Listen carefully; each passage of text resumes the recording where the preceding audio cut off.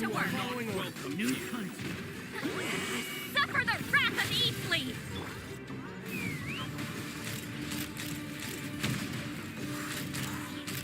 Open fire! I'll be back. Bullseye! Knock him down. Fulfill our pact! Let's fly!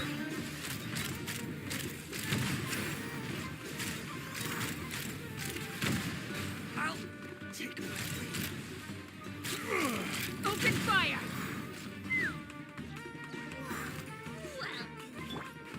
Get to work! Eat Lolline! Eat Papa! Get him! Take... I'm getting sick of this.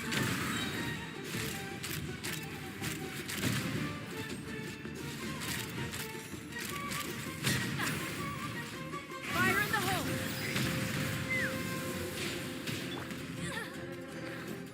Show no mercy! Suffer the wrath of Eastleaf! Yes! We'll meet again.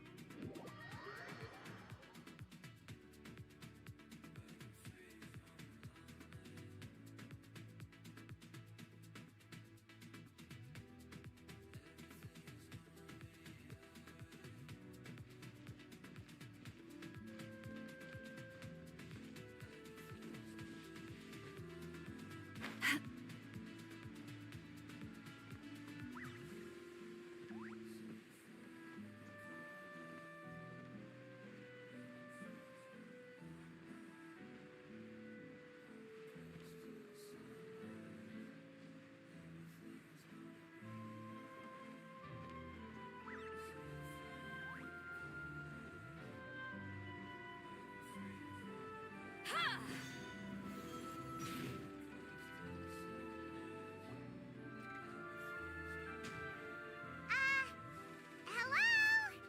Is there anyone here? Oh, hello there. New customers? Looking to buy, or do you need something made? Or perhaps you're just looking for a chat with me. Oh no, we're just here to deliver some materials. Here they are. They're for making... what were they called again? Ah, these must be for Magic Pockets. I could tell right away. I've already made several orders worth now. No need. They've already prepaid several batches worth. When they told me what they'd be using them for, I even offered them a discount. But they insisted on paying the full amount, saying that I had a business to run. It seems both their hearts and their pockets are made of gold. Whoa. So, is Linny actually loaded? I can't say for sure, but who knows? Maybe there's good money to be made being a magician in Fontaine. Hey! Is this machine what you use to make stuff here? It looks really advanced. Why use your hands when a machine can do the work? It would be a waste not to use the latest technology, and wasting is a kind of crime. But where does a big machine like that get its power from? Well, it's a little complicated. I'm not sure I can put it in layman's terms for you. But basically, everything we usually use here in the city is powered by indemnitium. It's a type of energy that's produced from trials. Huh? How can trials produce energy? Well, I'm not completely sure of all the details myself, but basically, when a trial is in session, the Oratrice Mécanique d'Analyse Cardinale harvests people's belief in justice and converts it into energy to be used all around Fontaine. So that's what its other function is? Paimon heard that the Oratrice was created by the Archon to make judgments. But Paimon still doesn't get it. How could something unreliable like people's beliefs be turned into a stable power source for these machines?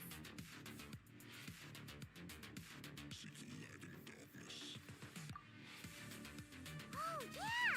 So that means the Hydro Archon relies on the machine to take the energy created by belief and turn it into power for all of Fontaine, right? Even though I've never heard anyone really put it that way before, it sounds like it makes sense. Besides indemnitium, we have another type of energy called pneumosia. It isn't produced by the power of the Archon, but it is unstable by nature. Even now, it still cannot be widely used by civilians. I thought I'd find you hard at work, but here you are chatting the day away. Since you're already talking, I'm sure you wouldn't mind a few words with me. You again? Didn't I already promise you that I'd have the more I owe to Confrérie of Cabriere by next month? Why are you hounding me now? Yeah, but how do we know that you won't go running off by the end of this month? I want 50% today. Wait, no, 70%. Huh? You... Seems business isn't so great for the workshop. We've already finished our job and delivered the materials. Maybe now's a good time to leave?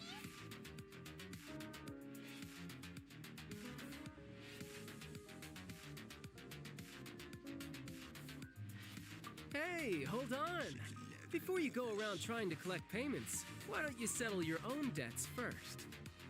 If Confrérie of Cabriere wants to poach clients from Northland Bank, that's fine. But I'm afraid you still owe the bank a hefty sum of mora. So why don't we work things out between us first, before you get back to your little conversation here? You're from Northland Bank. But we said we'll pay everything we owe next month. Why are you hounding me now? Traveler, Paimon! I didn't think I'd run into you here in Fontaine. What are the chances?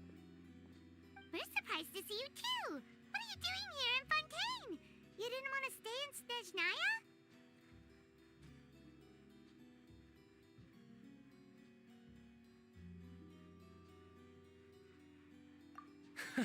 Long story short, I've already been in Fontaine for some time now, and honestly, things have been pretty boring.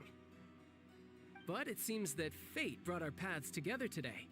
Not only will I have some good friends here now, but ones who always seem to find trouble. Either way you look at it, it seems things are going to get a lot more interesting now. Pretty sure we'd want to avoid anything that you'd find interesting. Besides, our trip here has gone pretty well so far, right, Traveler? Hey, you, Northland Bank boy. Aren't you forgetting something? Don't interrupt. It's not often I run into the Traveler like this. Why don't you wait for me over there for a while? You kidding? Aren't you the one looking for us? You really expect us to sit and twiddle our thumbs while you catch up with your friends? Listen to me, boy. If you want your mora, fine. Why don't you come and take it? Hey, I just said not to interrupt. Oh, by the way, Traveler, the last time I took Tonya and Tusser ice fishing, Tusser said... Hey! That's way over the line! All right, boys, let's see who has to pay up now! Can you at least let me finish one sentence? Fine. Though the bank told me not to get rough with our clients. You're the ones who started it. This is an act of self-defense. You two will have to be my witnesses, okay?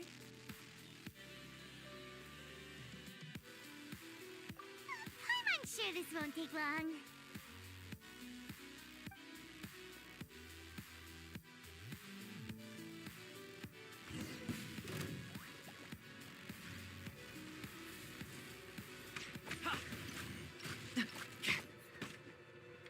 Shouldn't let your guard down. Da! Yeah! Da! Yeah!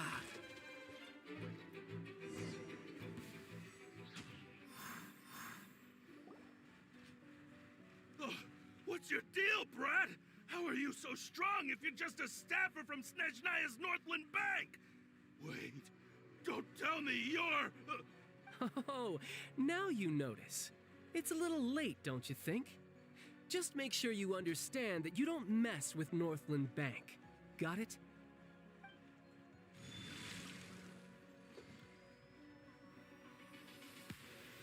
Huh?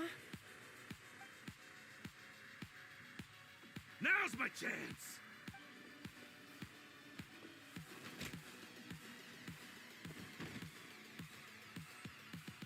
Huh. That was weird.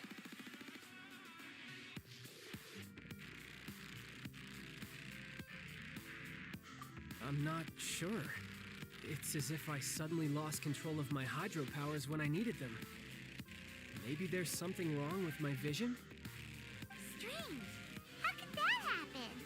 First time Paimon's ever heard of someone losing control of their vision. Never mind. It doesn't matter. If I want to stay sharp, I shouldn't be relying too much on my vision anyway. Besides, I always have my delusion in case I need it. So what are you doing in Fontaine, child? I don't see its work for Northland Bank. Well, I guess it's because I've been in a bad mood lately. Huh? What kind of reason is that? Wait, since when do you feel down about anything? I don't know. Maybe I still have a lot to learn about myself. But recently, there seems to be some sort of restless power stirring inside of me. And I don't know why, but every now and then I feel like I'm in a terrible mood. Maybe you losing control of your vision just now is connected with that power you're feeling inside. That is a possibility.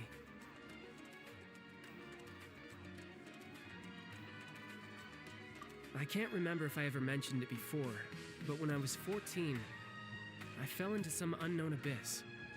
It was during that time I learned nearly all of my abilities. The one who took me under her wing and taught me was named Skirk. She was always quiet and very mysterious. Nobody knew where she came from or what she had been through, and she was always very strict when teaching me combat techniques.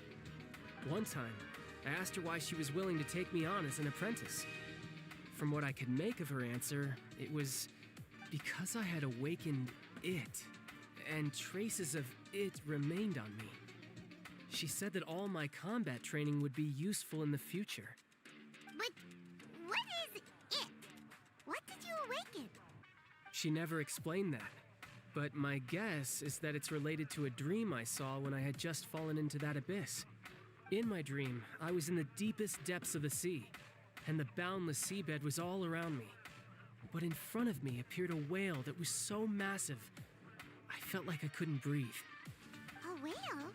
Oh, that sounds familiar! When we fought against you before, you summoned a huge whale that seemed to leap at us. Is that the one? That's just an abstract form of a whale that I create using my elemental powers. It takes that shape because the scene I dreamt of the whale has always been stuck in my mind. I'll never forget it. So you used the whale as inspiration for one of your moves? Huh. Seems a little twisted to Paimon. So why don't you just go ask your master? Maybe she knows the answer. You make it sound so easy. Ever since the incident I experienced there, I've never stopped searching for Master Skirk and that unknown abyss. But it's been years now, and I've still found nothing. There isn't even a trace of the place where I remember falling into the abyss. Oh, sounds like some kind of ghost story. Yeah, I'm out of leads at this point, but there's nothing more I can do. It seems that strange encounters in this world tend to be elusive like that. Oh, seems the time really flies when I'm talking with you. I just remembered I have somewhere else I need to be, so I should get going. What? More work for the Northland Bank? And no, it's more of a personal appointment. Lately, I've been sparring with some of Fontaine's official champion duelists whenever I'm feeling bored. Official champion duelists? You mean it's their job to duel? Yep, in Fontaine, before a criminal goes to court, they're given one chance to defend their honor by requesting a duel with an official champion duelist. The champion duelists are all powerful fighters selected from among the nation's best. And the duel itself is a no-holds-barred fight with no specified stopping point. So engaging in such a duel is regarded as a symbol of defending your honor. If a criminal manages to win the duel, they'll be acquitted. But if they lose, they'll have no choice but to stand trial. And the worst-case scenario is that you're simply killed in the duel. Though it's rumored that Fontaine has a death penalty, from what I can tell, no one has ever been officially sentenced to death. So really, the only people who opt to duel are those who have suffered a grave injustice in being accused, or those who greatly value their honor. Otherwise, why gamble with your life? So, do many people actually get out of their trials by winning the duel? Apparently, it's exceedingly rare for anyone to actually win. Fontaine probably enacted this system as a way to show that the nation respects the honor of its citizens. Besides, none of the champion duelists are to be trifled with, which is exactly why I was itching to face them as soon as I got to Fontaine. Apparently, the one I'm meeting today, Clorinde, is the strongest of the champion duelists. I had been asking her for some time before she finally agreed to face me today. Well, that's child for ya. Paimon feels like we heard that name somewhere before. Clorinde. Huh. Oh, before I forget, I want you to have this. Huh? Your vision? You're seriously just giving it away? I'm just worried that it could become uncontrollable again. I'd be pretty upset if it got in the way of my duel, so I think I'll be better off without it for now. Besides, I just need you to hold on to it for a short while. I'll come retrieve it when I have some time later. Paimon knows what you're up to. You just want an excuse to come talk to us again, don't you? Whatever gave you that idea? I'll be in touch later.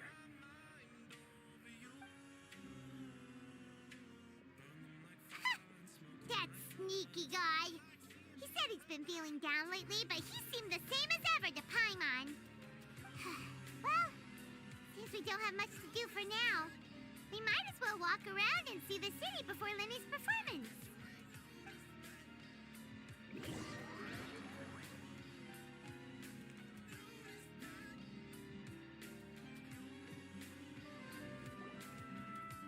Wow! Who could have seen that coming? The reporter who was barely around for most of the story was the murderer all along!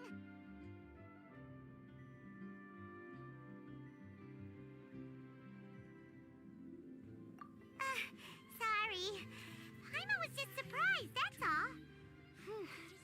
Paimon never saw that twist coming. The murder mystery novels here are amazing. The whodunits here in Fontaine are a lot different than the light novels you see from Yai Publishing House. Both have their merits, but Paimon thinks this style of novels are more, well, novel. It's so exciting to reach the moment when the mystery is uncovered, especially in the one Paimon was just reading. You should buy a copy and read it too. Oh, sorry about that. Paimon will be more careful next time. Hey, shouldn't we be heading to the Opera House to see Lenny's performance soon? It's almost time for the show!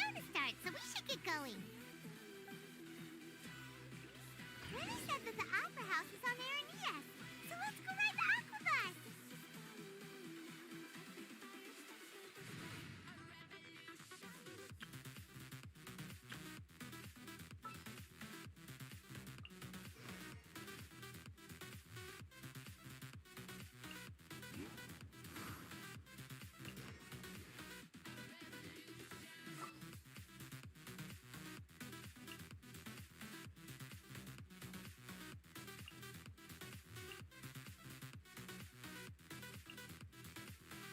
This is how it must be.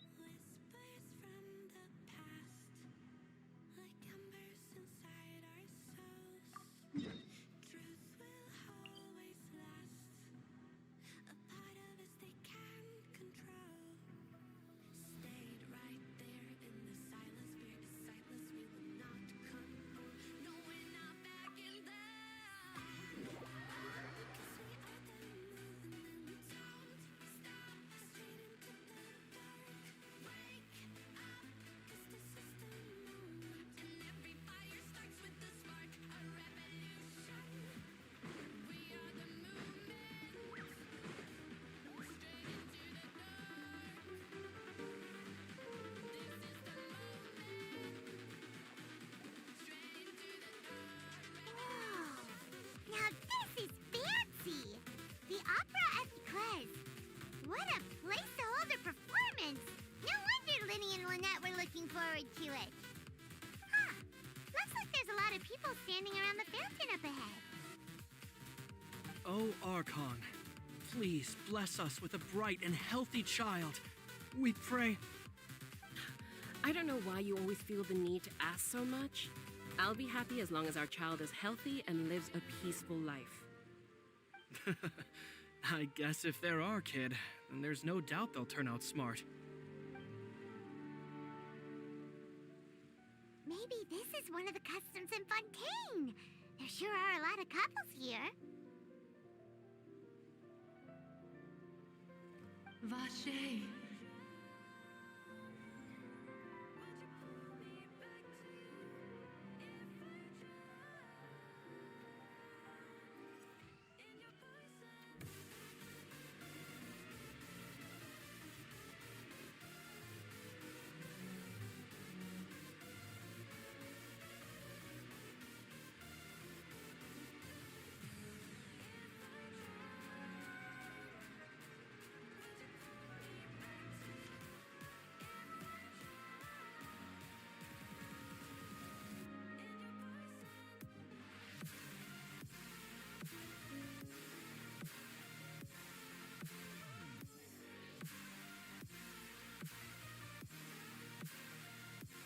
What's wrong? Vache. Vache.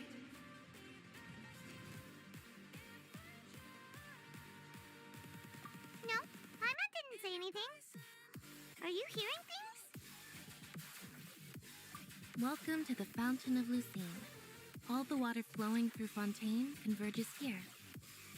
It's customary for newlyweds to come here and wish for children.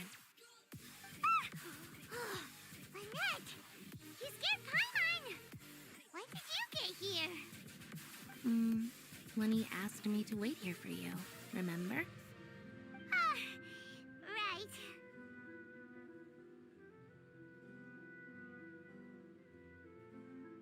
What do you mean?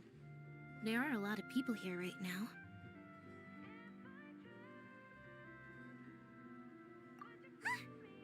Hey, you're not trying to scare Paimon, are you? Besides, it's the middle of the day. It's not the time for eerie things. I see. I might be able to tell you something that could help explain the voice you heard. In fact, you might not be imagining things at all. I suspect that what you heard is a result of your hypersensitivity to the hydro element. Others in my family have had similar experiences. It's because of his sensitivity to the hydro element? But what would hearing a voice have to do with elemental power? When do you cry, Paimon? Wait, what? What does that have to do anything. Just answer me. When do you cry?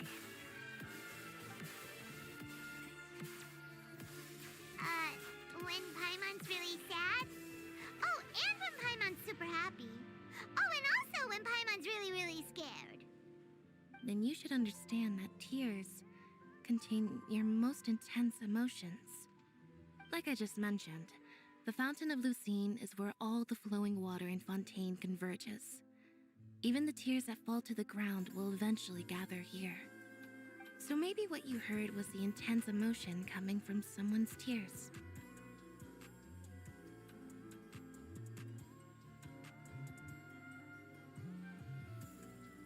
So, what did the voice say? Huh. If you were hearing their emotions, then Paimon wonders what happened to them. Rather than worrying about them, we should worry about my brother first. Don't let that calm look of his fool you. He tends to get pretty nervous just before a performance. So chatting with Linny might help him relax a little before he goes on stage. Oh, right. That makes sense. Let's go in and see Linny.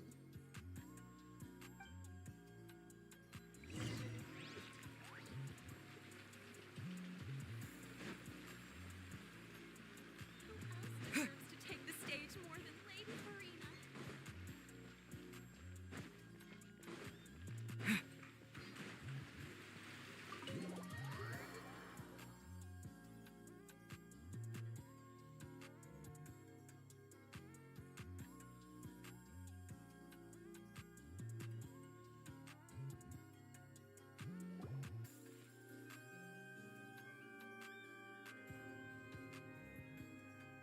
Ah, Traveler and Paimon.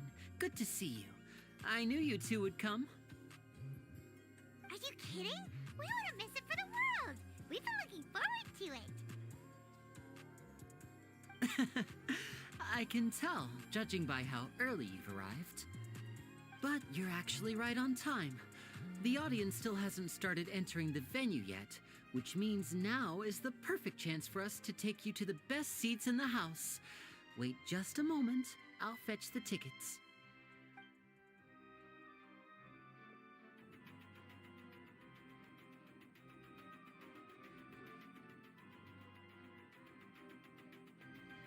The Opera House has assigned seating, so you always have to make reservations.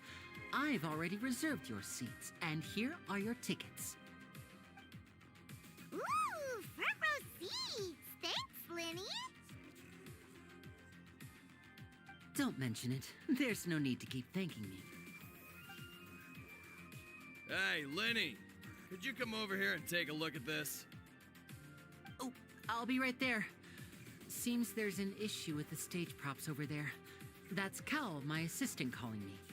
I'll go lend him a hand.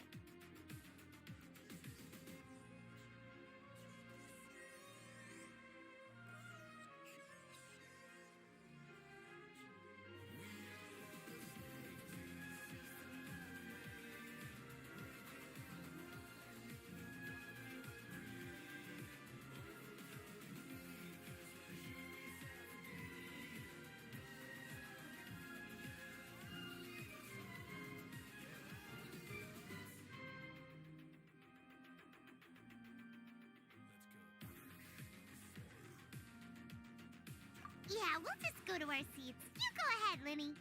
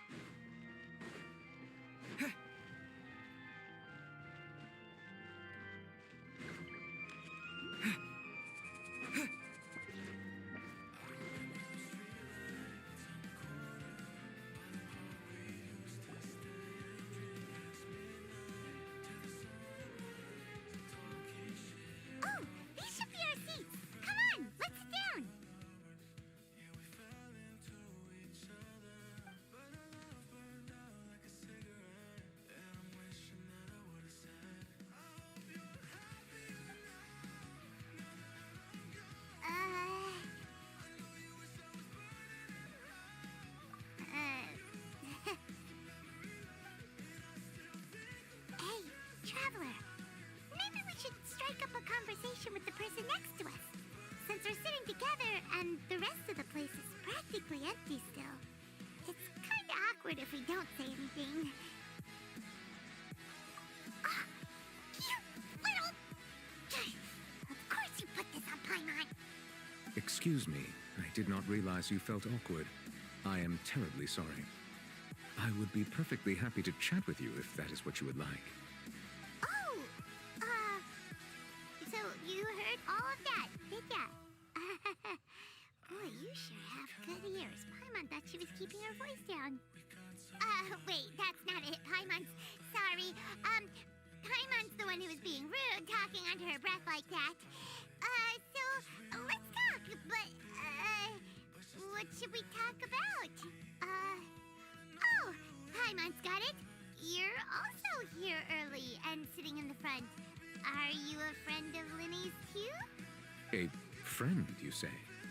Well, if Mr. Linney would like to be my friend, I would be more than happy to reciprocate.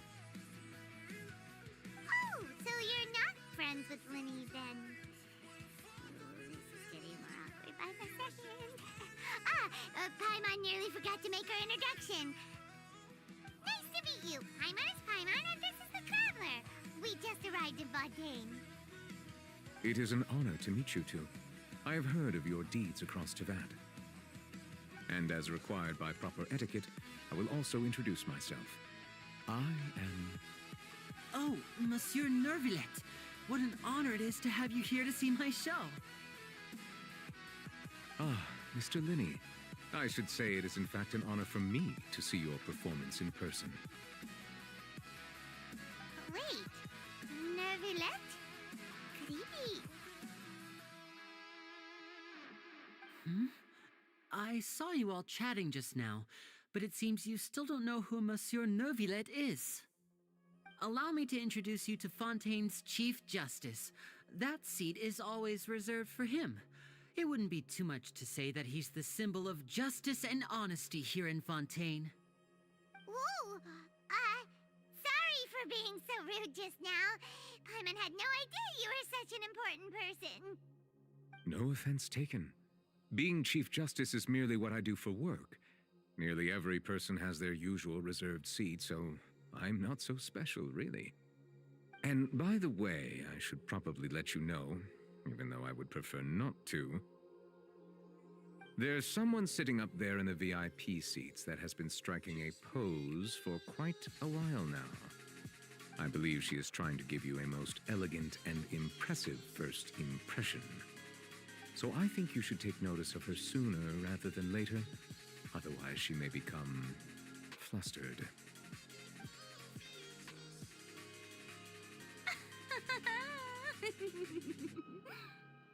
Huh? Oh, it's Farina, the Hydro Archon. Huh. She sure has a smug and satisfied look on her face. Guess she has no idea that you saw right through her act. Very good. That is for the best. No need to pay her any more attention. You may now enjoy the show. Huh? So is this what things are like between the Chief Justice and the Hydro Archon? All right, please wait just a moment longer. I've pretty much finished my preparations, and the performance will start as soon as the audience has made their way to their seats. Yay! The show's finally about to start! Paimon can hardly wait! Paimon's never seen a real live magic show before!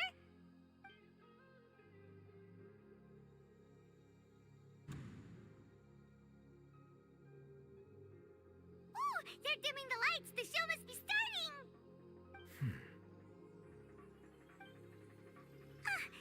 Sorry. Paimon will try to stay quiet.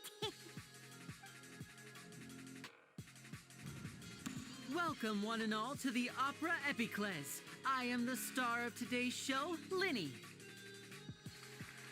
And over here is my sister, Lynette, who will be working as my wonderful assistant. Please, let's give her a warm welcome. Hello, everyone. I know she may seem to be a little sleepy right now, but that's just a sign that she's nervous. Whatever.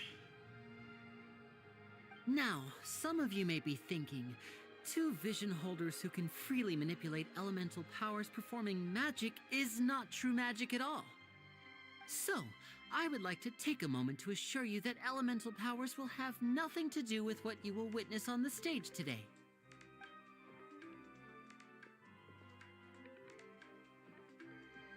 Both Lynette and myself have removed our visions for the show. That way, even the gods won't be able to help us. Oh, good point. That's what makes the show real magic. Now, without further ado, let the show begin.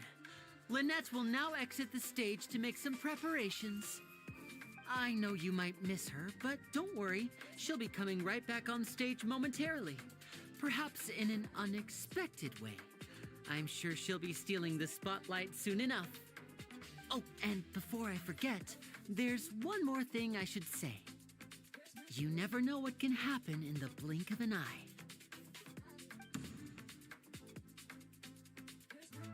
A magician's greatest skill is making things disappear or appear. The possibilities are endless.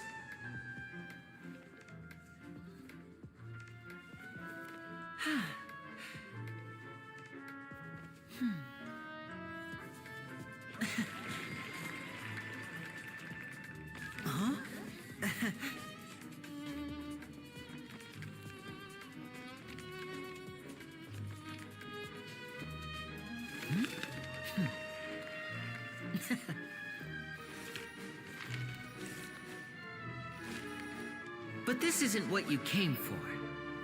These little tricks, you've seen them all before.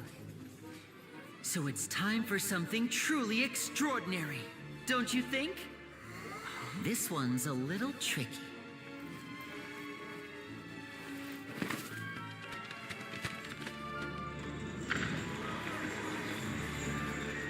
Using this water tank, I shall make my sister vanish completely, right before your very eyes.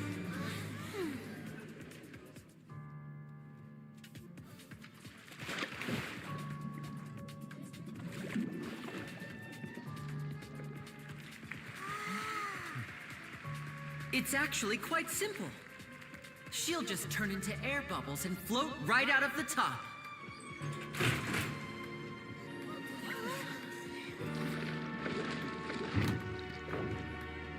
Oh no! I told them to check all the props carefully. With the lid on, even air can't escape. An amateur magician would be getting very nervous right around now. Luckily, it's me on stage, so let me show you what a true virtuoso can do.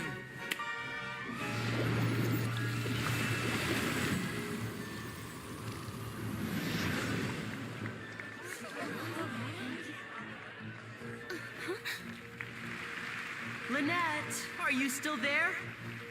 Don't go too far. We don't want to use up all our magic. Hi, I'm back. Uh-huh.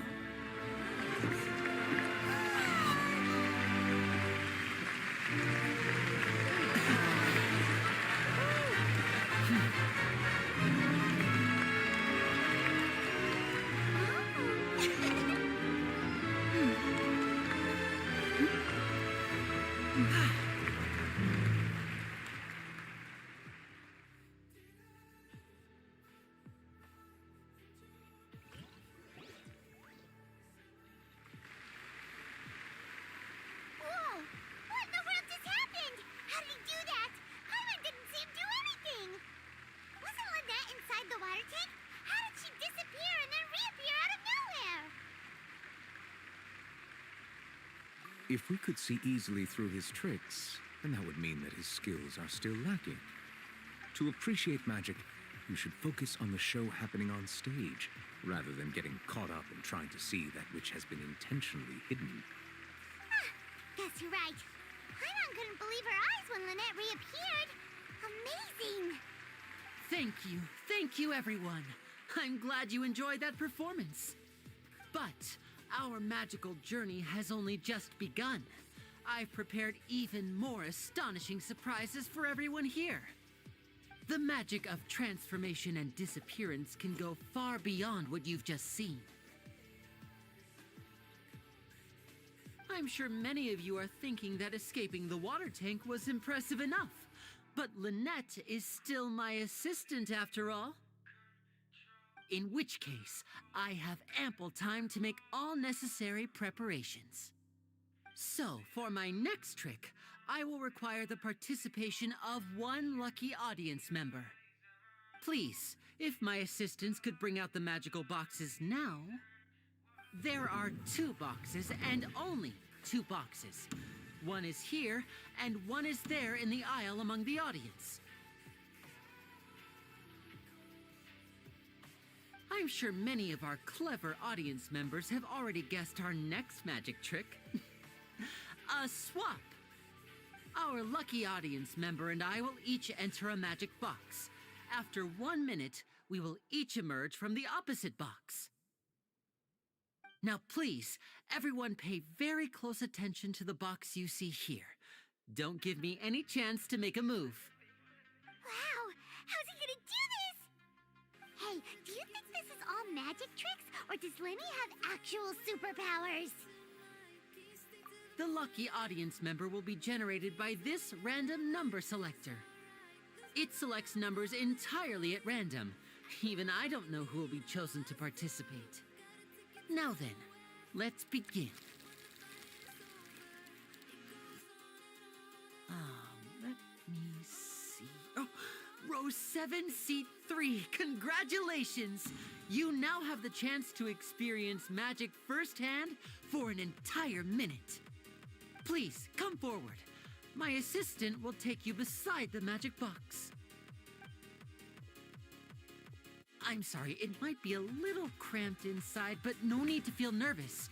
We've carefully arranged everything for you to be as comfortable as possible. You don't need to do anything, but no matter what strange things may happen, don't come out of the box.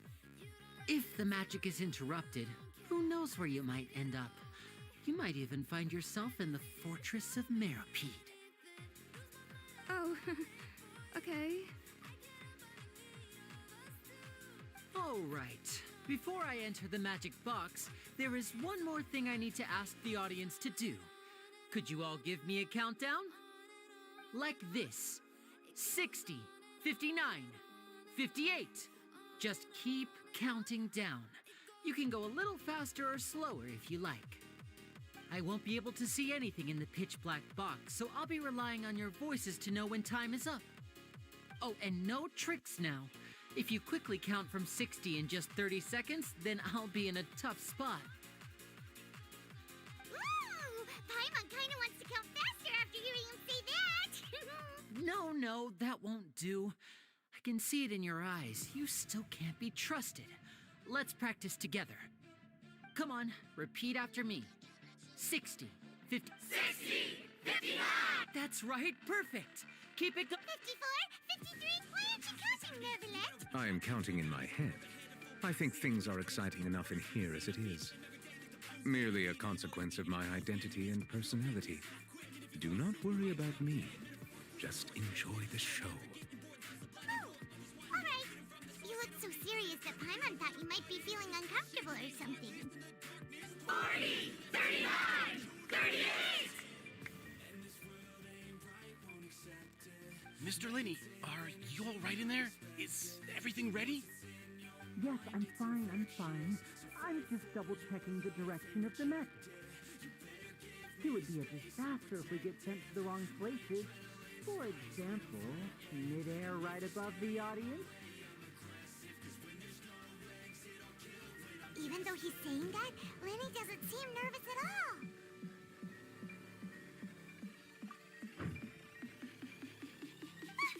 What was that noise? Did you hear it too? Not sure. Anyway, it doesn't seem like anyone's worried about it. 25! 24! 23! What's wrong, Mr. Linney? I can still hear you moving in there. I seem to have accidentally knocked over a decoration. I'm trying to fix it, but it's pitch black in here. I can't tell left from right. Never mind the decorations. There's no time for that. The show is what's important. No, that's unacceptable. I want my show to be perfect. Don't worry, we still have 20 seconds. Hear them counting? 19! 18! 17! It seems things aren't quite going as planned. I apologize, everyone. It feels like you're all starting to count faster, but that's alright. I know it can be tiring to do such a long countdown. 10 seconds and change is still plenty of time. 10! Almost there now. Whew. Swapping two people is harder work than you might think. Even a master magician like me can't guarantee I'll get it right the first time. Hey, wait! Is this the back one? I can't tell. They both look the same inside. Huh? No, that's not it. I'll try again. 7! Hey, slow down! Honestly! 5! 4! 3! Whoops! That doesn't count! 0!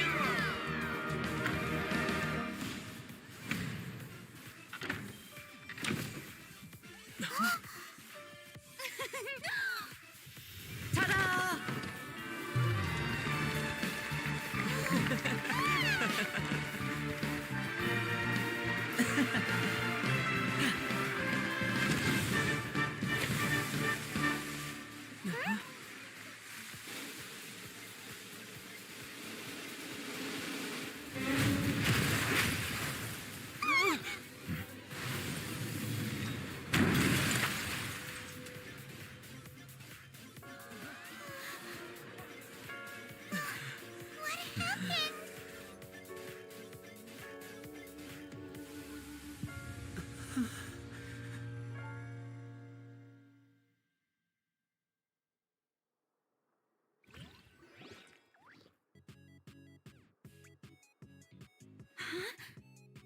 Is this part of the show? Mr. Lenny, you're going to use magic to fix the stage now, right? What happened? Oh no. Maybe this isn't part of the show. The girl was still in that box, right? This performance is over. Medical staff with me. Guards, secure the scene and detain all the performers. Seal the exits. No one is allowed in or out at this time. Yes, that's right. If this was just an accident, then we must investigate the cause. But if this was all part of some scheme, then those accountable will not escape the judgment of the God of Justice. No need to be alarmed, you two. We'll get to the bottom of this soon enough.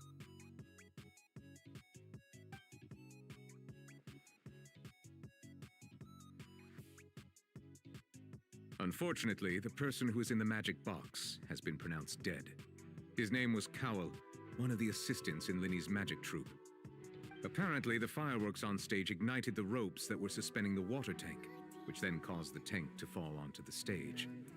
As of now, we are still not sure why we found Cowell in the box, rather than the guest from the audience. And after an initial search of the area, the guards have confirmed that the girl is nowhere to be found. It appears that this incident was not merely some mishap with the performance. And there are many indications that it is connected with the case of the serial disappearances of young women. The serial disappearances case? That's the case that Charlotte mentioned before.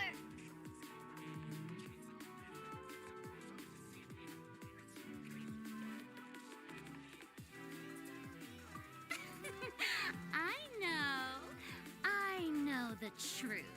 I can see through the whole thing. Really, using such a shallow and obvious mystery as his finale, did he really underestimate us that badly?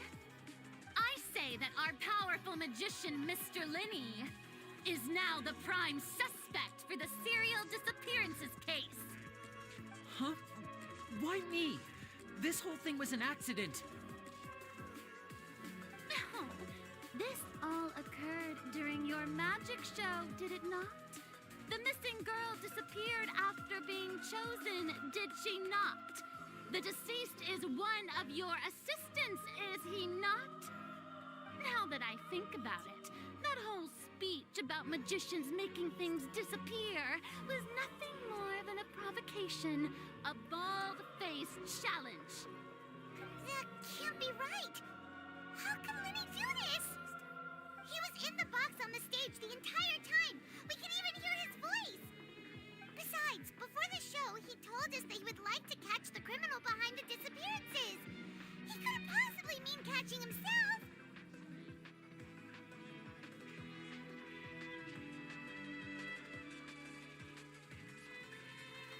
Save discussion for a later time, please. Lady Farina, may I assume that your comments just now constitute an accusation against Mr. Linney and his associates, and that you are pressing charges? I just think that he... Well, I think it might be a little early to talk about formally pressing charges. But what Lady Farina said just now makes perfect sense. Looks like she's gonna personally deliver justice. A kidnapping and murder carried out under the cover of a magic show. Lady Farina said it all. I mean, of course, my dear people. But what excites me even more than the obvious truth before our eyes is the opponent I'll be facing. That's right. I mean you, Traveler. You'll support Lenny, won't you? After all, he was the one who helped you the first time we met. Then there's no problem at all. You know, the Traveler and I already had a duel the first time we met. But with Lenny's help, our little duel ended in a draw. But draws really are the most boring possible outcome. So, no more draws. Between the two of us, there must be a clear winner and loser. And what better place to hold such a riveting showdown and decide the true victor than here, on the grandest of stages, the Opera Epiclese. Huh. It wasn't a draw. She obviously lost last time. I understand. Charges have now been pressed, and as such, a trial is in order. Well, Traveler, seems Lady Farina has set you in her sights.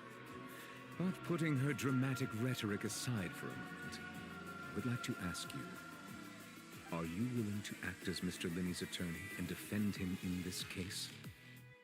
Very well. The trial will be held a day from now in the Opera House. Both sides may investigate the scene to build their cases and search for the truth. Linney and his troupe are all potential suspects and shall remain within the Opera House. The audience may begin to leave in an orderly fashion once they have been cleared by the guards. A day isn't that long. Let's see what kind of case this big shot Outlander can build in such a short amount of time. I'm really quite looking forward to hearing it.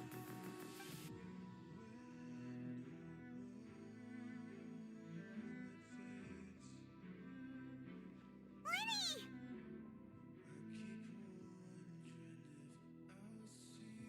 Sorry about everything that happened just now. Were you frightened? Of course! Who wouldn't be scared after witnessing an accident like that? Yeah, I'm a little shaken up myself. How could this happen? And poor Cal. I know you already claimed that you would defend me, but now it's just us talking.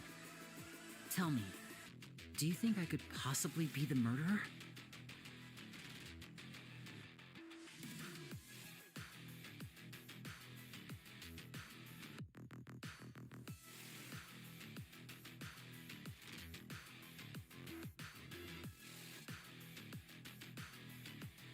Good to hear. Thank you so much for trusting me. I'm sure everyone sees me as the biggest suspect at this point. But if you ask me, the whole thing is mysteries layered upon mysteries, such that all that's left is confusion. I don't know whether what happened there on the stage was purely an accident or not, and I don't know why poor Cal was in the box. As for how that girl chosen from the audience could suddenly disappear, I'm afraid I don't have any answers either. If someone tampered with my performance, then we need to figure out what they did. Even a skilled and knowledgeable magician like myself couldn't pull all that off in just 1 minute. Which is precisely why we need to investigate. As this book says, the impossible could not have happened. Whatever happened must have been that which is possible.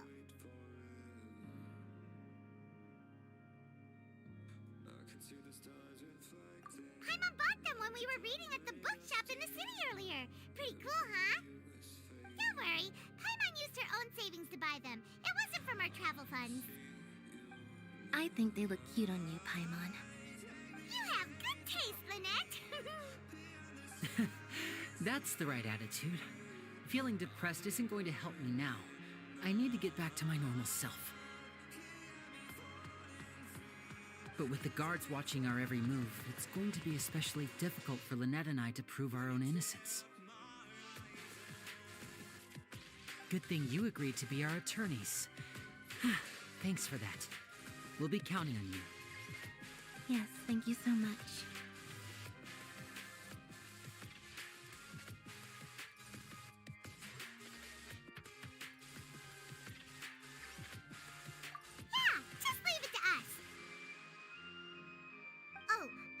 Since we're going to start investigating, Paimon has a question first. Where did Lynette go during the performance? Ah, well, I'm afraid that would involve some of our essential trade secrets as magicians. The secrets behind our magic are past savings, Linny. I suppose you're right. The truth behind our tricks is going to be important evidence that will be weighted during the trial. 'Tis truly a pity. As a magician, our magic show is a work of art. We've poured countless hours and spared no effort in perfecting it. But if revealing our secrets will help you uncover the truth behind what happened, then it will be well worth it. We should go somewhere else if we're going to discuss our magic tricks.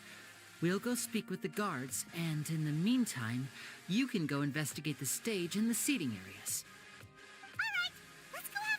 The investigation teams are still here. Detective Paimon is on the case!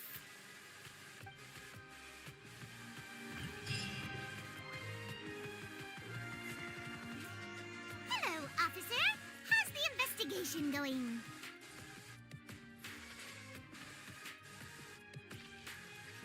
I see. You must be the traveler that Lady Farina mentioned. Listen, I'll be perfectly honest with you. I'd avoid getting mixed up in this whirlpool of a mess if I were you. Huh? What do you mean? Come with me and you'll see. The deceased is one of Linny's assistants named Cal. Even though he hadn't joined the troupe long, he was hardworking and everyone generally liked him. The assistants are usually in charge of setting up and inspecting the props, as well as assisting with the show and keeping the crowd engaged. As you probably saw when you were in the audience, the water tank suddenly fell and smashed the box with Cowl inside it. This is the real mystery. We've already searched the scene and were unable to find any traces of the girl. However, if you look carefully, the box was positioned directly under the water tank. The ropes holding the tank were then burned by the pyrotechnics on stage, causing them to snap. All these factors lining up so perfectly makes it hard to see this as a mere accident. If anything, the more logical explanation is that the whole incident was intentionally planned, and Linny is the most likely person to have access to all these areas. But he doesn't have a motive! Are you both good friends of his? Well, you can't say we're good friends, but we've known each other for a little while. So in just a short time, he was not only able to win your trust, but even convince you to act as his attorneys. I know there's no such thing as magic. The real trick of a magician is holding the audience in the palm of their hand. I've seen a lot of cases, and I can tell you that people are the least reliable kind of evidence.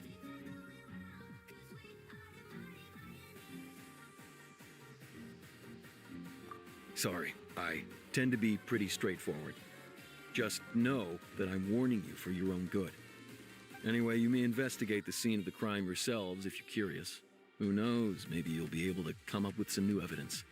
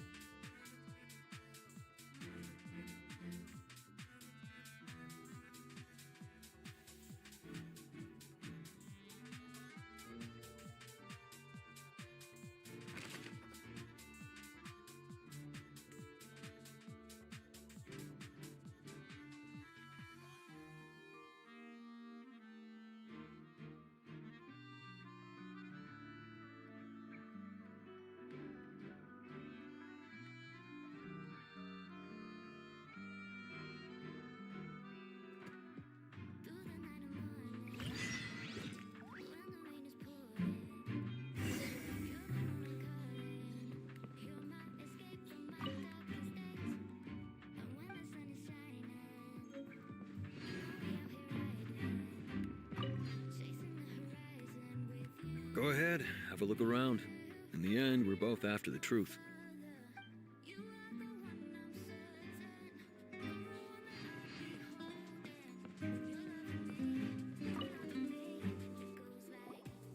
So this is the rope that broke and caused the water tank to fall. The rope looks pretty durable. How can it be burned through so quickly by fireworks?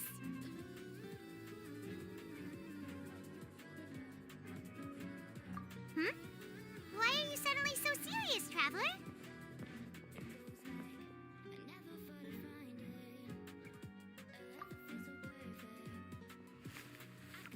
Whoa! Look! This bit is made from different material! Most of it was burned away, but there's still a little bit of it left. Huh.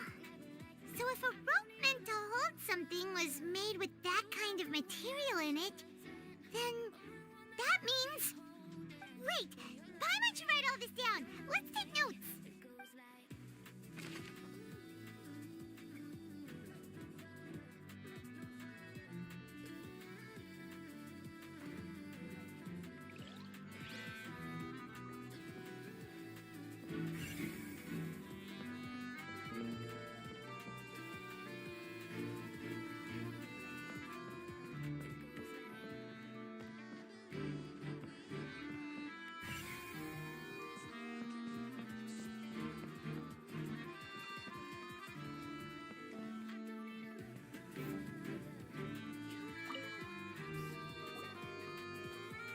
The investigation team has some new findings. Turns out there's an issue with the random number selector after all. See, I told you. What if the machine picked some big guy's seat? You think the murderer would have still made his move then? Sorry to interrupt, but we're helping Linny and Lynette with their side of the investigation. What were you saying about the number selector? There's something wrong with it? You're trying to help them? That'll be a tall order. Linny used the machine to pick a random member of the audience during his performance, right? The lucky girl that later disappeared. Well, we thought there might be a serious problem with the machine, so we had it taken away for further inspection. It turns out that the seat number it picked wasn't random at all. The machine picks that same number every time. I'm sure you already know that you have to make a reservation in advance to get a seat, regardless of whether it's a trial or some performance. In other words, Linny knew who would be sitting where from the very beginning. That much checks out. Linny reserved our seats for us, too. Bet you see why I was saying it'd be tough to make a case for Linny. Even though it's bad for Linny's case, Paimon had better write it down.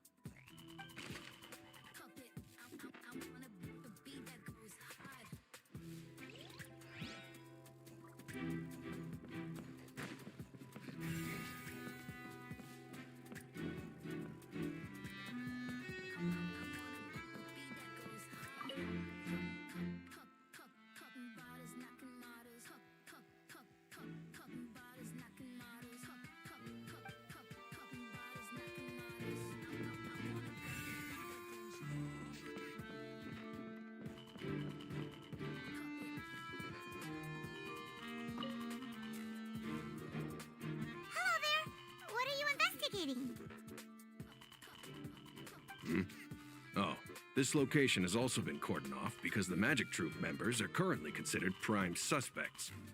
The investigation team is still collecting evidence. The seats were all booked in advance, so we were able to deduce the missing woman's identity by checking the guest list. Sure, it's not like this is confidential information. We will publish it later anyway when we petition the public to help us find the missing person. Her name is Halsey. She's a painter from Fontaine who's made a bit of a name for herself. Apparently, she wasn't a regular at the Opera House, but she'd been feeling some pressure with her work lately, which made her decide to come see the magic show. The Magic Troop members all claim not to know her. We have looked into her social connections.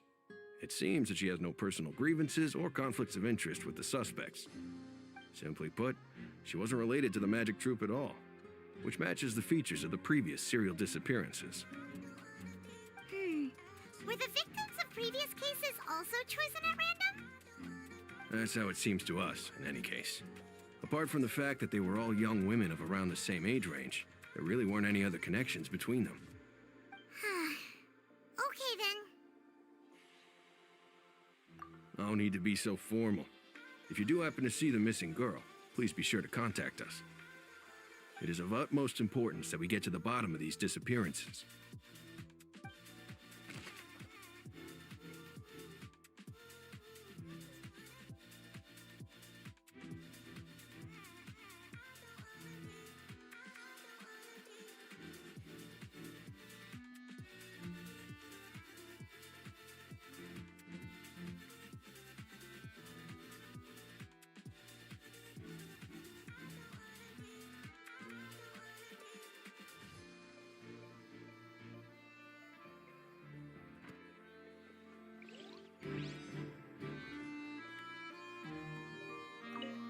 If you do encounter Miss Halsey, please...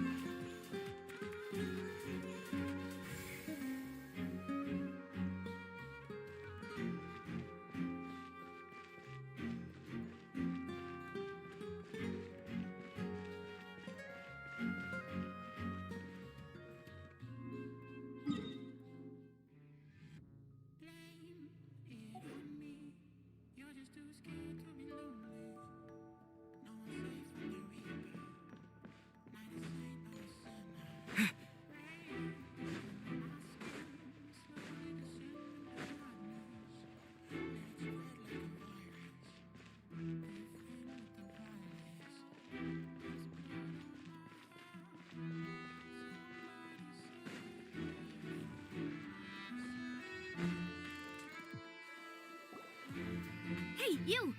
Yes, both of you! Over here! I've been keeping an eye on you for a while now. Huh? You mean us? That's right. If I'm not mistaken, you're also among those who wish to cut down the thorns and pursue the truth. No? And by the looks of it, you're not from Fontaine. Well, you're right on the more about that one, but who are you?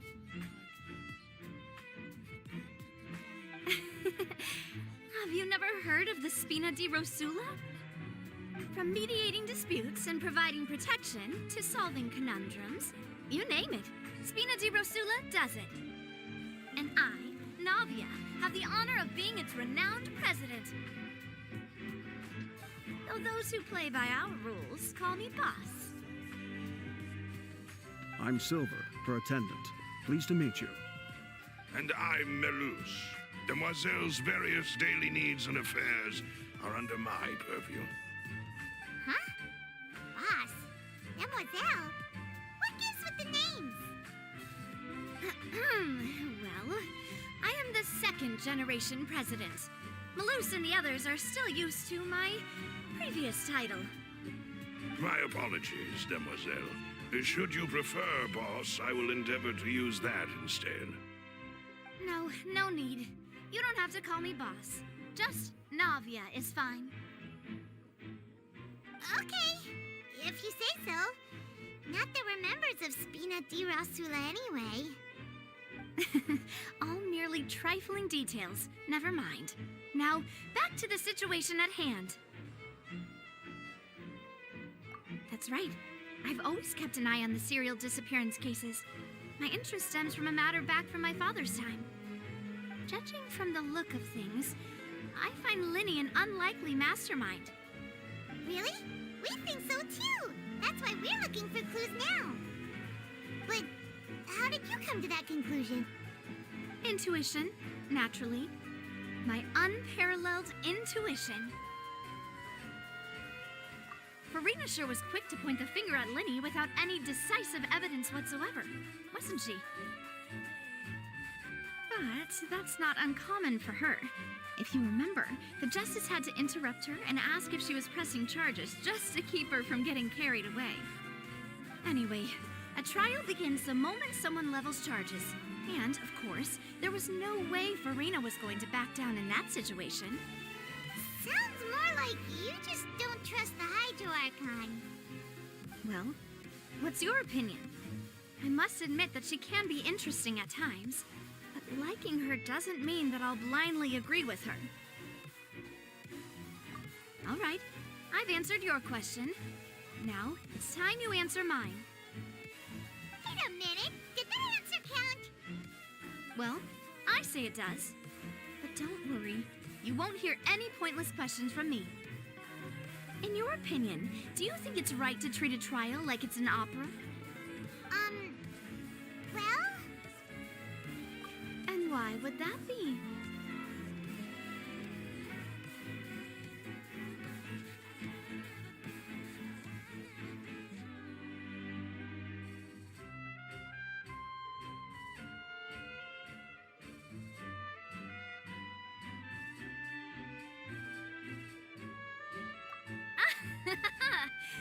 See, Silver and Malus?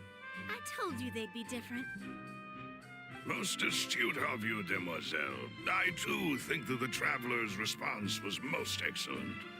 No matter how wonderful the script or how fervent the audience's expectations may be, the trials that go on stage here must be based in fact. And if that can be done, boss, then... All right, that's quite enough, Malus. Anyway, I like your answer. You passed with flying colors. Now, I need to make some preparations, following which our joint investigation shall commence. You two shall be my assistants. Wait! Since when did we become assistants? Oh, well, I can be the assistant, sure. Or your companion, if you like. I'm really not that fussy. That's more like it.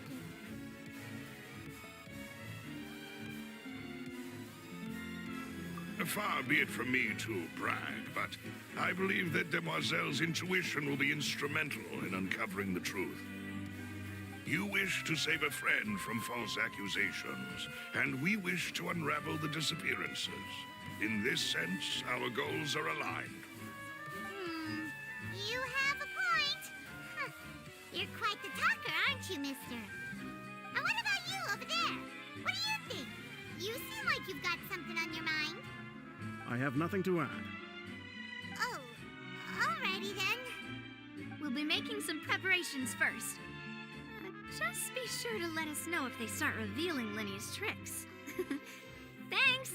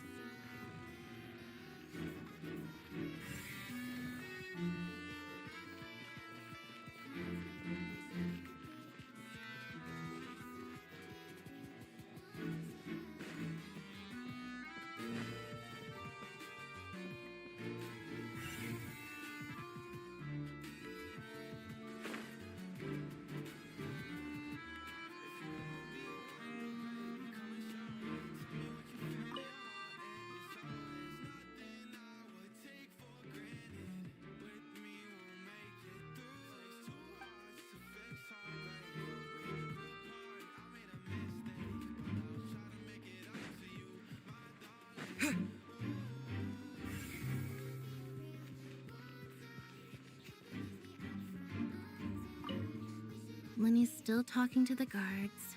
It seems he'll have a lot of explaining to do. I think someone will be assigned to monitor us later, but that's alright.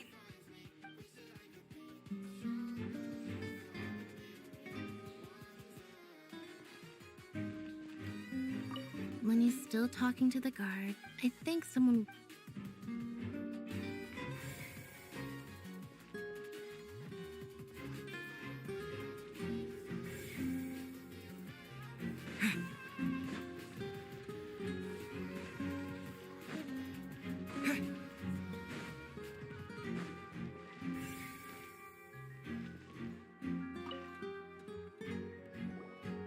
Sorry, but no one can freely enter or exit the Opera House at the moment. If you wish to leave, you must register your identity with us first. No, we're not leaving.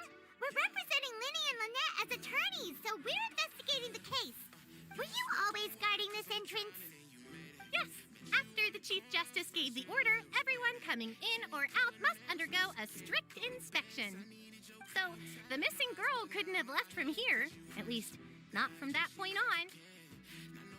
I doubt there was much opportunity then, either. How can you be so sure? Well, because I was in charge of security near the entrance at that time.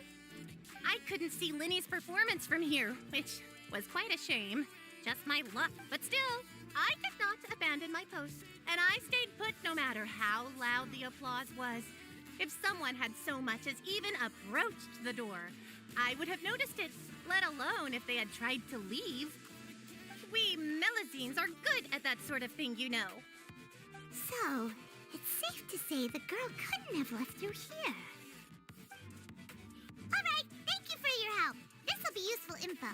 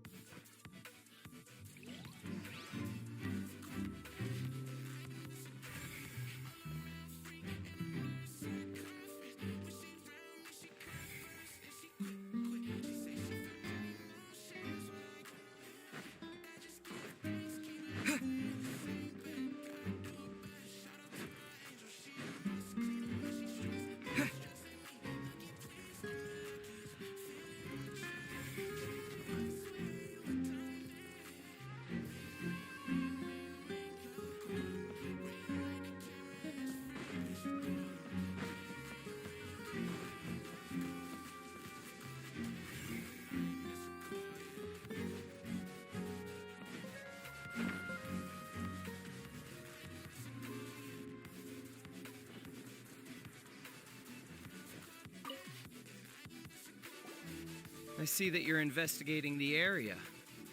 Well, it just so happens that I'm interested too. If you find any new and interesting leads, be sure to share them with me, all right? We don't have too many thoughts yet.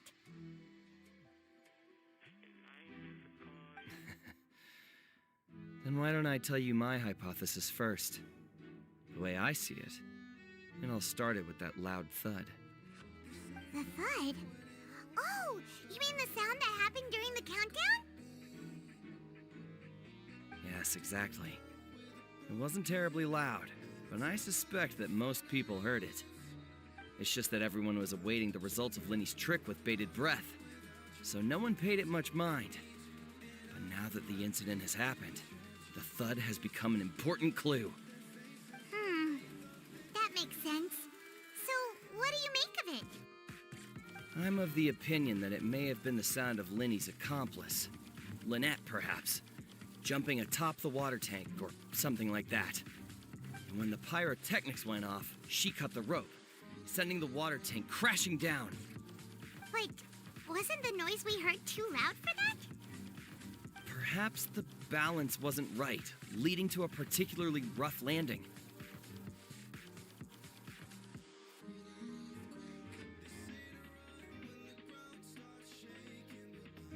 Oh, that's true. I suppose I must reconsider. That does remind Paimon, though. What was with that sound?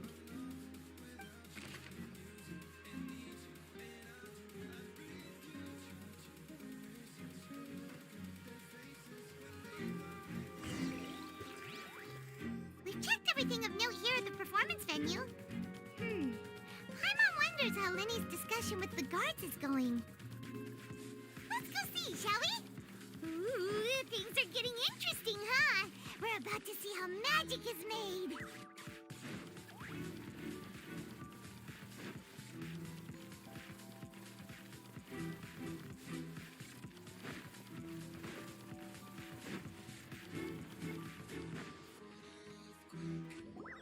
Understood.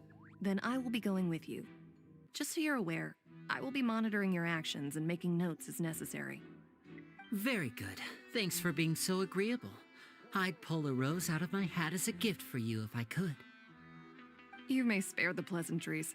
I'm just doing my job. You've arrived. Who's this? Me? I'm Spina di Rosula's guardian angel. If you've got a problem, I've got the firepower. Sorry, I got a little carried away there. Call me Navia. I'm a partner of theirs, and will be helping investigate this whole situation. And these are my companions. Would you mind if they join as well? Fine by me. Oh, new helpers? I would be most grateful. Well, let's just say we're tagging along. It's not every day you get to see the secrets behind magic performed on such a large scale. I appreciate your kind interest. Come with me. We'll be heading below stage.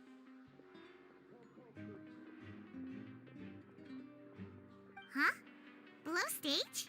Yes, a world of secrets is hidden beneath this magic box, prepared specifically for this switcheroo trick. But before I reveal everything, you should have a look first.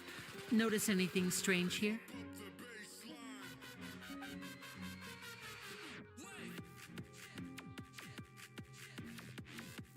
I'm not trying to be dramatic. Remembering the details of a trick will help you understand the methods used to perform it more easily. Huh. Weren't there balloons and other decorations here? Where did all that go? Ah, good eye. That said, you're still far from discovering the answer. The back? You mean the inside of the door? What's different about it? Paimon didn't notice anything. Very good indeed. I thought you might not be able to catch that, given that you were sitting in the first row. The back of this door was patterned.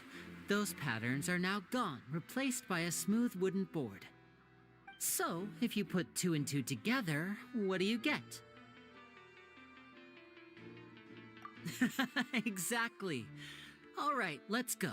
I'll tell you how it works as we head down.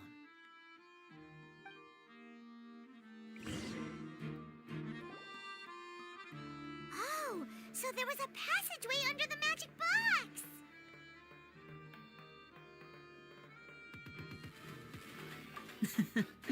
I knew you'd figure out most of it as soon as you saw this place. The 2 magic boxes are positioned right above the 2 entrances of the tunnel. See this flatbed trolley? The box with the lucky audience member in it would be shuttled over to the other side using the trolley. This trolley can raise and lower and even rotate, ensuring that the box will face in the right direction. I see. So that's the purpose of the box inside another box. Precisely. The inner box would descend after the audience member was put inside and be moved along the trolley, all while the outer box would remain on stage as if nothing had ever changed. So that's how you did it! Once the box was lowered, the trolley would store some energy through this device here, with which it would complete the rest of the steps. The audience member would only be able to feel some slight movements in the dark, and by the time she walked out, she would already be back on stage. Right! You were talking that whole time, and you even came out for a moment near the end! Ah, yes. A phonograph operated by Lynette was used to achieve that effect.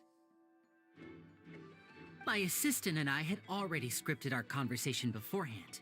When the countdown began, I had already gone to the opposite box via a tunnel using that ladder. And what about Lynette? Where was she? I was in the mezzanine space in the back of the box.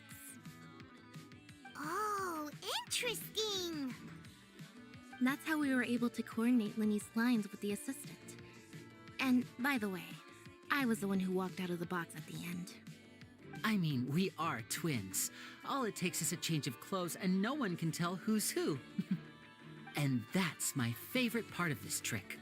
Only Lynette and I can perform it. So that's how it all worked. Wow, every detail you revealed was more amazing than the last. Lynette would briefly walk out of the box and then go back in, jumping into the tunnel and escaping before the box on the trolley could finish ascending. And then I walk out of the other box in the audience area, and the trick would be complete. The operative word here being would. But as you saw, Cal was in the box, not our audience member. She, on the other hand, mysteriously vanished. We really don't know how that happened.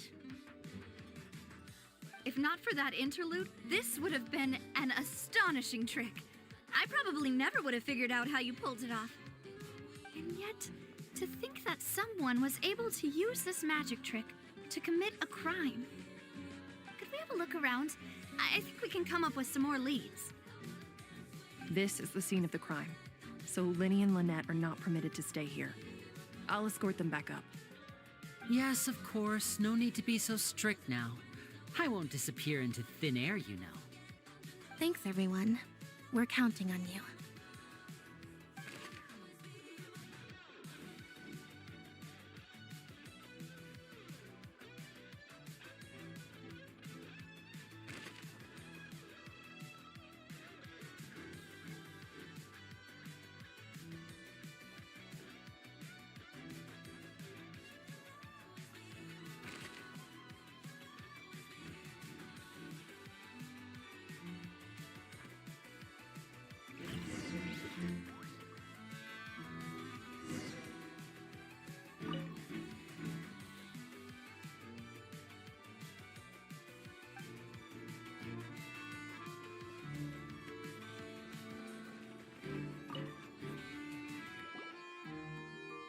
The floor is wet. Please be careful not to slip. Speaking of which, why would there be water here? Oh, Paimon knows. It's one of those tricks where you pour water into a jug and then flip the jug over only for the water to disappear. And here's a broken vase. Huh. Did the trolley knock it down while moving? That can't be. The trolley moves along tracks from start to finish. It couldn't have hit the vase at this distance. Let's note this down too and think about it later.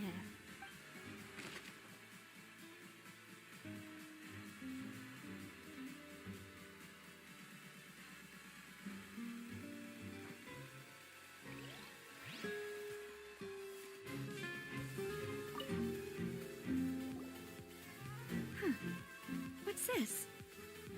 Looks like a hook tied to the end of a rope. Huh? There's all kinds of odds and ends here. Perhaps it was a prop for a different trick. But why would it have been left here? Whatever it is, let's make a note of it first.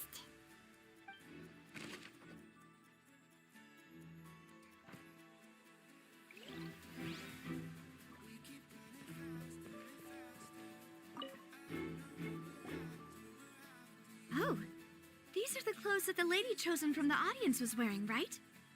Her clothes are here, but she's nowhere to be found.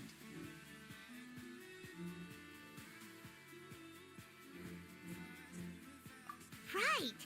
And do you really need to do that if you're kidnapping them?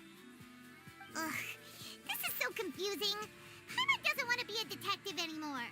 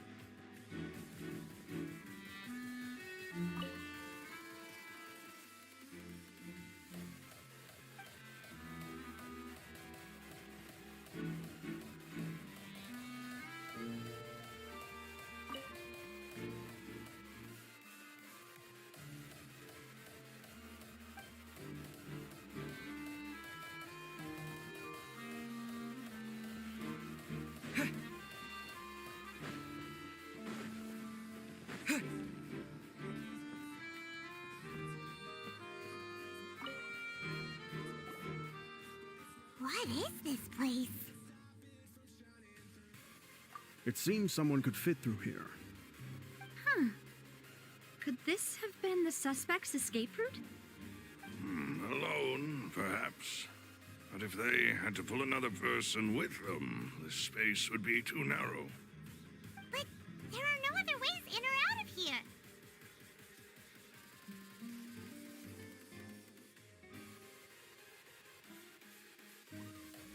Oh, you're right! Let Paimon write that down.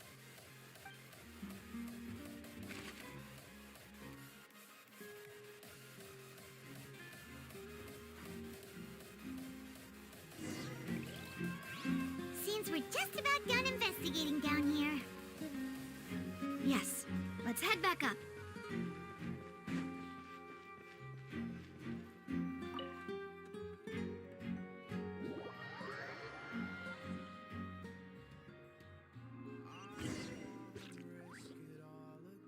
Well, we've ascertained the state of the crime scene.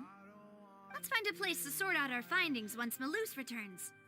Seems to me that there are several things that don't add up here. Apologies for the wait, demoiselle. So, what did the guards say? Did the criminal escape through the vent? They believe the odds of that are very low, since the vent leads to the Opera House's basement. The guards have checked the area carefully. No one left through the basement during the performance or after the incident, and no one was found hiding there. So the tunnels become like a secret chamber then. You know, like the kind you usually see in novels.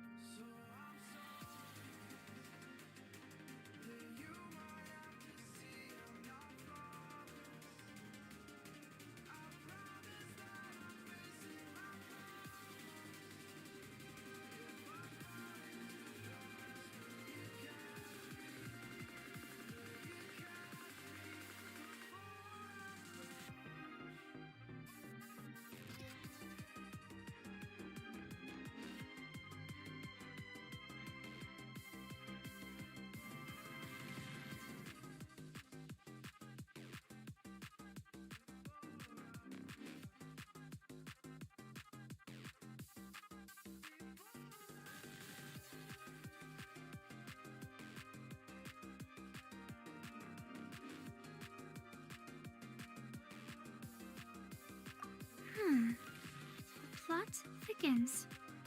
Halsey's disappearance and Cowell's death are both quite inexplicable. No wonder Farina was so confident in her accusation.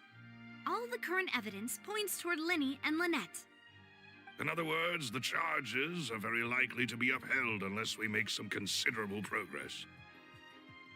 Charges and then trial. So if the charges are upheld, they'll announce a sentence? That's right. This is how a trial goes in the Opera House. During the proceedings, the Chief Justice and the Oratrice will hear statements from both sides. That's right. This is how indemnitium is produced. The statements from both sides, the defenses from attorneys, witness testimonies, And even the audience's emotions will all be projected on the oratrice. To put it simply, it's as if the oratrice has its own will, and is a judge in its own right. This also precludes any kind of favoritism on the part of the Chief Justice. And not that this has ever happened anyway. Once both sides have finished speaking, the Chief Justice will make his final decision. This, too, will be used by the oratrice as a reference. Then, finally, the oratrice will be consulted by officials. The result it returns is the will of justice itself. Huh? So that machine is the one that actually decides? Paimon thought Novelet called the shots.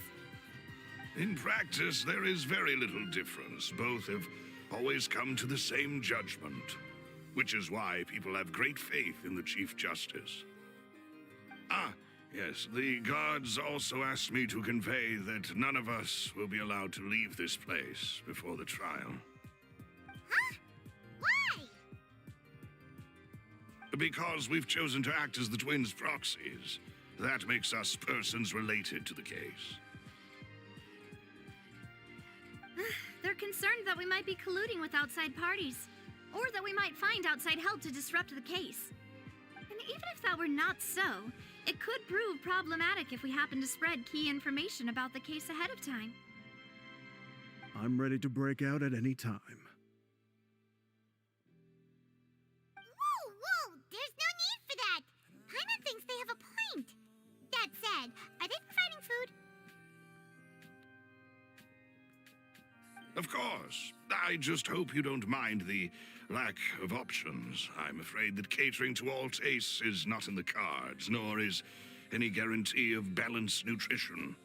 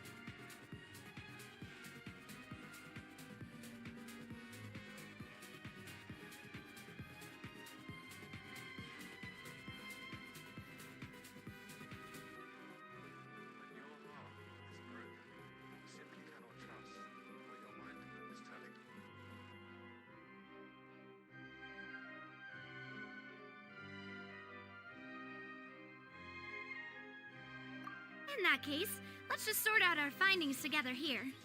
Pity. I was hoping to take you to try some of Fontaine's famous desserts, too. I mean, what better way to properly think through our findings than over some tea and sweets? Huh. Breaking out suddenly doesn't seem like such a bad idea after all.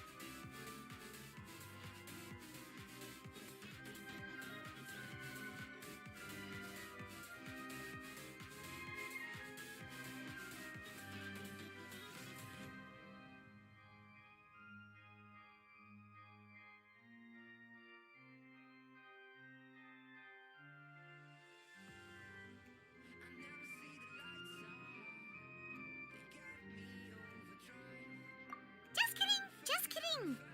Paimon will still do her best, even if there are no snacks.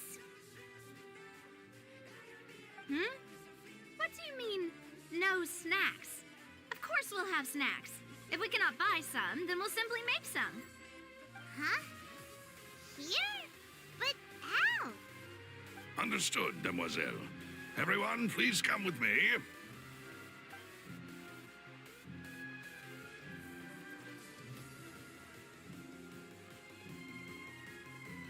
Wait, you're carrying a portable stove with you? Yes, I must be prepared to meet the demoiselle's baking needs whenever the fancy strikes her. I have eggs, sugar, and almonds at the ready. Good work, you two. Then I'll get to it. Please sit tight for a moment. You'll get to taste my awesome snacks soon enough. These three are quite the interesting group.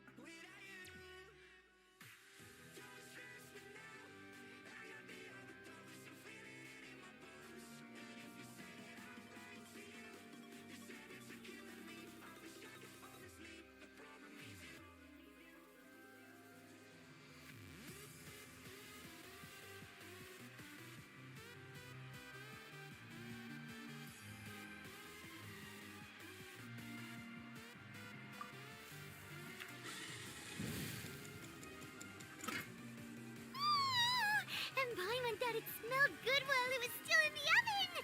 Oh, it's even better now. Paimon can't stop drooling. From the way you had these two guys carrying all that stuff around, Paimon thought you'd have them do more during the baking process. But you ended up doing the entire thing by yourself! Beating the egg whites, grinding almonds, everything! I was applauding. And I was giving encouraging smiles.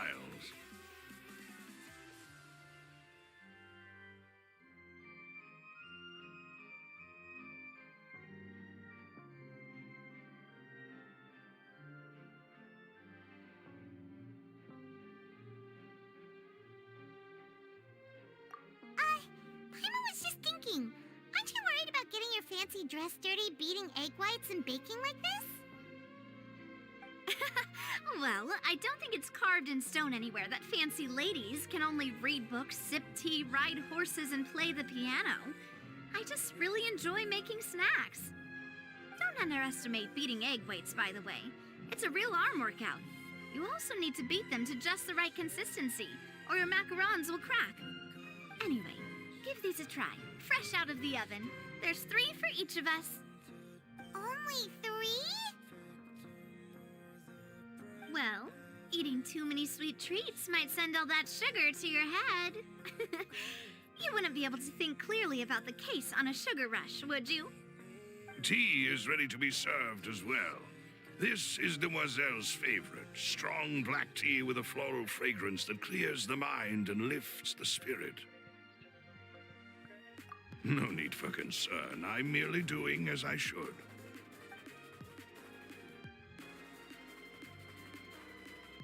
All right then.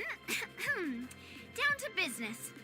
As Paimon mentioned previously, the tunnel seems to be something of a secret chamber. However, we can assume that Linny and Lynette were not alone within it. Some criminal also occupied its sealed confines.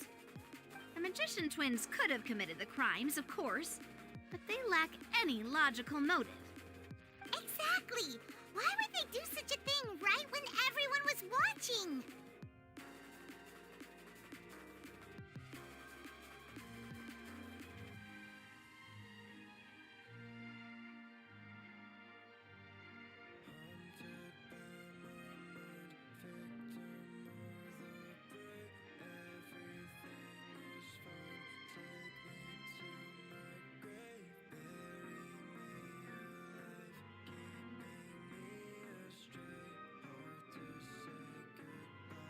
The flower vase and the thud we heard during the performance could indicate some altercation between Halsey and the criminal in the tunnel, resulting in the shattering of the vase, the discarding of her clothes, and her abduction.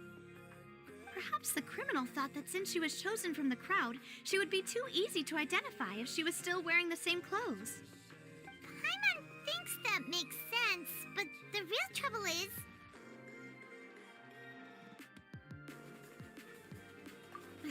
True. None of the clues we found thus far support the existence of this third person. But the only people left to consider are both technically victims, whether it's the missing girl, Halsey, or poor Cowell. Huh. Could Halsey have secretly made modifications to the magic props in order to murder Cowell before making her escape?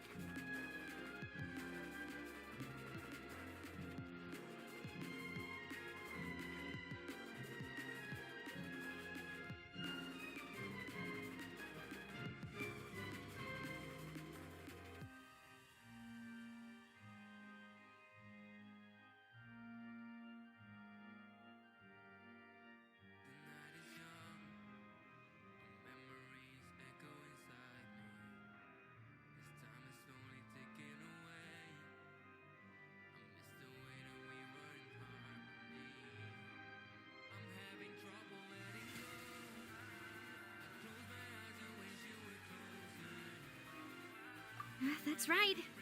And even if she had tampered with the setup, she would need to understand the entire trick to pull it off. Nor does she have any motive.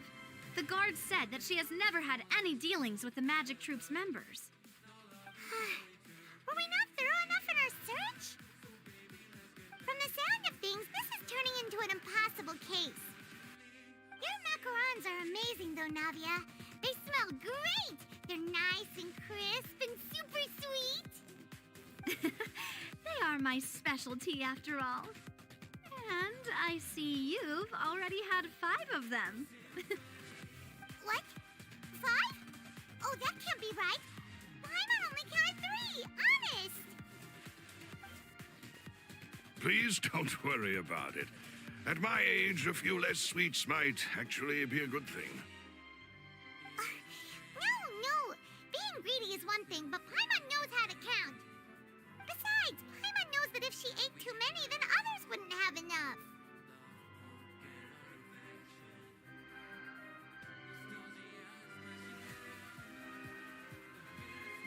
Wait, even you don't believe Paimon?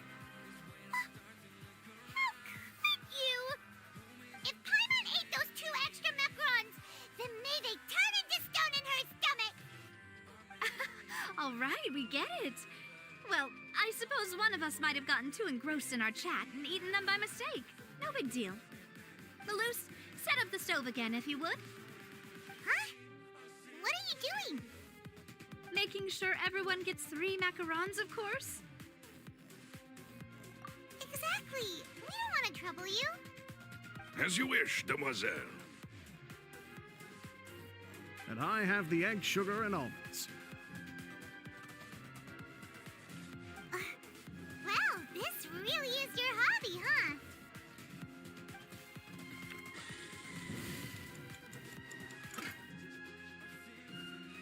Well, that's it for snack time. I'm going to have another look around the area. I don't know what we're looking for yet, but we've still got some time. As attorneys, I suggest the 2 of you think the case over again. It would be awkward if you got all tongue-tied on stage during the trial. All right, thanks for your help and for the snacks. It was nothing. A small task for the Spina di Rosula. Silver, Malus, it's time to go. I'll be back if I find anything new.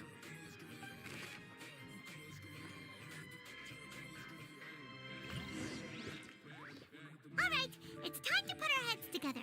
We've got to get our defense ready for the trial. Oh, it's probably gonna be a long and difficult case. There's no point in worrying about that now. We just need to prepare. Here, take Paimon's notes. They should help you review the situation.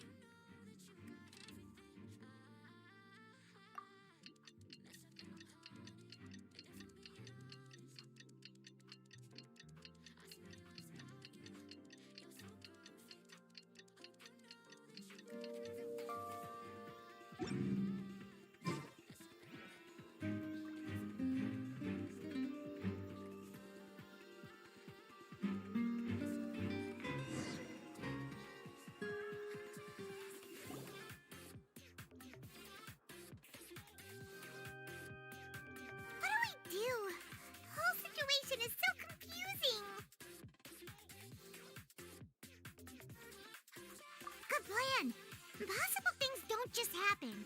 We'll get to the truth one way or another. Just relax. Even if everyone else suspects Lenny and Lynette, at least we will be supporting them from the stands. Besides, I doubt Farina understands any more about what happened than we do. Thanks, Navia. Well, we'll be going then. Best of luck to you.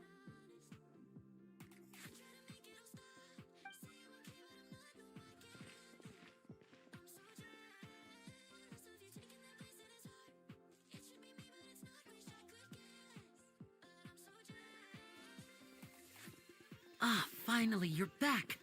Well, how did your investigation go? To be honest, you might be disappointed.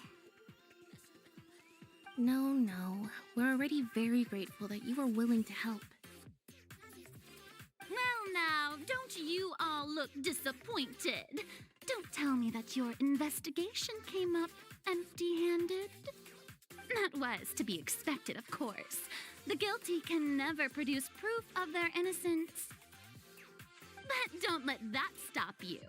I shall be terribly disappointed should you, my most anticipated foe, concede so easily.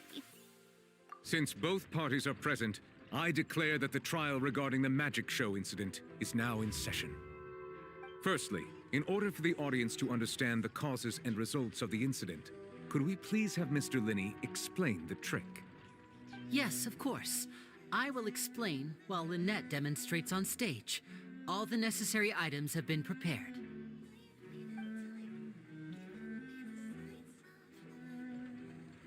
Thank you, Mr. Linney. In that case, I take your statement to be that you ran to and remained hidden within the magic box in the audience stands once the trick began, and thus could not have committed the crime. Is this correct? Yes, that's correct, Your Honor. In that case, I call upon the prosecution. Lady Farina, do you wish to refute his statement in any way? Why, of course I do. Allow me to take the first shot and break this case wide open. Mr. Linney is clearly lying. There is no way you could have been in the box the whole time if you were to abduct Halsey and murder Cowell. In fact, I'd say you were hardly in that tunnel at all. That is simply your hypothesis based on the presumption that I'm guilty. Oh, is that so? And if I may ask, what did you hear while you were inside your box? The roaring countdown of the crowd, of course. That's how I kept track of the time and built anticipation for the finale. And you didn't hear anything else at all? Nothing that might leave an impression of any kind? No, nothing. I see. But when the count reached 30 seconds or so, there was a thud. One so loud that I believe practically everyone heard it. Huh? Hey, hang on. Something's not right here. Yeah, I'm sure he could have heard a noise that loud from inside the box. I was right by the box, and I definitely heard the thud. Look at those scales. Could those mean...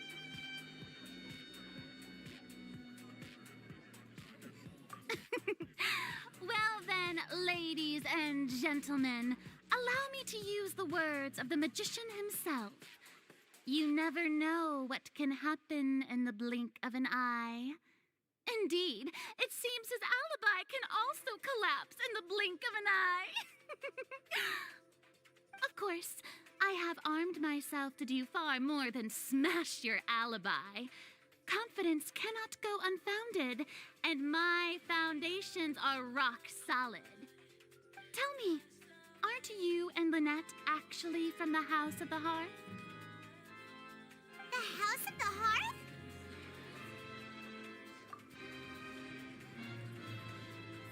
No wonder they did something like this. So the serial disappearances were the Fatui's doing. Now it all makes sense. I've got a feeling that what happened on stage probably wasn't just an accident. That's irrelevant. Our identities have nothing to do with what happened. Indeed. Then perhaps you could tell us everything that happened during that 1 minute. Your first priority is to prove yourself innocent after all. I'm sure there is little that needs to be kept secret now. Unless your script already has holes in it.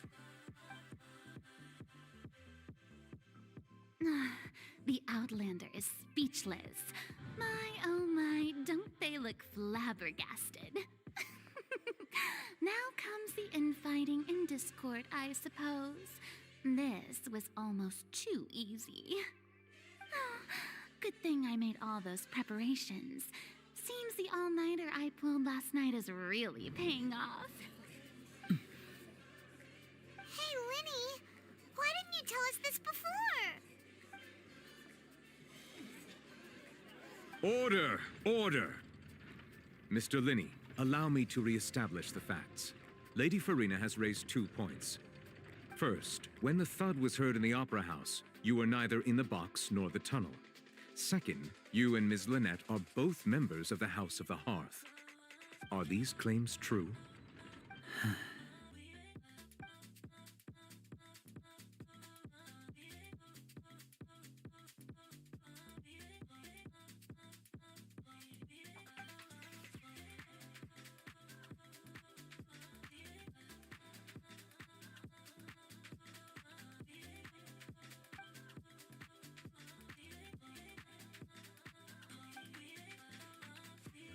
Please answer my question, Mr. Linney. I'm sorry. Yes, they're true, Your Honor.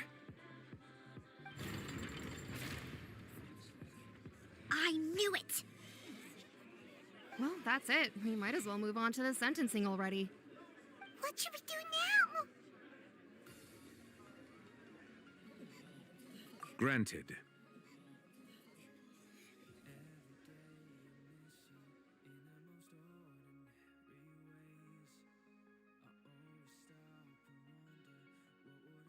In that case, what is your request?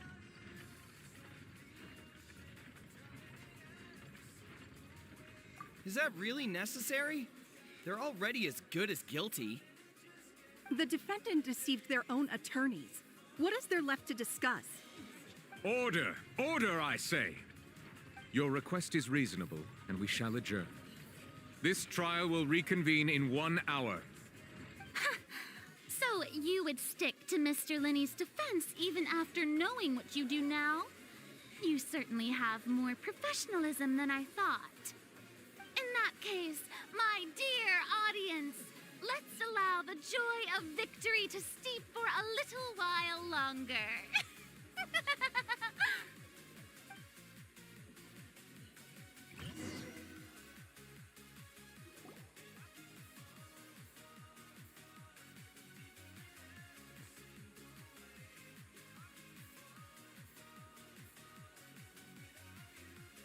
Well, this is awkward. I didn't think the Hydro Archon would dig all that up. I'm sorry, Traveler and Paimon. Yeah, sorry. Paimon doesn't know where to start. We trusted you two. We based our entire reasoning on the assumption that you weren't bad guys. Not to set the wrong tone or anything, but Paimon's really mad. I'm very sorry. I know you're angry, and reasonably so, but please, let me explain. I know you've clashed with the Vatui several times before. I wouldn't be surprised if just hearing the word is enough to make you upset. But our organization is very, very large, and the Harbingers have very different personalities and goals. Right now, we want to save people. As many as we can. That's right. I'm sure we're on the same page when it comes to this nation and the disaster that its people might face. I knew if it weren't for our respective identities, we could become good friends. That's why I didn't wish to flat out lie to you, but chose to hide some details instead. The truth is very important, but being completely transparent about everything would see us spending more effort than we need to. Right. So, you be the judge. Heck, if I were you, I fear that I'd even struggle to trust me at this point. You met a Fatus who works as a magician, a trickster by trade. All by coincidence, too. But still, I'm asking you to trust me. I am no criminal. At least, not in this case. Sorry. Please forgive us. Well, you both say that, but...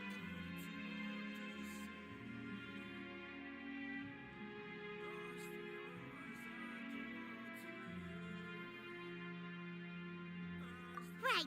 Let's hear your answer first, and no lies now. Of course. I'll answer any question you ask. We've been trying to find out how the Oratrice operates. We want to know why it has a consciousness. Why can it deliver sentences accurately? During our investigations, we learned that the machine's core is beneath it. From that moment on, Lynette and I have been designing this box swap trick with the objective of getting close to the core. Is that why you needed a whole minute? That's right. In truth, the audience would take about 75 seconds to count down from 60, while I would only need 15 to get to the opposite box. So, after jumping into the tunnel, I accessed the Opera House basement via the vent, and went to investigate the room in which the core is stored. That air vent was created during the construction of the tunnel specifically to execute this step. Well, nothing. As soon as I reached that room and was about to investigate, I heard someone's voice. Which should have been impossible, of course. I was quite certain that I was the only one in the room. That voice seemed to recognize me and tried to speak to me. I chose to err on the side of caution and retreated the way I came. On the way back, I saw the broken vase and the clothes on the ground, but the countdown was almost finished, so there wasn't time to give it any thought.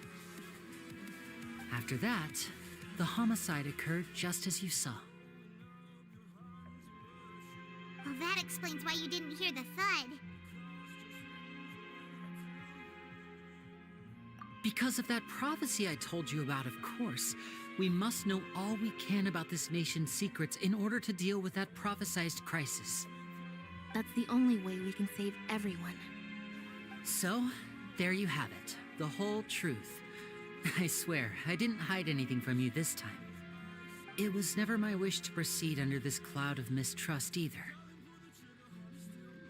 But like I said earlier, you can be the judge. If you want to leave because you don't trust the Fatui, there's nothing I can do to stop you. Well, Traveler, you decide. Paimon will follow your lead however you choose.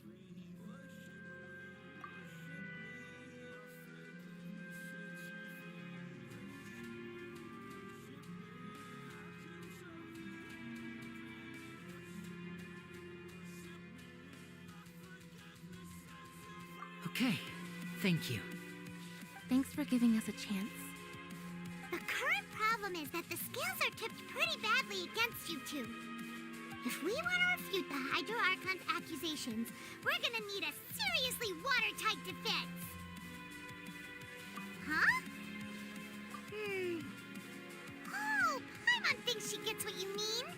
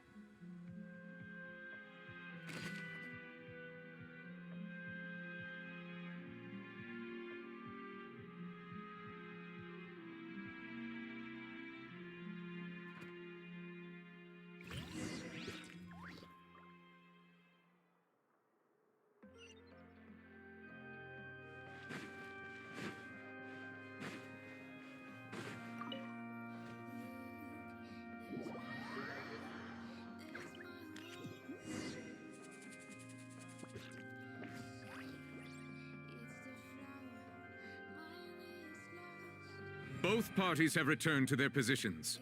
Let us continue the trial. When last we left off, Mr. Linney acknowledged the new evidence presented by Lady Farina as fact. Therefore, Lady Farina may continue stating her reconstruction of the events. took long enough. Now then, if everyone would lend me their attention. At this stage, let's revisit that scene from Linny's perspective.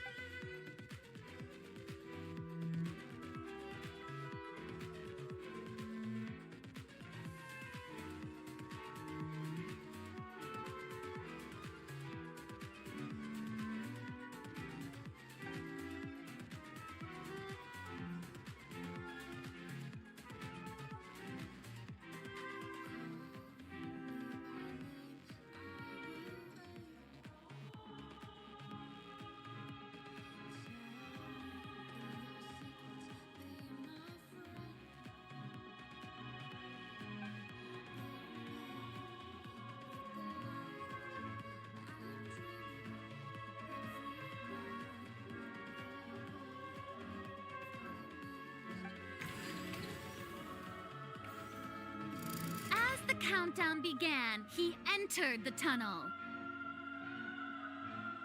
When the flatbed trolley passed, he opened the box and got into an altercation with Halsey, which caused the loud thud.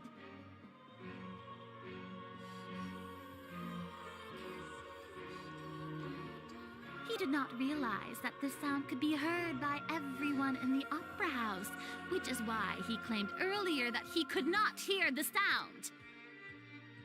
Finally, he used the vase to knock her out, before making her change clothes to prevent others from recognizing her.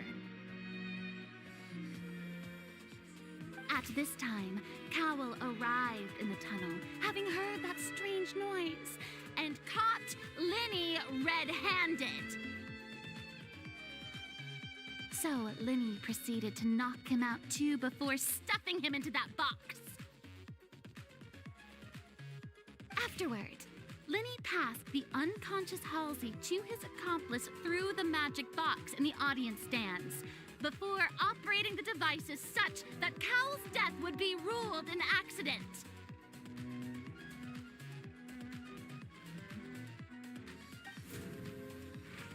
And there you have it. That's the truth behind what happened.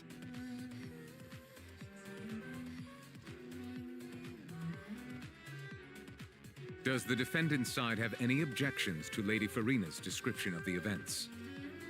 The key to refuting Lady Farina is the order of events, what Linny experienced, and what he saw.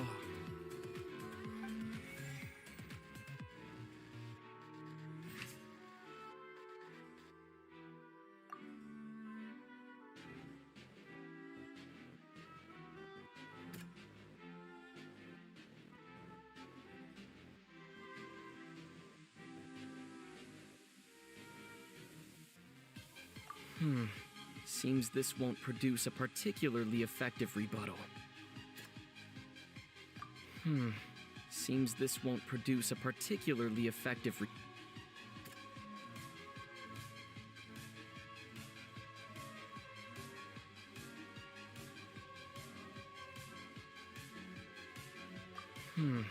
Seems this won't produce a particularly effective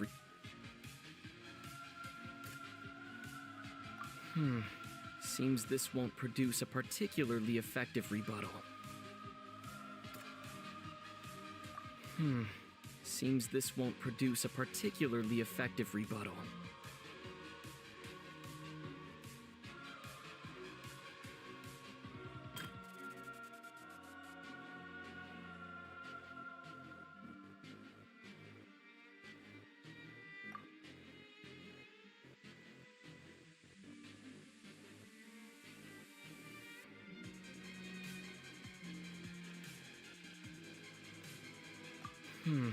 Seems this won't produce a particularly effective rebuttal.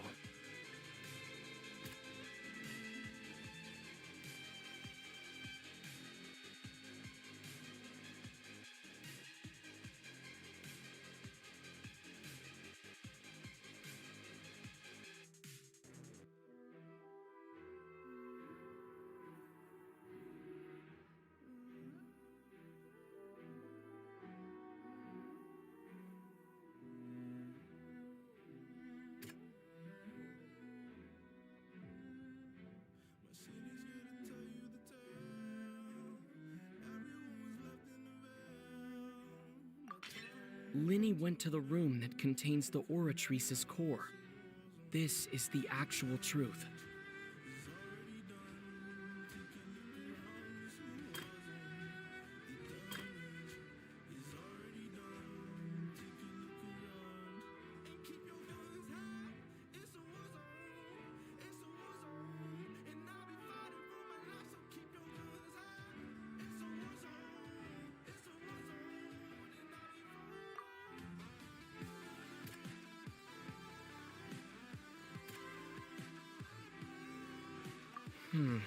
Seems this won't produce a particularly effective rebuttal.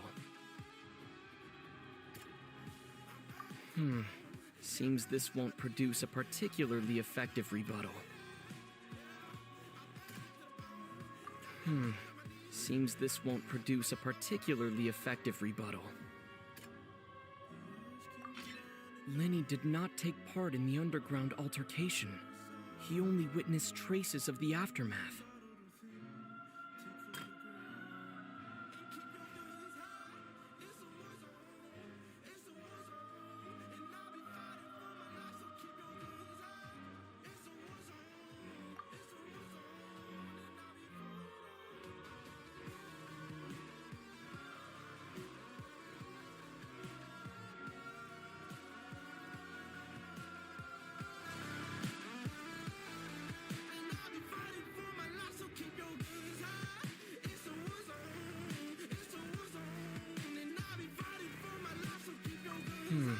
Seems this won't produce a particularly effective rebuttal.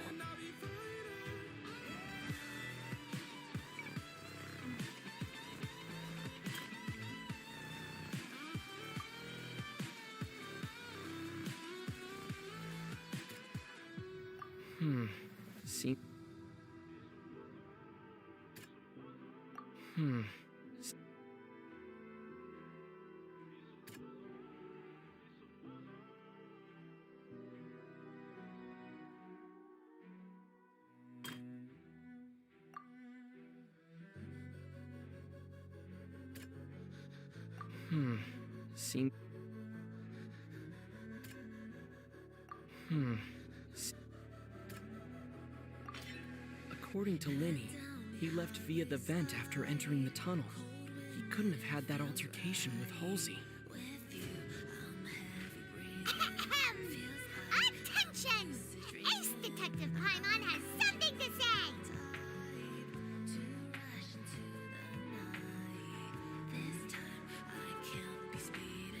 When the countdown started, Linny did indeed go into the tunnel.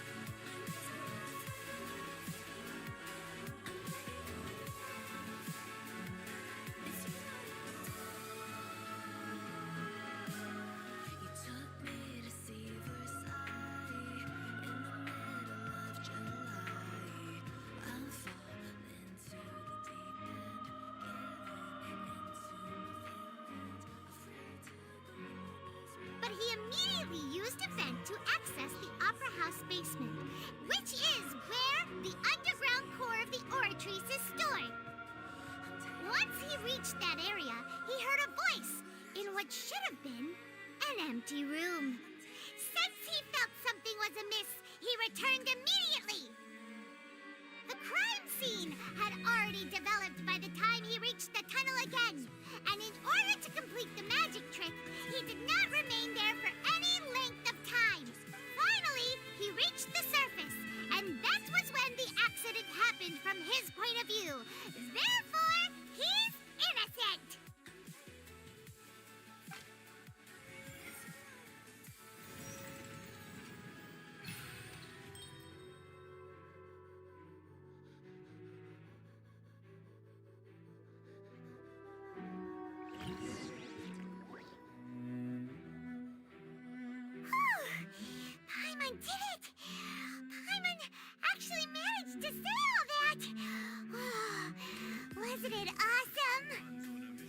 other words, you believe that he knew nothing of the incident? That's right!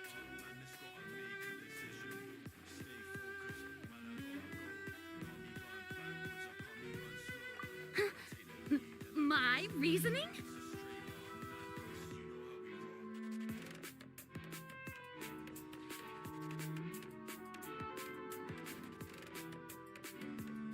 If that's the case, then if Cowell hadn't entered the tunnel, who was the entire setup meant to kill? Assuming that what you say is true, Linny only needed to kidnap the young girl to cause a new disappearance case. What would the point of killing someone on stage be? Oh, they have a point. That's right, you tell him! And that's why they're partners of mine. Managed to turn things around. Oh, well, your denial is very strident. I'll give you that. But what proof do you have to back your claims?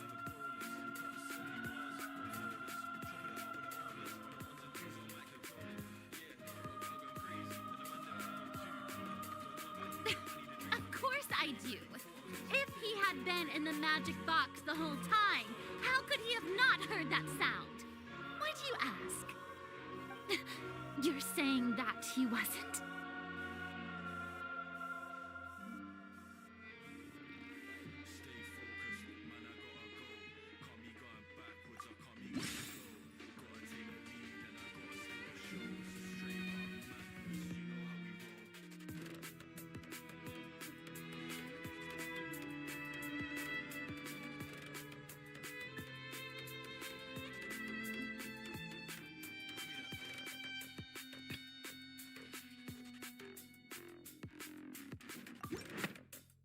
That's right!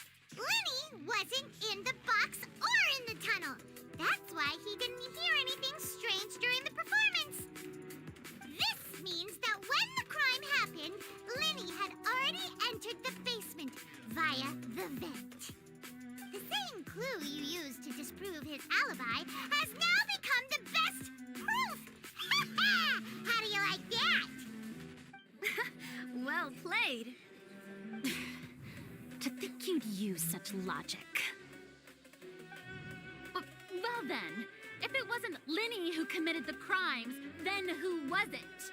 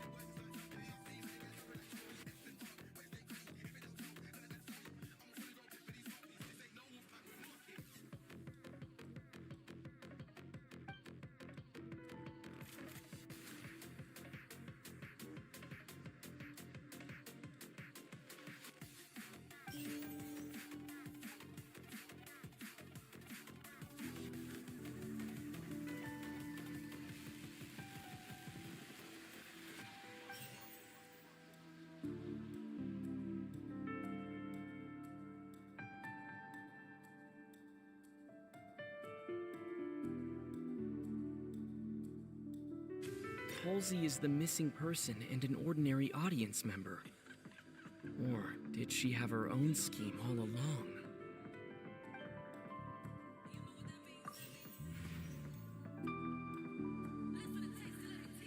Could there have been a third person involved? Is that really a possibility?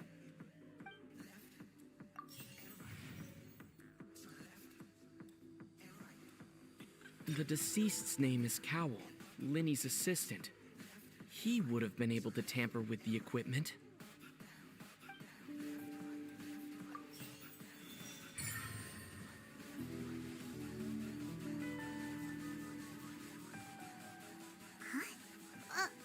That can't be right. Are you serious?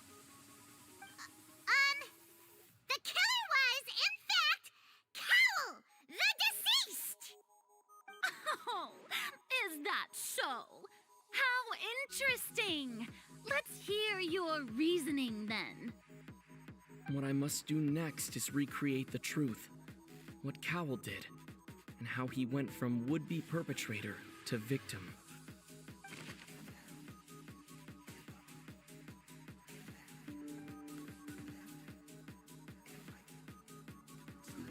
It would have been tough for both people to fit into that vent. They would likely have bumped into Linny as well. No one entered or left the Opera House through its entrances.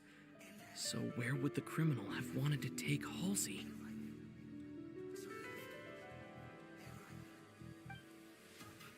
The sound we heard may have come from a clash between the missing Halsey and the criminal.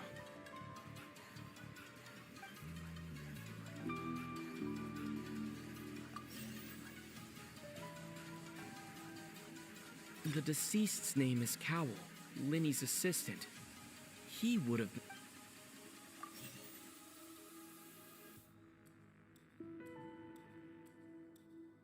The sound we heard may have come from a clash between...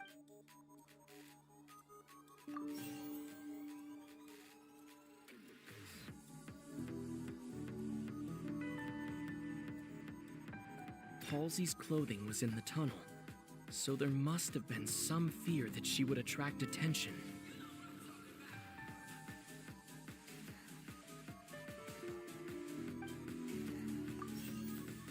No one entered or left the Opera House through its entrances, so where would the criminal have wanted to take Halsey?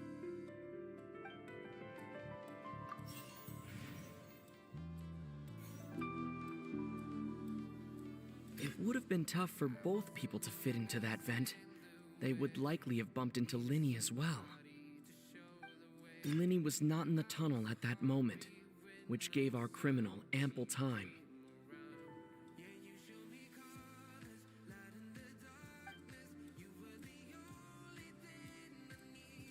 The sound we heard may have come from a clash between the missing Halsey and the criminal. No one entered or left the Opera House through its entrances, so where would the criminal have wanted to take Halsey?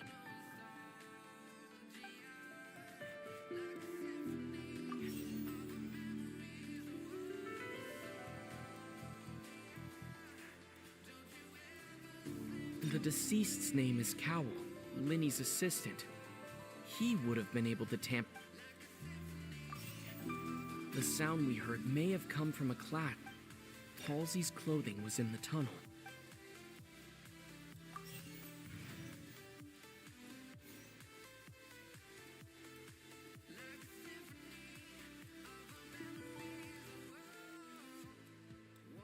It would have been tough for both people to fit into that vent.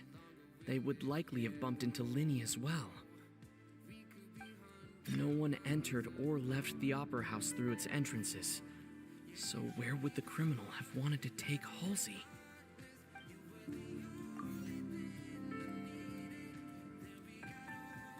No one entered or left the Opera House through its entrances, so where would the criminal have wanted... It would have been tough for both people to fit into...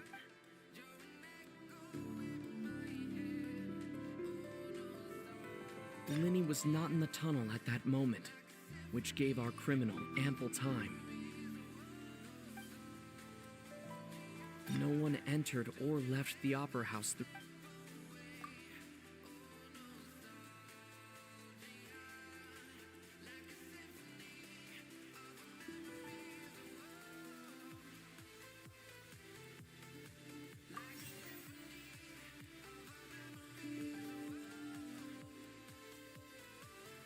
The sound we heard may have come from a... It would have been tough for both...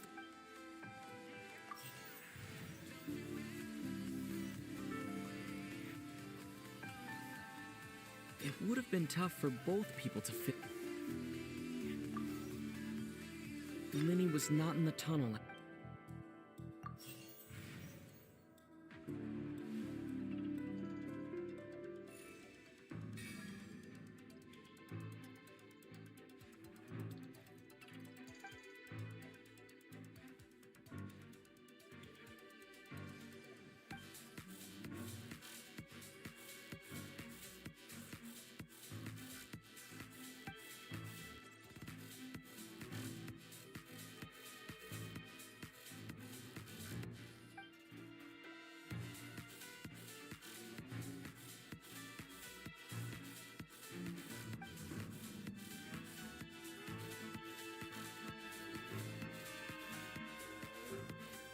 What's wrong, Traveler? Are you still having trouble figuring things out?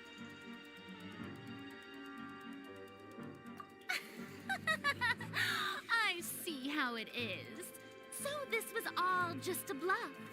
And here I thought you had something to show for it. But it seems you're still far from the truth. Look, since we're at a dead end, why not consider a different track? Just like the trick as it transpired, the end result must have been utterly different from the magician's initial design. If only we knew how Halsey disappeared. Well, that would be nice, but the tunnel only has 3 exits, and none of them seem very likely. And it's not like this is a magic trick where you can just make a real live person disappear. You know, like you did from that water tank, Lynette.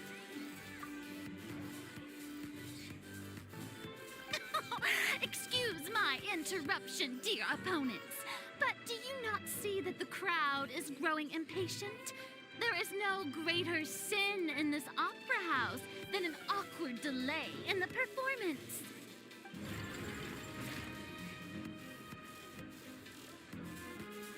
If the defense is unable to make further effective arguments, we will move on to the next stage of the trial.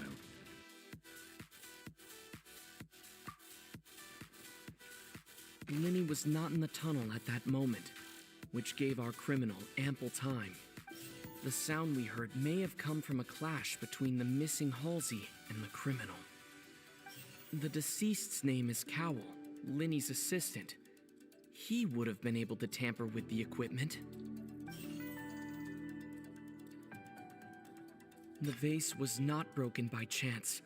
It was used to cover important evidence, the water.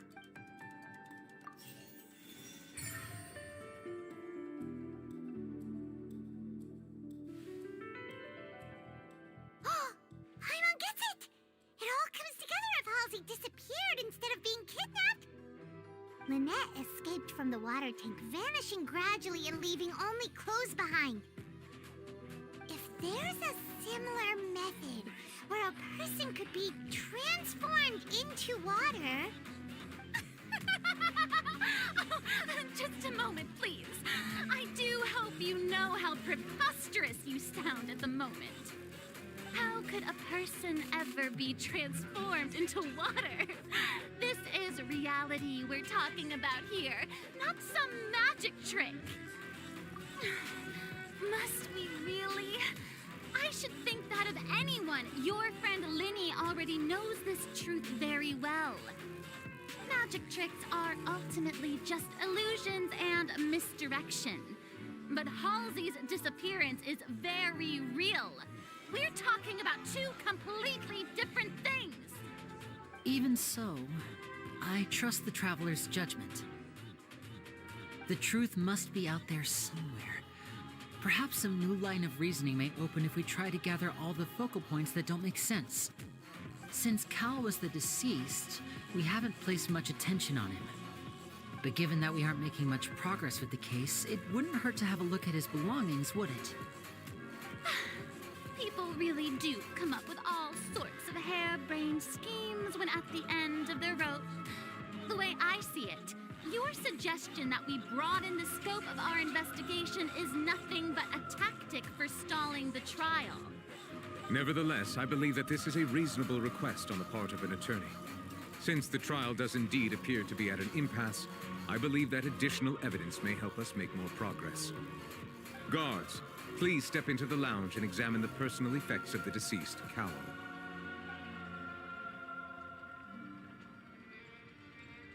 We are still examining the items, but we have already made critical progress that we feel must be shared with everyone post-haste. We discovered several test tubes of fluid within Cowell's baggage, each labeled separately. The notebook in his backpack claims that these fluids are water from the primordial sea. The primordial sea? The note's contents also indicate that Cowell belonged to an organization that sells illegal drugs and that he had an accomplice. The notebook has many entries concerning safe usage of these fluids, in which the keyword dissolve appears many times. One of these tubes was labeled Opera Epiclese, along with yesterday's date. It is empty. The notes also state that these dissolution properties work exclusively on people from Fontaine. It's likely that Halsey was chosen as some sort of test subject. As such, we believe that the defense's hypothesis is, in fact, supported by sufficient evidence. You gotta be kidding! People dissolving into water? Could something so ridiculous actually be true? Wait a moment. This reminds me of a certain prophecy, but it's just a coincidence, isn't it? Huh. If people can become water, does that mean that the water tank's real use was as a means to hide water stains? And if Cowell was targeting that girl... Wait just a minute. Could that mean... You two, with me, quick! Demoiselle, wait! What about your partners? Let's go. Just trust me. Order! Order! It is undeniable that further examination of the deceased's personal effects has yielded some surprising results, but we cannot yet verify the veracity of these clues. Still, let us assume that these clues are indeed authentic, albeit with the understanding that Ms. Halsey has yet to be found. Guards, please continue examining the items along these lines. Mr. Linney, it appears your hypothesis is supported by the evidence, so please continue speaking. Of course. Thank you, Your Honor. If we uphold this hypothesis, I believe that many of this case's seemingly unrelated clues can be connected together. Right! Like the metal hook! That one didn't make sense at all. Let's think about this. Cowell's methods must have something to do with that water from the primordial sea.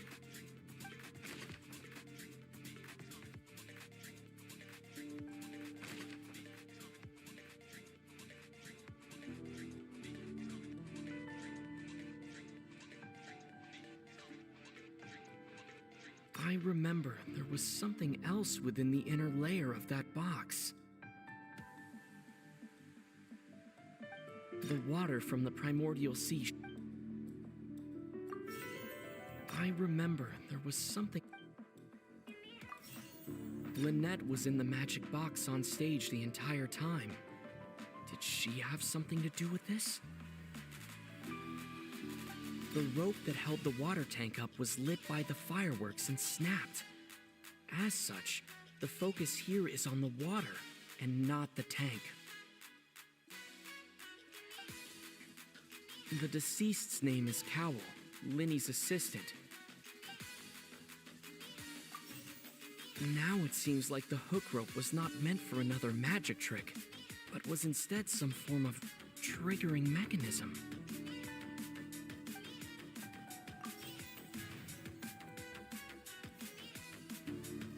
Lynette was in the magic box on stage the entire time. Did she have something to do with this?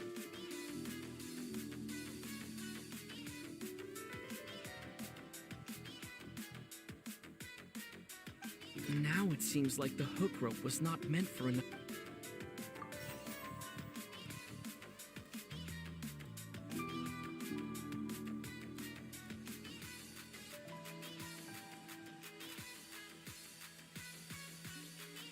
The water from the primordial sea should already have been prepped before Halsey entered the magic box.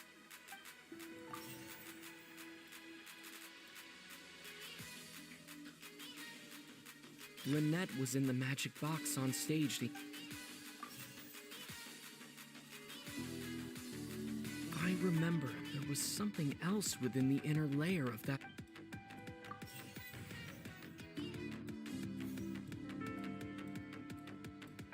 The deceased's name is Cowl. Now it seems like the hook... the rope that held the water tank...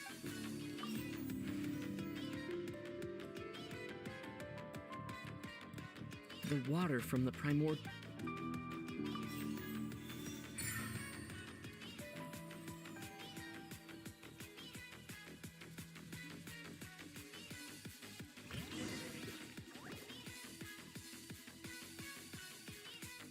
Ahem. It's Ace Detective Paimon's time to shine again! In the original plan, Cowl would tamper with the water tank rope and the number selector securing his target.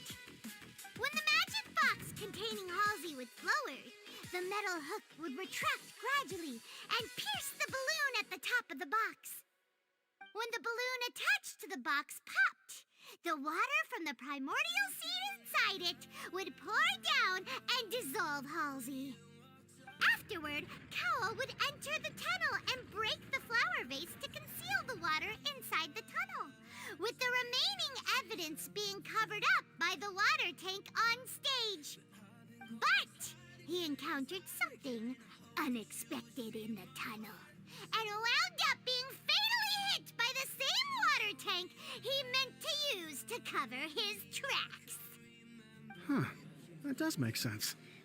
That actually links together a lot of the more confusing pieces of evidence.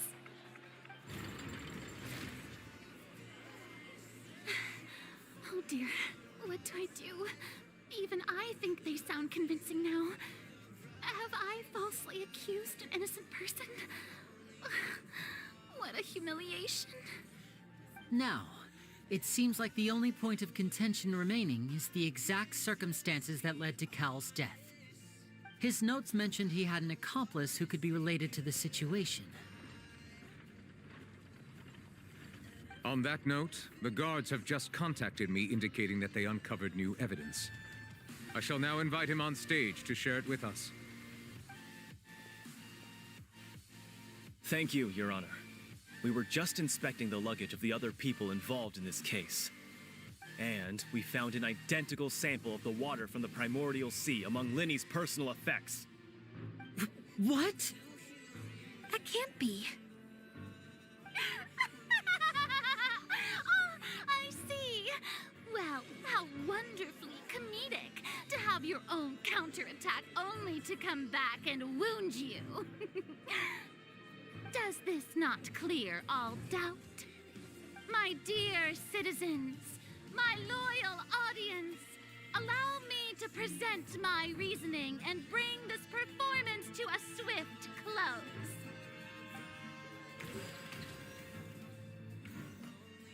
Linny did not need to take part in the dissolution of the young woman at all. Indeed, he did leave the scene via the vent. Having made modifications to the props beforehand, his accomplice Cowl then caused Halsey to vanish using the water from the primordial sea. But upon his return, in cruel avarice, Linny desired sole credit and prepared to do away with his partner in crime. Ultimately, he knocked Cowl out, and the tool meant to cover the crime up also became a murder weapon. Now, as much as I regret having come to such a viciously straightforward conclusion, it does seem that the famed Fatui is quite the cold-blooded and ruthless organization. Am I right, Mr. Linny? We've used up all the evidence we collected. There's no way for us to make a rebuttal here. Is this the end of the road?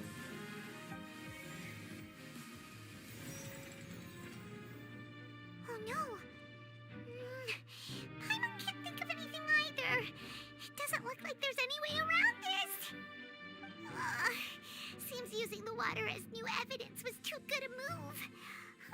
Why did this have to happen now? I think we've all seen enough now, and we have ample witnesses to my flawless reasoning. I believe this is indeed the finale. Now then, my good, noble Chief Justice, should we not, in your view, Excuse me, everyone, but I must interject. Miss, I must ask you not to shout and to respect the ongoing legal proceedings. Oh, come on. Don't be hasty. I have a good reason for interrupting, you know. Now, would anyone here like to take a little break from all this debate and see a little magic? I'll show you an amazing trick. One that can bring a young woman who has disappeared back in the flesh, right before your very eyes. Please, do the honors, Mr. Linny, if you would be so kind. What in the world is she saying? No offense, miss, but miracles like that are beyond my scope as a magician. Come on now, don't be silly. Magic is all about misdirection, isn't it? It often conceals the truth while presenting a fascinating illusion. But once everyone believes the illusion, can't magic reveal the truth to them once again? And wouldn't such a trick be the most marvelous finale to today's performance? Come on, Linny and Lynette. Give it another go. Don't worry. Spina di Rasula has made the necessary arrangements on your behalf. But, as the magic makers and stars of the show, I think I should leave the final performance to you. I understand.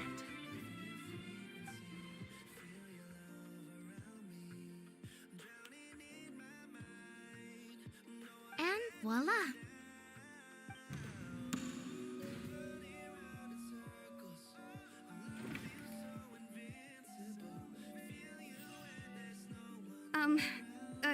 Sorry for the interruption.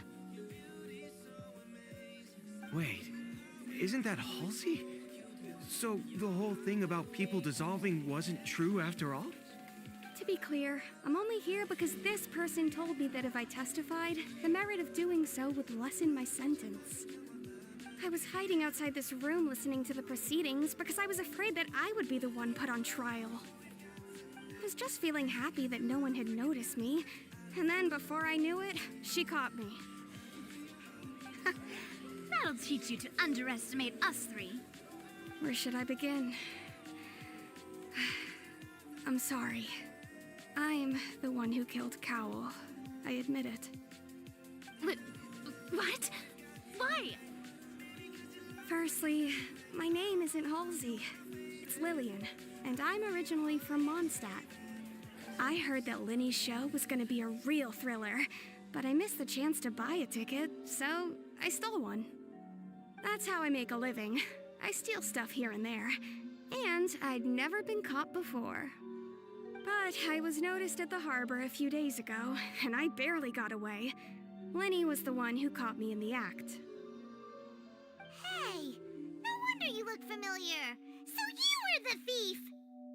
Liddy even mentioned that you were pretty skilled. Well, and I thought that would have been the end of it, but then the number selector chose me. He even mentioned the Fortress of Meripede. That's a prison, isn't it? So you can imagine how shocked I was. I thought he was onto me for sure. So I played along with the show while looking for an opening to flee, but then I got water poured on me for no reason, and then someone jumped into the tunnel to nab me. I wasn't going to take that lying down, so I knocked him out and stuffed him into the box.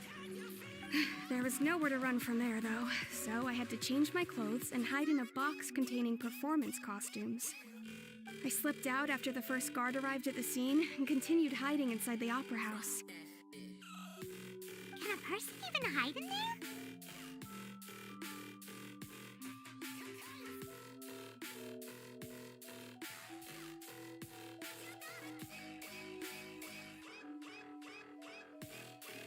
I swear I didn't know that the water tank would fall down. Really, I swear it. Had I known that, I wouldn't have put him in the magic box.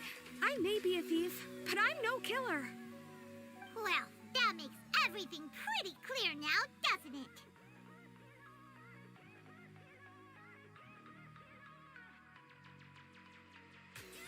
This time, we need to tell the entire story from Lily-Ann's perspective.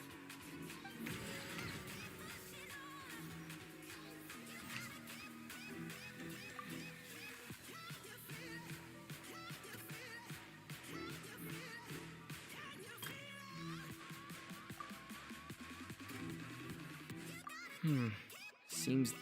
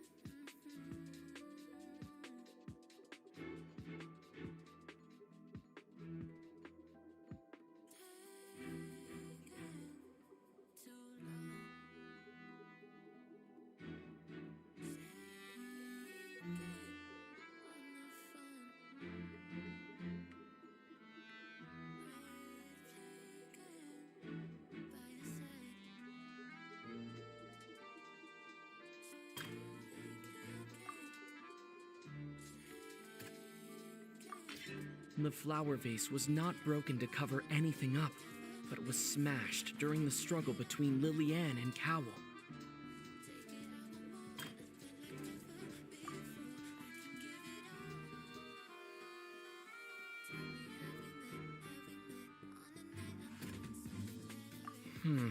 Seems...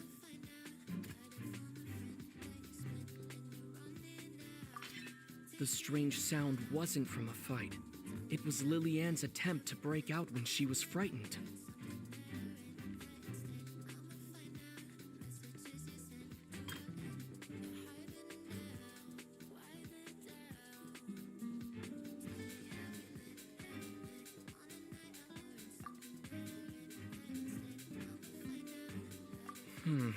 Seems this won't produce a particularly effective...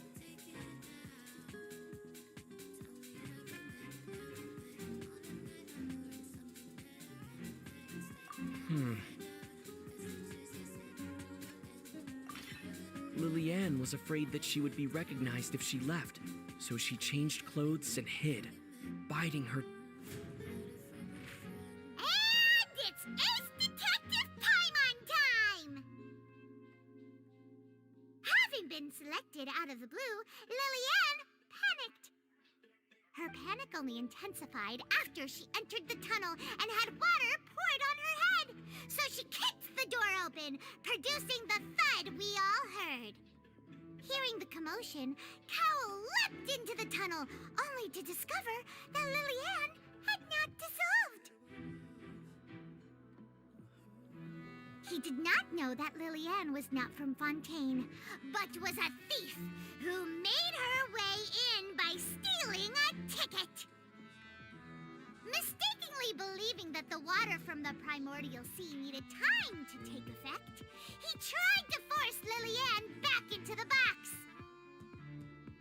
The two broke the flower vase during the struggle, but Lillian came out on top, knocking Cowell out and putting him in the box. With no way of escaping, she changed her clothes and hid in the costume trunk until the performance ended.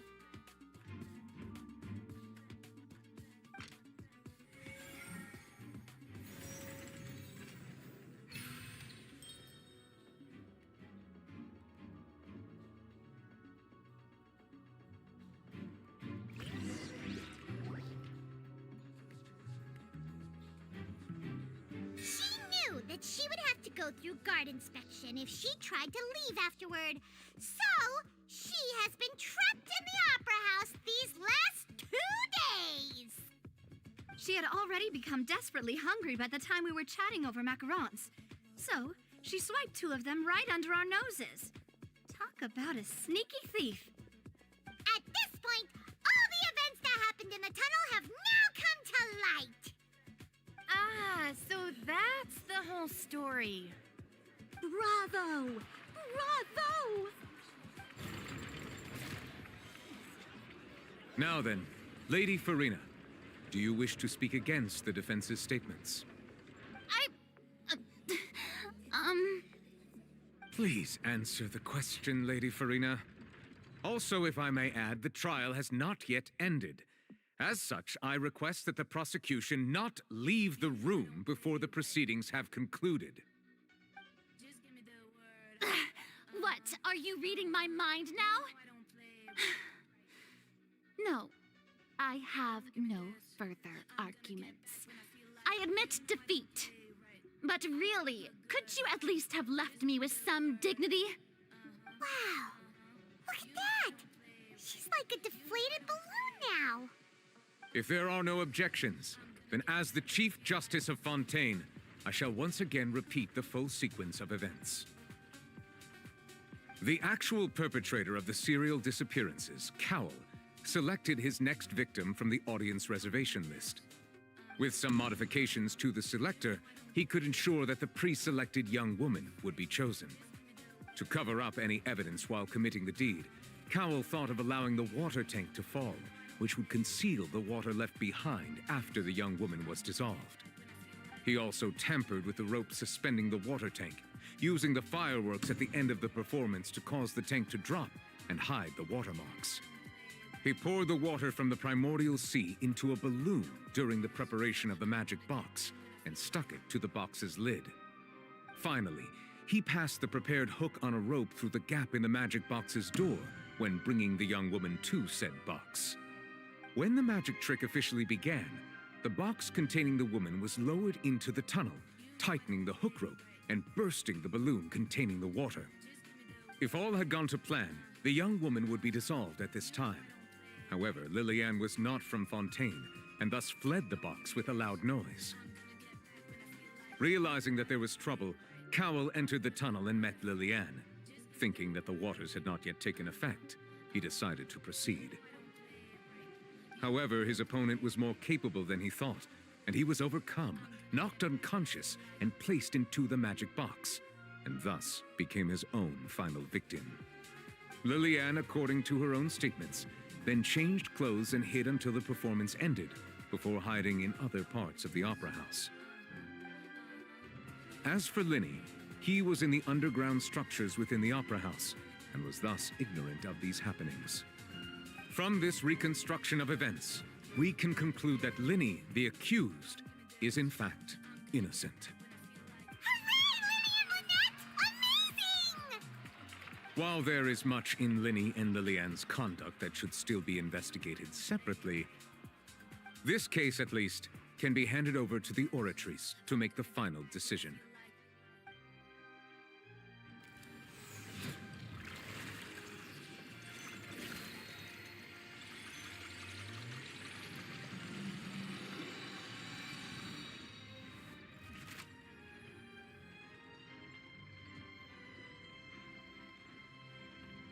As such, Linny and Lynette are officially declared not guilty.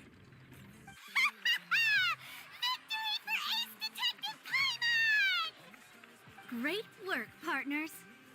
Thank you all. Thank you so much. Next, I think we deserve an explanation, Guard Vaughn. How did you find the water from the primordial sea in Linny's baggage? Right! Your discovery caused me to make a serious mistake, you know. Or was that not a discovery, but false evidence that you dared to bring before this court? I suspect that the accomplice mentioned in Cowell's notes was not Linny, but you, yes?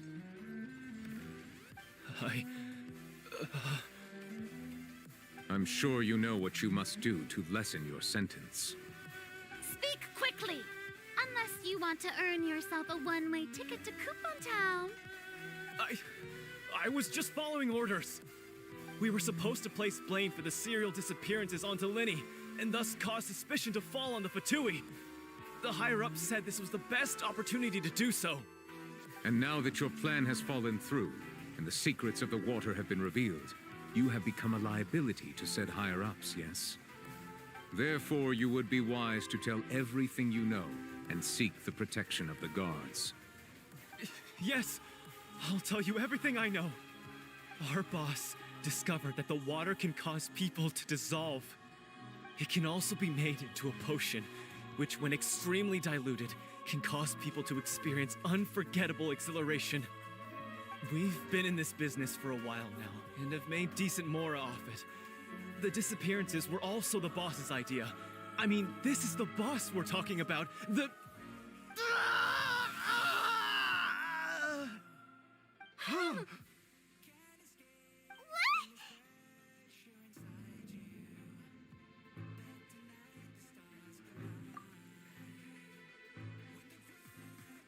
And now he can no longer talk. Such ruthlessness. I shouldn't have expected any less of them.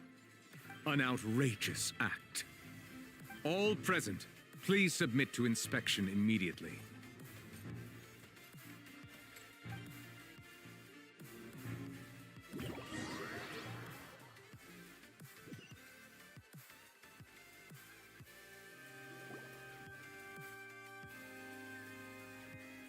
So, we're just going back now?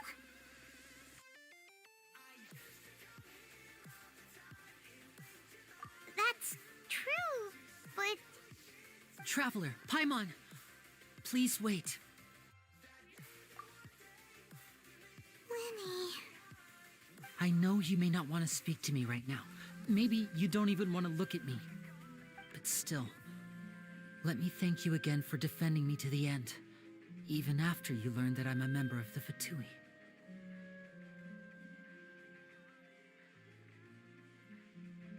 I guess. But regardless, I'd like the opportunity to set things straight. I didn't approach you with any ulterior motives or ill intent. I've spoken to you as myself, just plain Linny this entire time. As for why I'm a Fatus, it's because the goals of the House of the Hearth align with those of an orphan like me. That's all. That was how Father, who you might know as the Knave, approached recruiting us back then too. The Knave? The one who controls the House of the Hearth? She's your father? That's right. And since we're here, I was wondering, would you mind hearing a story? It's about my past. Back when our parents first died, Lynette and I were left wandering the streets. To survive, I took to surreptitiously observing an older street performer who did magic. It took me several days to figure out how he pulled off his amazing tricks. I took my sister through several streets until we found a crowded corner, and we began to perform magic tricks there. To my surprise, we proved to be pretty popular, and we could at least stop worrying about where our next meal would come from for a time. But I didn't want my sister to remain a street rat together with me forever. Before long, an aristocrat came to me and claimed that he wished to take us in after watching my performances. So you went from orphans to nobility just like that? That was how we felt at first, too. As if fate was on our side and we could say goodbye to those painful days. But I gradually discovered that while we were called foster children, he was really after my talent for magic tricks. He would constantly take me to all sorts of banquets to garner attention, which he would then use to expand his social circles. That doesn't seem too bad either. Better than roaming the streets at any rate. It took a while for me to realize just how dark his heart really was. After one particular performance at a banquet, I discovered that Lynette was not on the same return vehicle as me. I waited a long time after we returned home, but she did not come back. I went to that noble's bedroom and asked him about her whereabouts. The answer he gave me was, she caught the eye of the most eminent person at the banquet, so I sent her over as a gift. I mean, you'll be able to perform your magic regardless of who your assistant is, yes? Oh no. So he was gonna... But wouldn't Fontaine's laws deal with such people? As far as outsiders are concerned, this is a relationship akin to adoption or foster care, and they have their ways of escaping the eye of the law. I managed to ferret out the location of the mansion of that so-called eminent person and hurried through the night. But by the time I leaped over the walls, avoided the guards, and made my way in, all I saw was the moonlit ground covered in blood, and the knave standing there in the darkness. So, she'd already taken care of that guy. That's right. She had rescued my sister before she could come to any harm, and had even discovered several girls hidden in a basement, all of them orphans. Father, I mean, the knave, might have seen something in me, and so she made me an offer. The House of the Hearth welcomes you, for your interests align with ours. Here, none will ever betray you. Indeed, betrayal shall never be permitted here. I was hesitant to trust her. I mean, I had just been betrayed by nobles. But she was also quick to destroy the noble who had taken us in at first, giving us back our freedom. Oh, so that's how the two of you joined the House of the Hearth.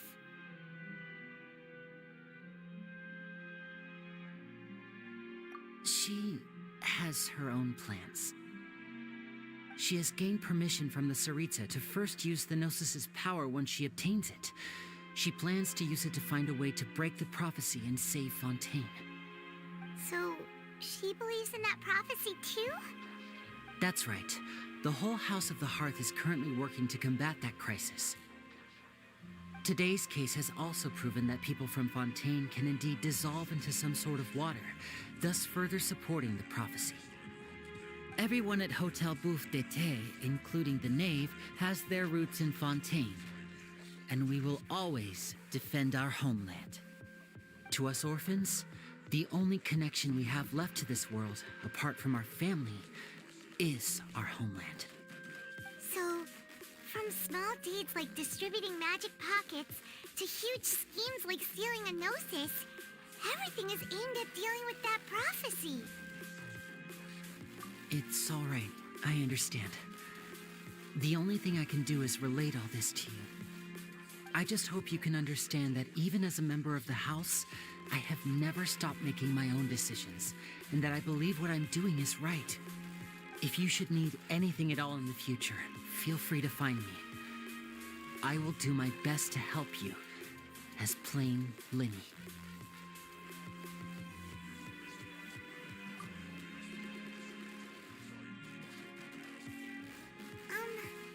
Bye, Linny!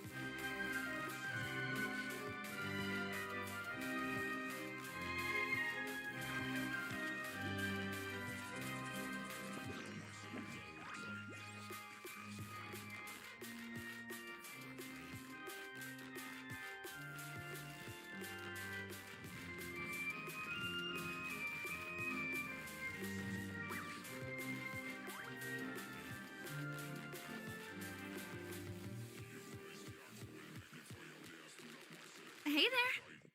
What was with the disappearing act you pulled right as the trial ended? Were you looking for us, Navia? Well, this whole thing isn't exactly over, is it? I do feel that we're getting closer to solving the serial disappearances case, though. Don't you think so, too? Huh? What's wrong, my dear partner?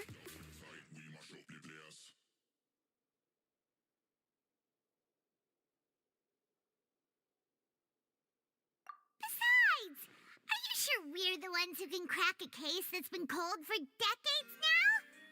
And given that there's new evidence from the trial, there should be a trail of breadcrumbs for the Hydro Archon's people to follow now, right? Ah. I see. Well, I won't lie. I'm a little shocked to hear that from you.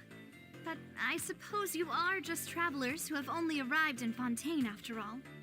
Sorry. I might have been too presumptuous. Don't say that, Navia. Ah, and we were having so much fun investigating with you, too. It was like having new waters flowing into a stagnant mire, causing new hope to spring forth, and the reflection in the murk to become clearer. Sorry about that. I'm a bit prone to nostalgia. Don't mind me. Wait, shall we have a farewell meal? You know, to commemorate our time as partners? Huh? Do we really need to get that formal? Well, guess you really did treat us as partners, huh? Well, I'd just like to have a proper ending to every important memory. That way there are no regrets later. Anyway, it would just be a meal, so it shouldn't take up too much of your time. You don't have to twist Paimon's arm. If Boss Navia's treating, kill Paimon in! Oh, wonderful. In that case, why don't we return to the Court of Fontaine and head to the Hotel de Boer? I believe we'll make it just in time for dinner. All right, then. Let's have our farewell meal.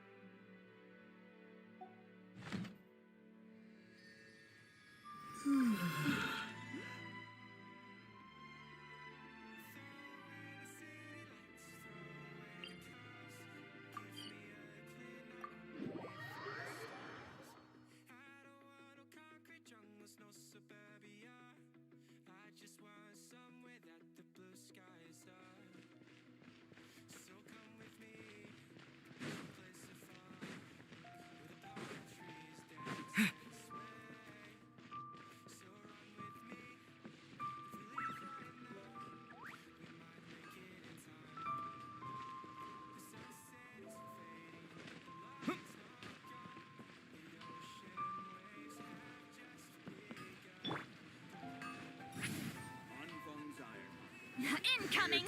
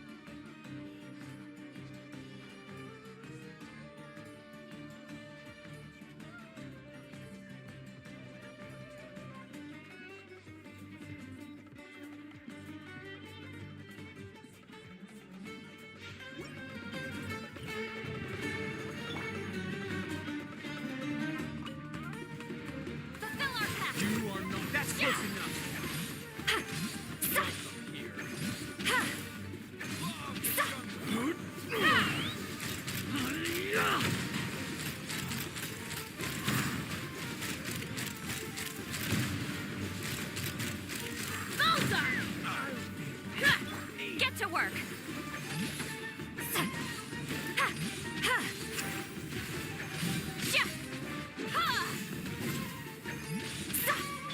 Take me up!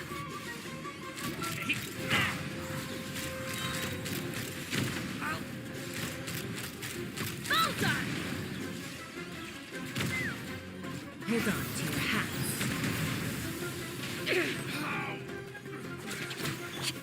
Show no mercy! Sha! Ha! Ha! Bullseye! I'll be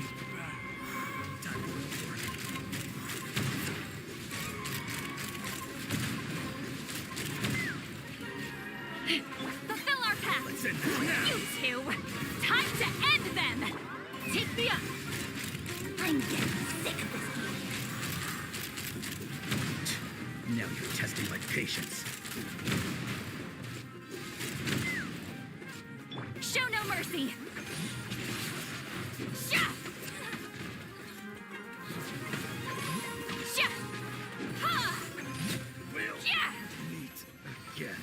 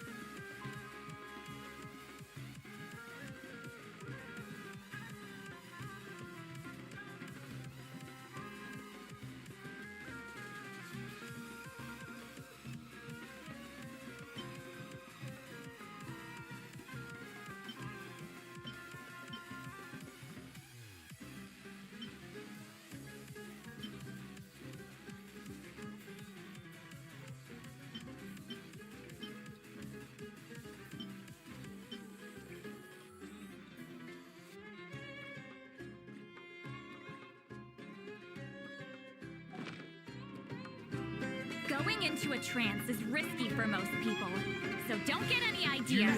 Get to work. Ha! Suffer the wrath of Eatsley! Ha! Yeah! Sha! Yeah! Sha! Yeah!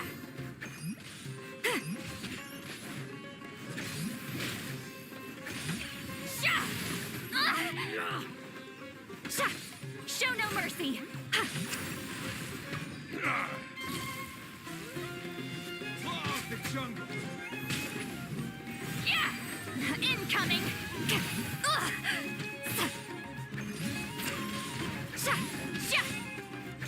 Ha! Fulfill our pact! You two!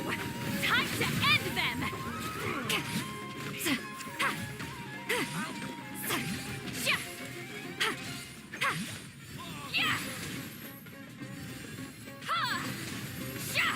Show no mercy!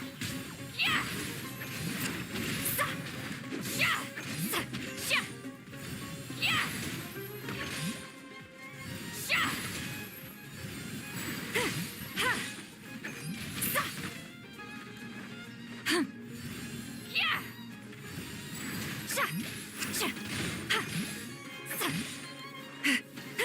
How dare you!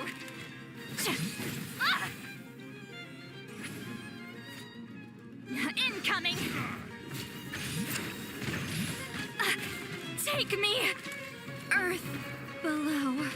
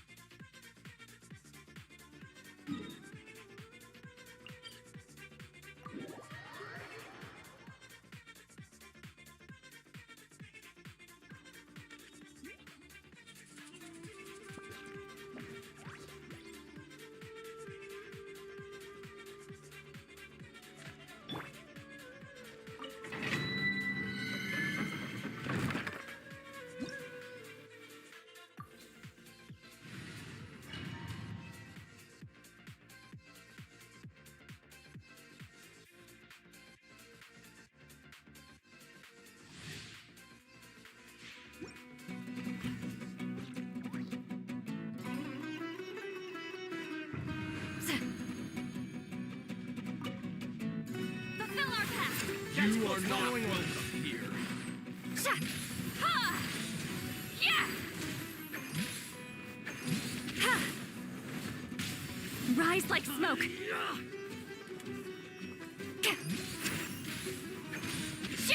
Knock him down. Open fire! Locked on! Where do you think you're going? Get to work! Ha! Suffer the wrath of Eatsley! Ha! Bullseye! Open fire! I'll be back.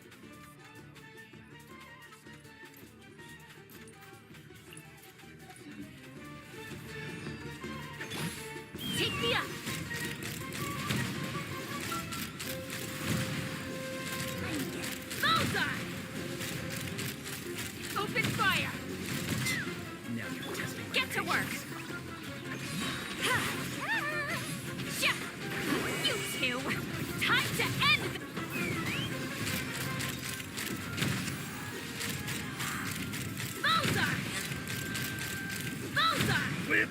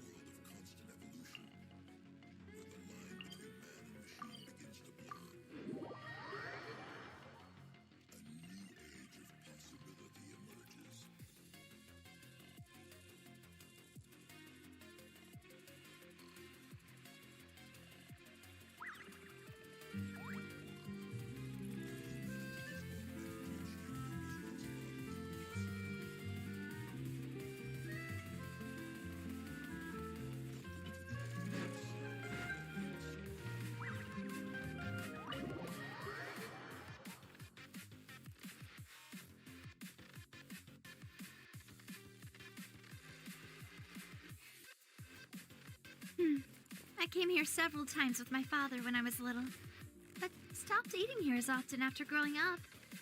I hope the food here will be to your taste. Oh, don't worry. We haven't eaten at a hotel like this in a while. Paimon's getting excited already. In that case, I'll go order for us first. Please wait here a moment.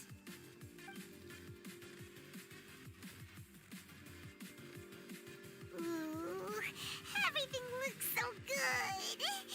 People in Fontaine sure know how to enjoy life. Why, of course. Go ahead, try whatever you like. If the food's good, I'll make a group reservation for the rest of Spina di Rosula next time. And if it's not? Well, then I'll still bring everyone. Albeit with only one dish per table. You, sure have your own way of doing things. Oh, we called this a farewell meal, but we could also treat it like a victory feast, right? We did just win that case after all. Oh, true. Very true. In that case, boss, we'll have another 2 dishes. Huh? Paimon didn't mean that you had to order even more food.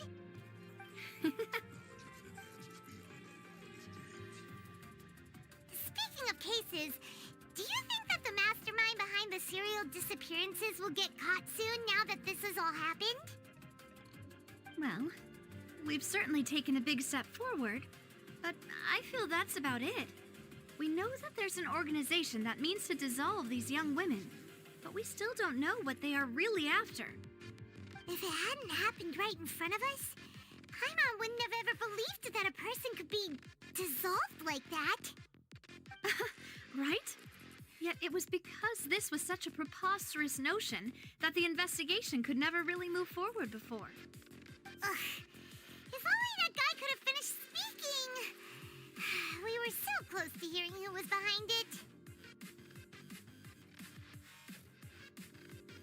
In such investigations, even the smallest step can seem like a yawning chasm if the trail of clues is cut off. To be honest, I don't have high hopes for any follow-up that the authorities might conduct. It's not that I don't have faith in their ability, it's just that a different perspective is required in some matters. It's easy to guard against and deceive a single narrow perspective. A shift in thinking is required at such times in order to produce a breakthrough. Which is exactly why the Spina di Rosula exists. Those highfalutin folk are not all-knowing. That's why we exist. To seep into the cracks where filth falls through, where their watch fails them. That's the kind of problems we solve. Seems Paimon thought things were simpler than they actually are. It's all right. Well, this was supposed to be a farewell meal, so I doubt you have further interest in this business, right? Let's talk about something else. Like, what are your future plans?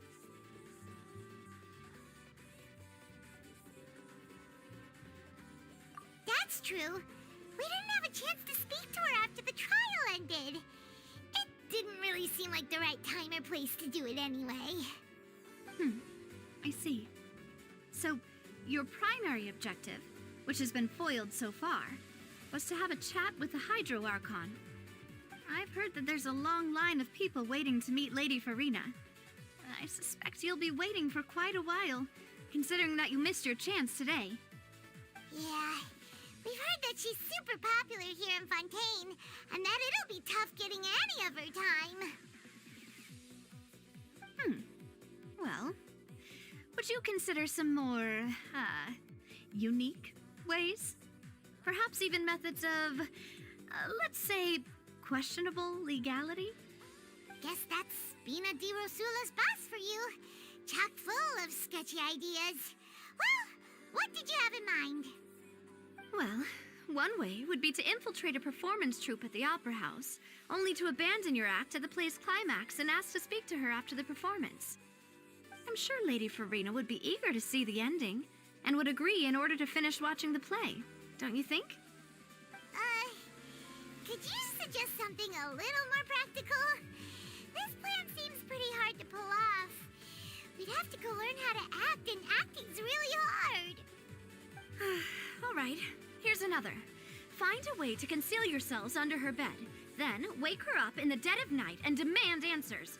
Don't let her go back to sleep until she answers all your questions. I can personally testify that this one works. When I'm sleepy, I'll do anything as long as I can finally get some sleep. That might work, but that's not really the problem. The problem is we don't want to get ourselves arrested. Valid point. I overlooked that part. I was just thinking about leveraging a person's desire for sleep. All right, no more joking around. Perhaps you could... Oh, I don't know. Cut the line when she's on a break. You did defeat her in court, clearing citizens of hers from false accusations. False accusations she had nearly upheld personally. I imagine that she feels quite ashamed about the whole thing. You mean that if we catch her while she's on a break, she might be too embarrassed to refuse? Oh, that does make some sense. Why don't we give it a try after this meal? You know, strike while the iron is hot and all. Huh? Paimon, did you drink my Fanta? Was this your drink? Sorry about that. Paimon wasn't really paying attention and the cup was right next to Paimon. Would you like to order another? No, it's fine. We're just about done here. Alright. Honestly, Paimon wouldn't recommend Fanta anyway. It tastes kind of salty and icky.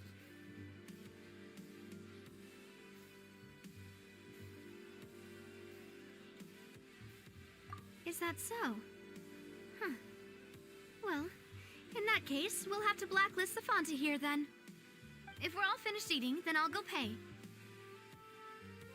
Yeah, we're stuffed. Thanks for the treat, Navia.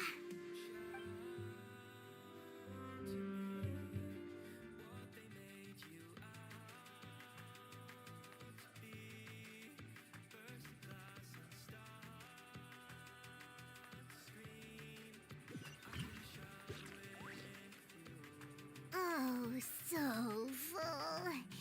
Paimon can barely float anymore. Nah, that would be so... normal. You know, like you. Okay.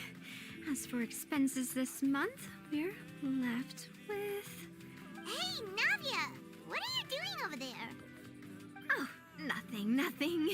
It was just a meal, you know? Nothing the Spina di Rosula can't cover.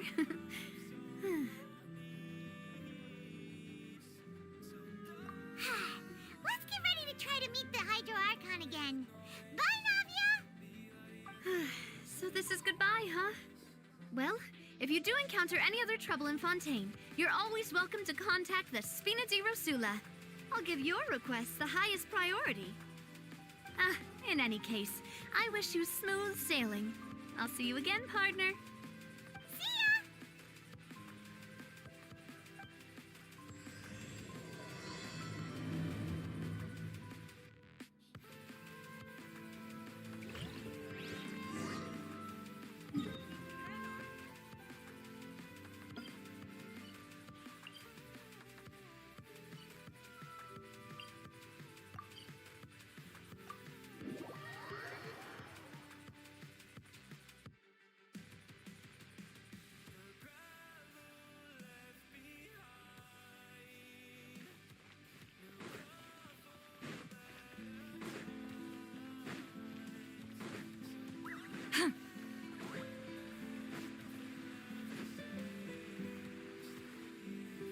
There aren't many people around anymore.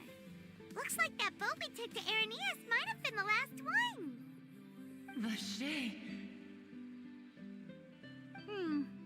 Looks like we're back here again. Huh? Traveler? Are you hearing voices again? Ugh. That's kind of spooky. Are you sure we don't want to come back in the morning? Vache? Vache. Hey, why are you still walking towards it? There might be something nasty in the water. Huh? Hang on. Paimon can kind of hear a voice. It's calling for Vache, right? Hey, traveler! Stop walking! Come on, wake up!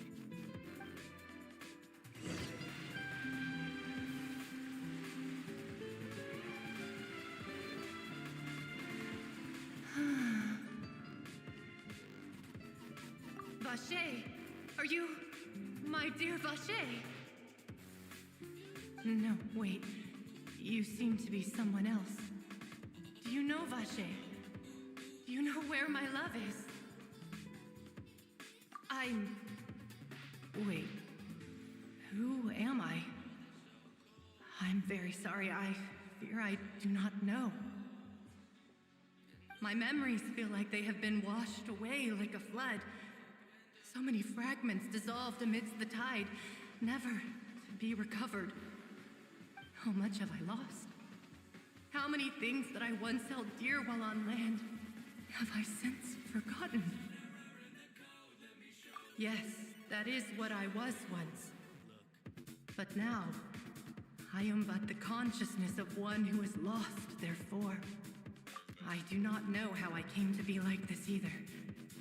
I only vaguely remember being covered in light blue water, and then all grew dim.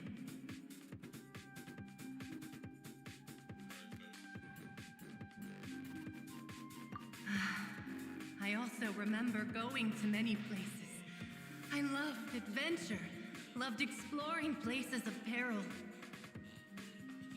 No matter where I went, Vache would go with me. I knew how dearly he loved me, and I also loved him equally as much.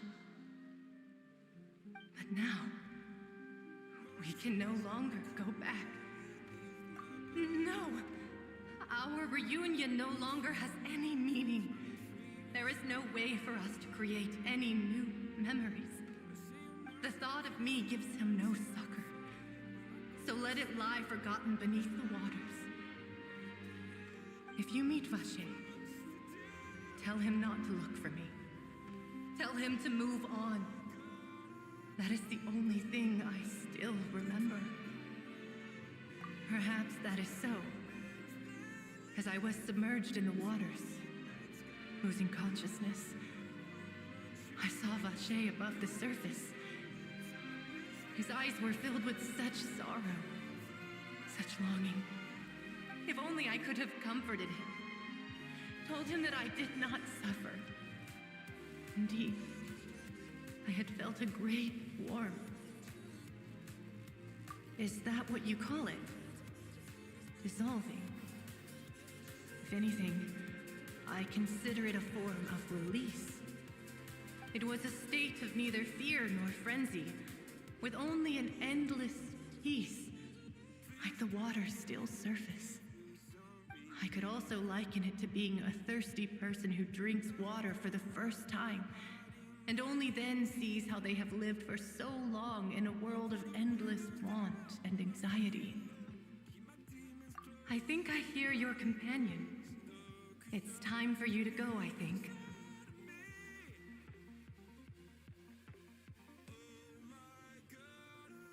Farewell, then. I am glad that you were able to sense my presence. Remember, if you see Vache, tell him not to seek me out any longer.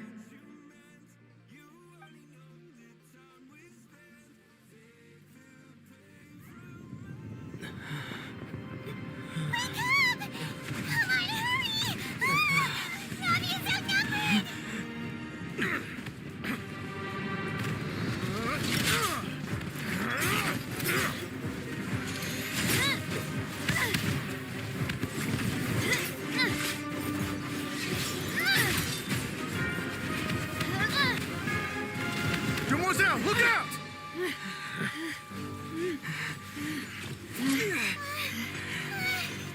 Dear God, it's a whole army of Gardamex.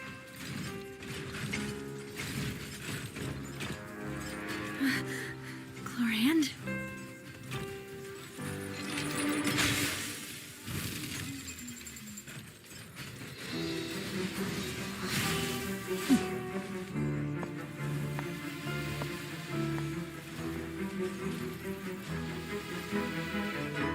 Quick, now's our chance!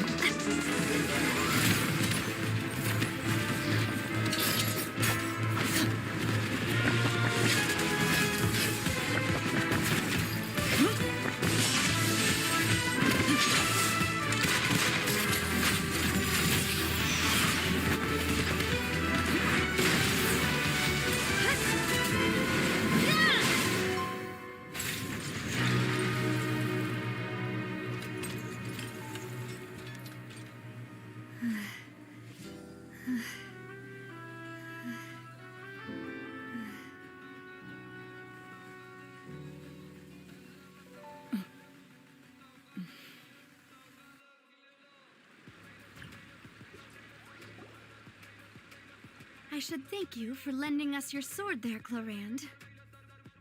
But before I do so, could you explain how you managed to show up here? I followed you.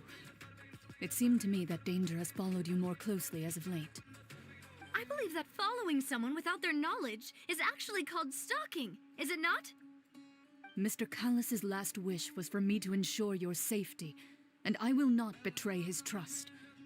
He would do the same, were he alive today. Do not speak of my father! Sorry, Demoiselle. I was not strong enough. Thank you for your aid, Miss Chlorand, but do keep an eye out for your manner of speech. I believe we all wish to avoid unnecessary emotional harm. Sorry, I did not consider your feelings. Whatever. What else do you know? How did you come to the conclusion that I'd be in grave danger? I doubt I know much more than you, but I believe that the mastermind behind the serial disappearances is very powerful. Your performance tonight will almost certainly attract their attention. I'm sure they've known about me. To be honest, I'm shocked it's taken them this long to act against me. And what about these Gardamex? I thought only those associated with the Maison Gardiennage could control them. None of these mecha have serial numbers. I was sure to check a moment ago. They are not the ones used by the authorities to enforce the law. I can only conclude that some powerful or wealthy party must have obtained them via illegal means, deploying them as a private force of sorts. What? Your point being that they're out of Spina di Rosula's league, then? Yes. Be careful, and do not act rashly. I will continue investigating no matter what. We will bring the truth to light. That's my father's true last wish. Regardless, thank you for your help today, Chlorand. But if you get any ideas, tell me first. I don't much appreciate being followed. I do not think that they'll strike again anytime soon. So I shall stop following you. Good day, all.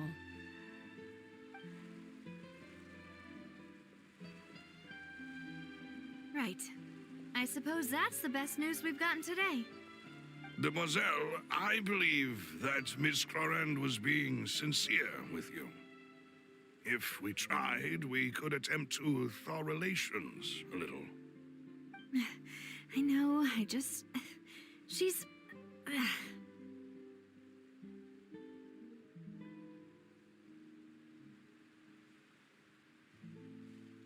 Oh, thank goodness! Paimon thought we were done for! Those Gardamex came out of nowhere while you were unconscious, and Nadia and her gang saved us!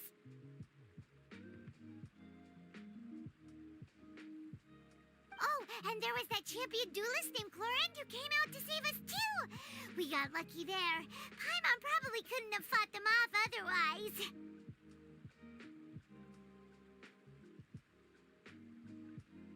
Oh, come now. Forget all that polite talk. That wasn't really a farewell meal we had back there. Not for me, anyway. In truth, I hope that every meal we have together shall be a victory feast. As such, we're still partners. There's no need to thank me. It will take 50 years for me to match Demoiselle's magnanimity. If it were me, I would have joined the Spina di Rosula on account of her goodwill long ago. All right, you two. That's enough. Actually, Navia, how did you know that we were in danger? You sure did show up in the nick of time. Well, to be honest, you're the one who tipped us off, Paimon. Huh? Really?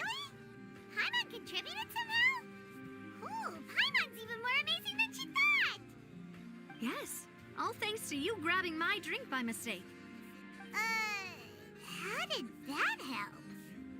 After we parted ways, I was on the way back to one of our bases when I suddenly thought of what you said. That the Fanta tasted kind of salty and icky.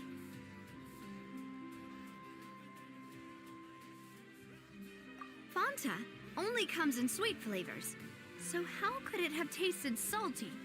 The color of the drink, if I recall, had also been a bit off. So the Fanta had been spiked with water from the primordial sea? Yes. So if you hadn't drunk that cup for me... Spina di Rosula is preparing the grandest of awards for you as we speak for saving the boss. Huh. Really?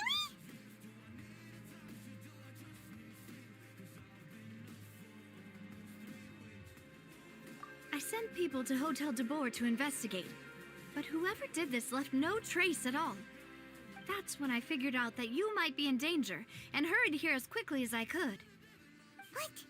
Why would they go after us, too? All we did was defend Linny in court and help clear his name. Ugh, now we're caught up in this mess, too, aren't we? Well, you did foil a plan that they were probably pretty proud of, and almost got their name in the process. Speaking of which, did anything strange happen when you drank the primordial seawater?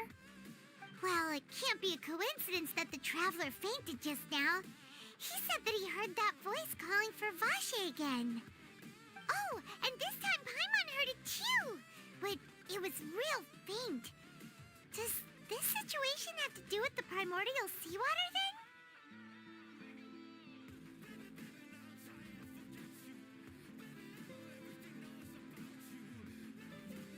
Does that mean the primordial seawater raises someone's sensitivity to hydro when it's used on people who are not from Fontaine?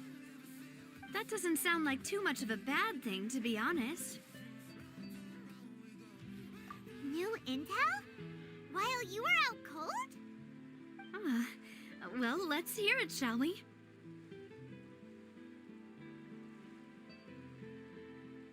Oh, that is important.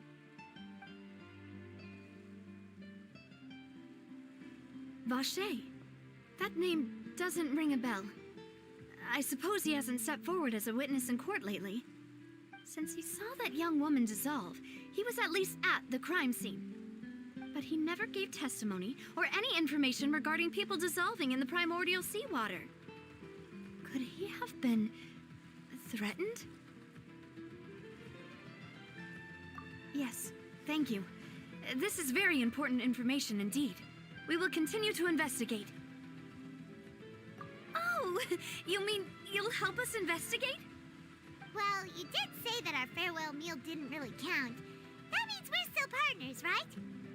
And besides, we're in this now whether we like it or not. You're not gonna let those people who targeted us get off the hook so easily, are you, Traveler?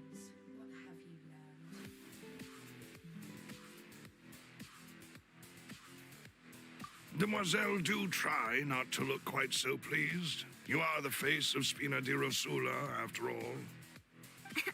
You talk too much. Well, in that case, let's head back to one of our bases, shall we? I'll arrange accommodations for you.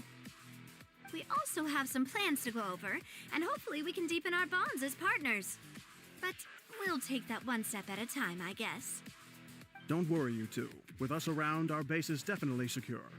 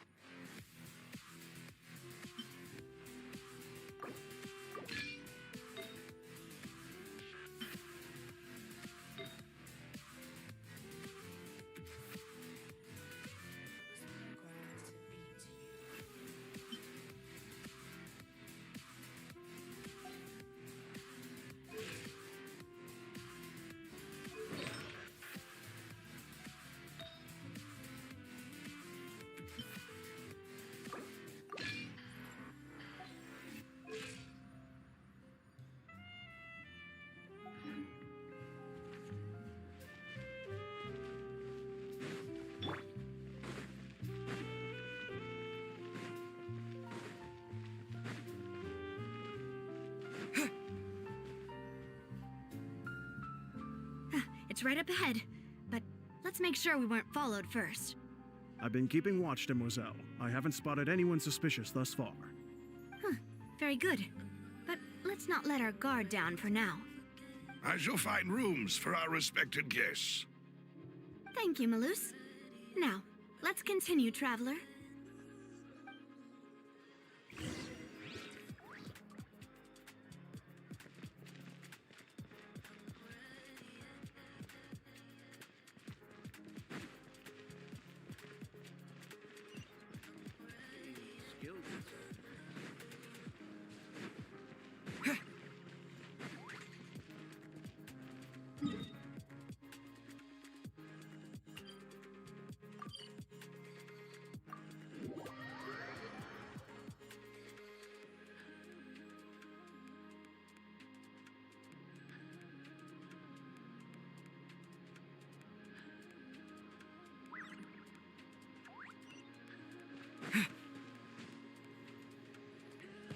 Maybe I wasn't meant for this world.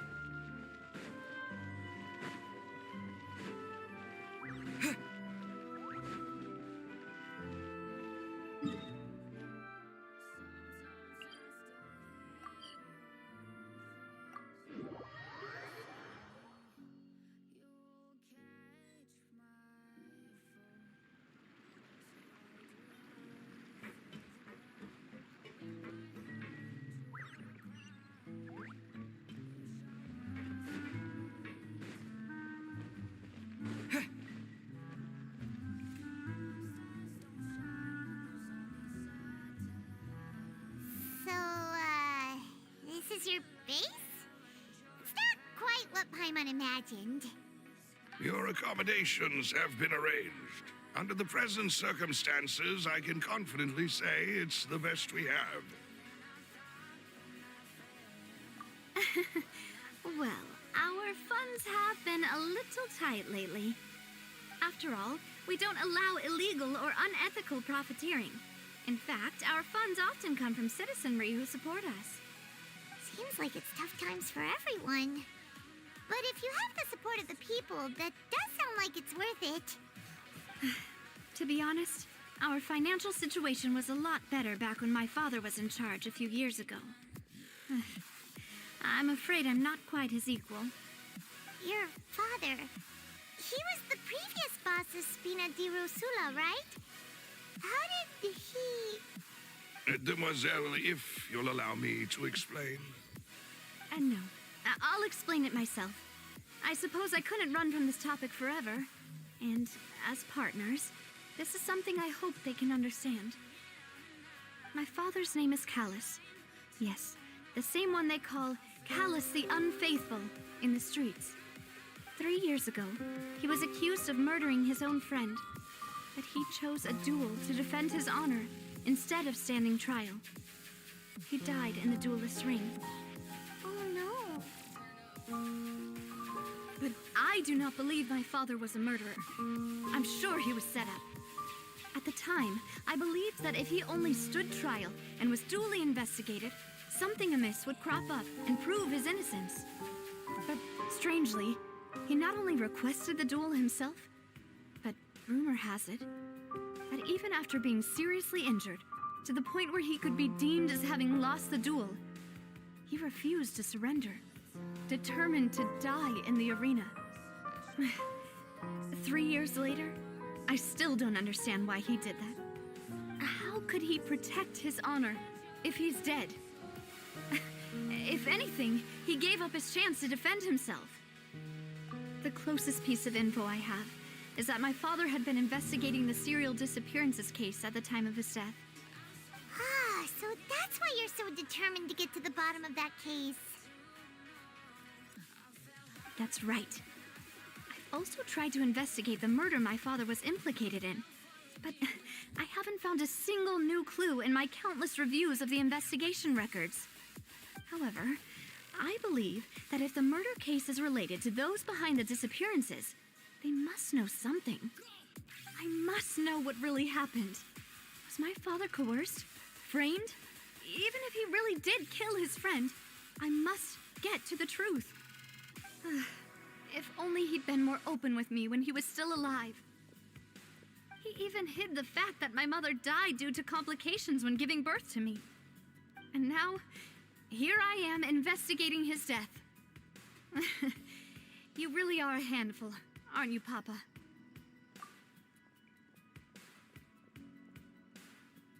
Demoiselle, please, if there is anything I can do, anything at all.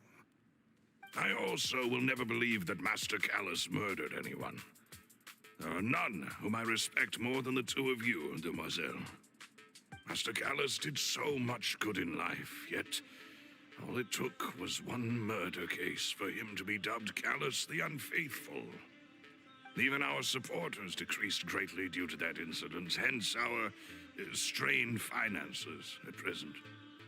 Wait, if Callus was such a good man, wouldn't people at least be a little suspicious when he was accused?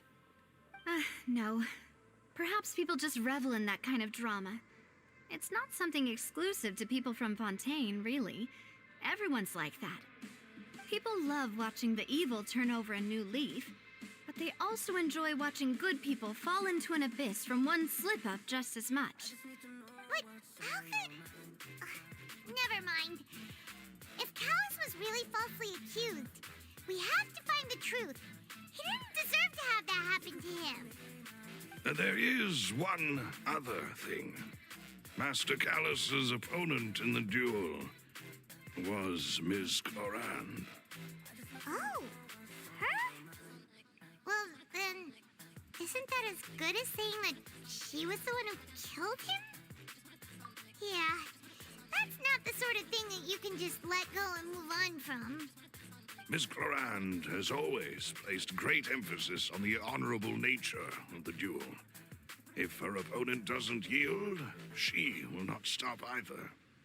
She knew Master Callus beforehand and greatly respected him, but seeing how he was resolute in the arena, there was only ever one choice she could have made. It's not that I don't understand her at all, but I just can't deal with this yet. Don't worry, Navia. Paimon knows how you feel. You don't have to force yourself to do that. Afterward, Miss Clorand told us that at the start of the duel, Master Callus requested that she ensure Demoiselle Navia's safety.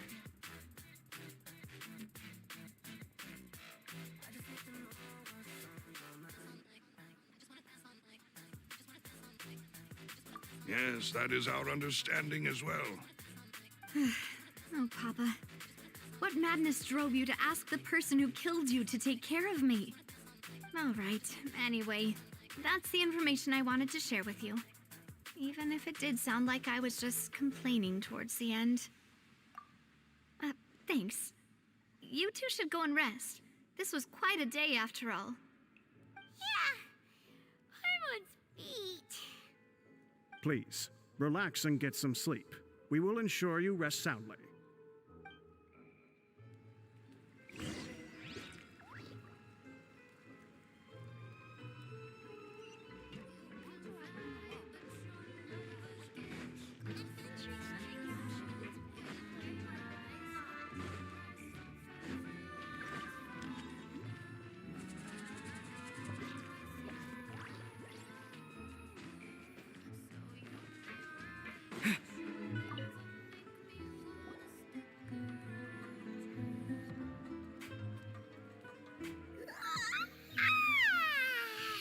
Paimon slept so well. This place feels almost too safe. Huh? Navia? Where did the other two go? I sent them back to Poisson. It's Spina de Rosula's place of origin, and where we have our headquarters. There's not much for them to do here at the moment. Paimon gets the feeling that you're just trying to get them off your back. But never mind that. When did you get back? Were you waiting here the whole time? No, I just returned after going out for a while. I did some investigating yesterday regarding the name Vache. Wait, so you didn't sleep at all? How could I after having such critical new evidence appear? Guess Paimon wasn't speaking for everyone just now, huh? Unfortunately, this name seems to have been wiped from existence. It doesn't seem to have a match anywhere. I suspect that those behind this have already taken steps to hinder an investigation from this angle.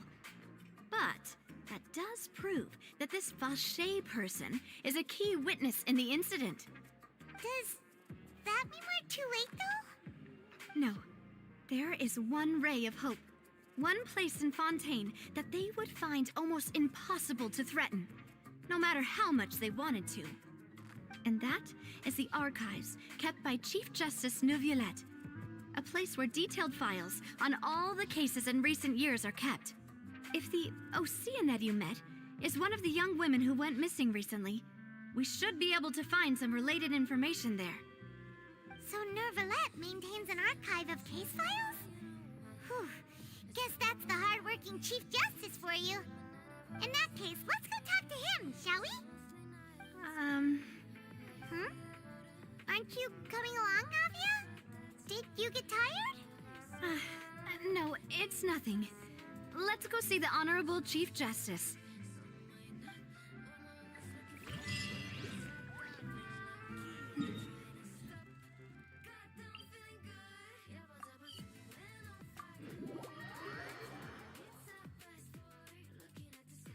The Palais is right up ahead. Come on.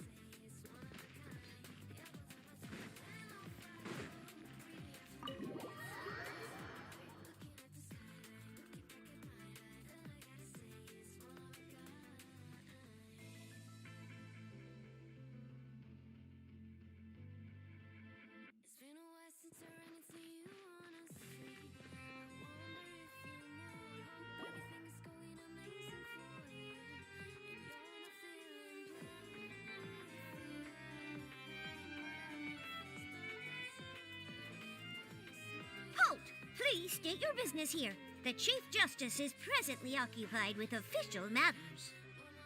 Huh. This place does look pretty heavily guarded. Guess that proves that Nervalet's files are really secure. Hey, don't you recognize us? Huh? Who are you? Just to be clear, I don't care who you are or who you might be related to. Our rules make no exceptions. See? They've got great discipline, too. Yep. Paimon can tell. If you're here just to crack jokes, I can point you towards the exit. Unlike some, we're busy, so please leave if you don't have a reason to be here. No. What I meant to say is, shouldn't you remember us from a few days ago? We were at the trial of the great magician Linny. Oh, yes, I remember. I read about it in the Steambird. You must be Linny's attorneys. It's all coming back to me now. We're here today to report and archive some information on a follow-up case. Huh. Is that even a thing? Of course. Don't worry. We're here on official business. You can trust us. All right then, I'll let you through. The Chief Justice is just inside. Thanks so much.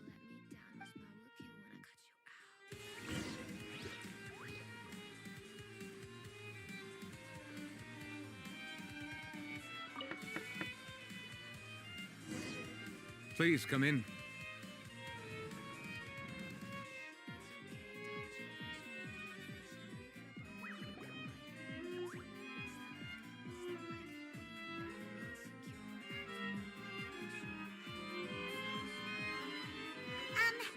Sorry to barge in, Monsieur Nervalet. We only lied to get in because we didn't know any other way. It's all right. Please let me know how I may be of assistance to you.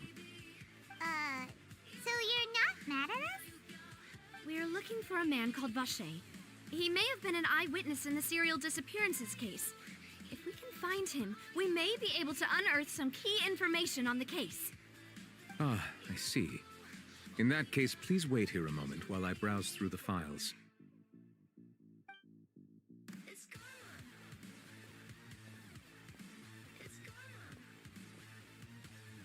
Who knew that Nervalet would be so easy to talk to?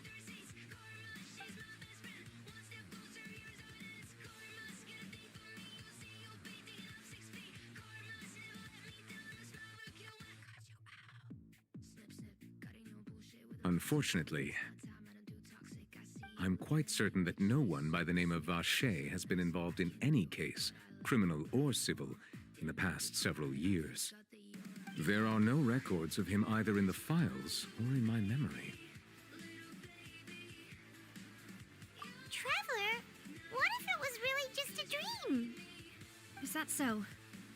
All right then. Thank you so much, Monsieur Neuvillette. We'll take our leave now.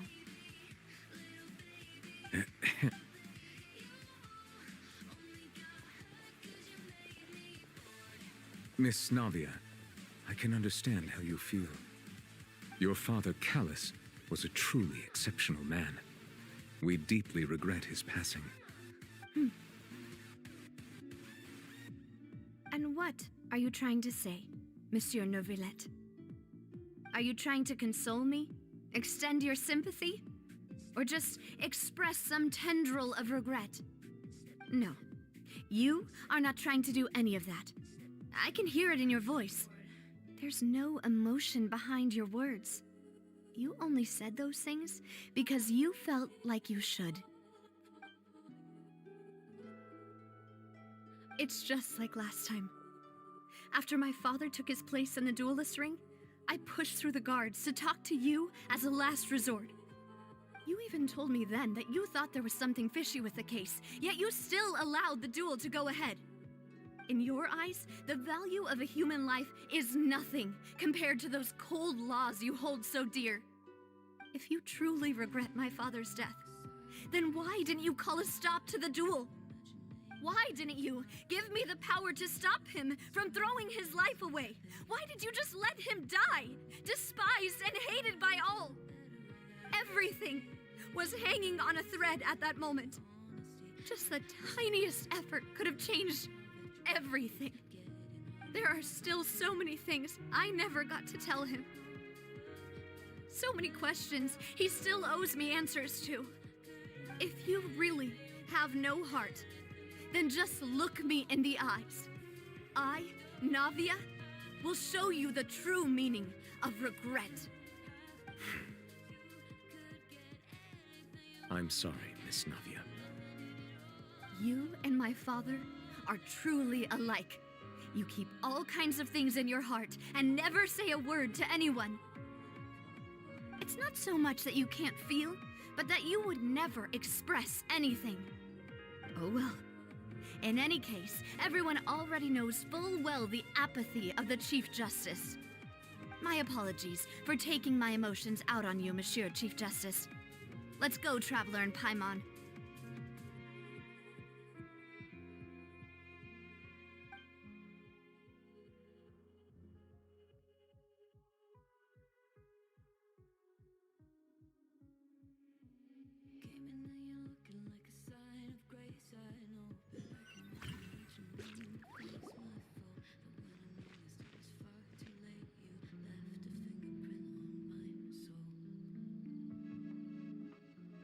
Navia, are you okay? I'm fine. Rain. It's raining. You're right. Wasn't it still sunny when we went into the building? And there shouldn't be any active trials today. How strange. Now that I think of it, on the day my father was convicted of murder, it was also raining. What is it? Did you think of something?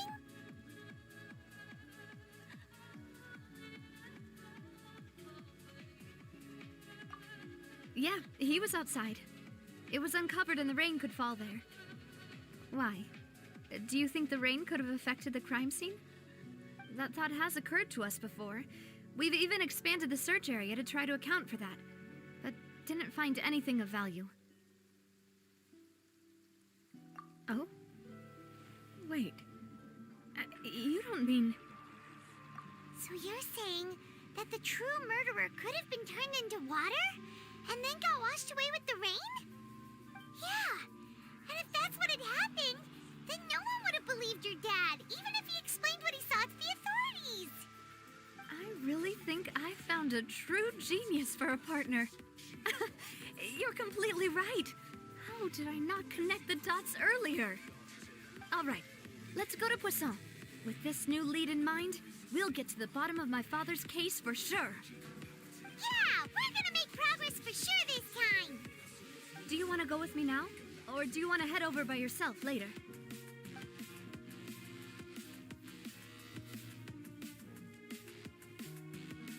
Great. Let's go then.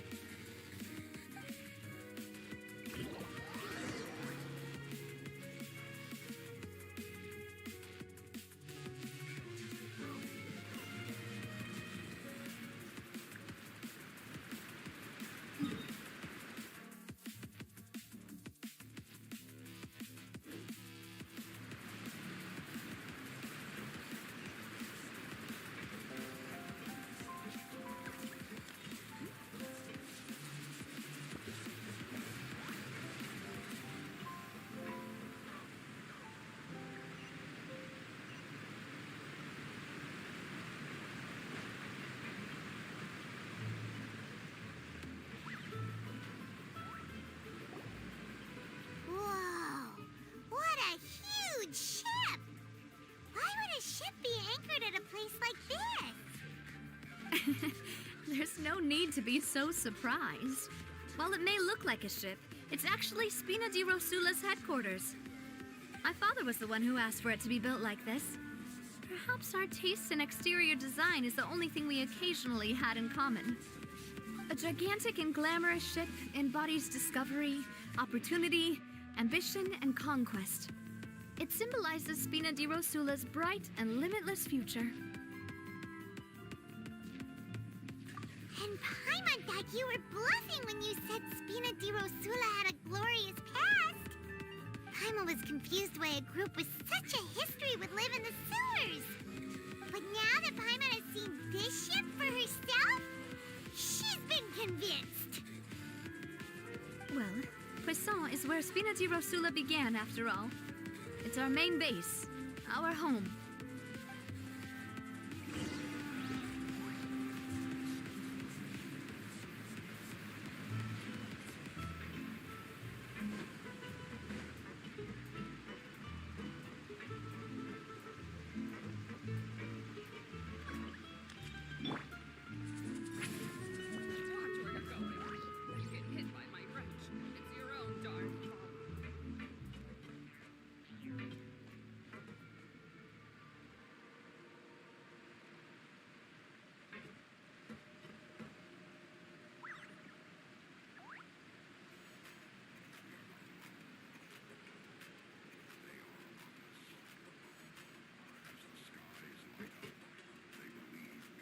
Return to the skies!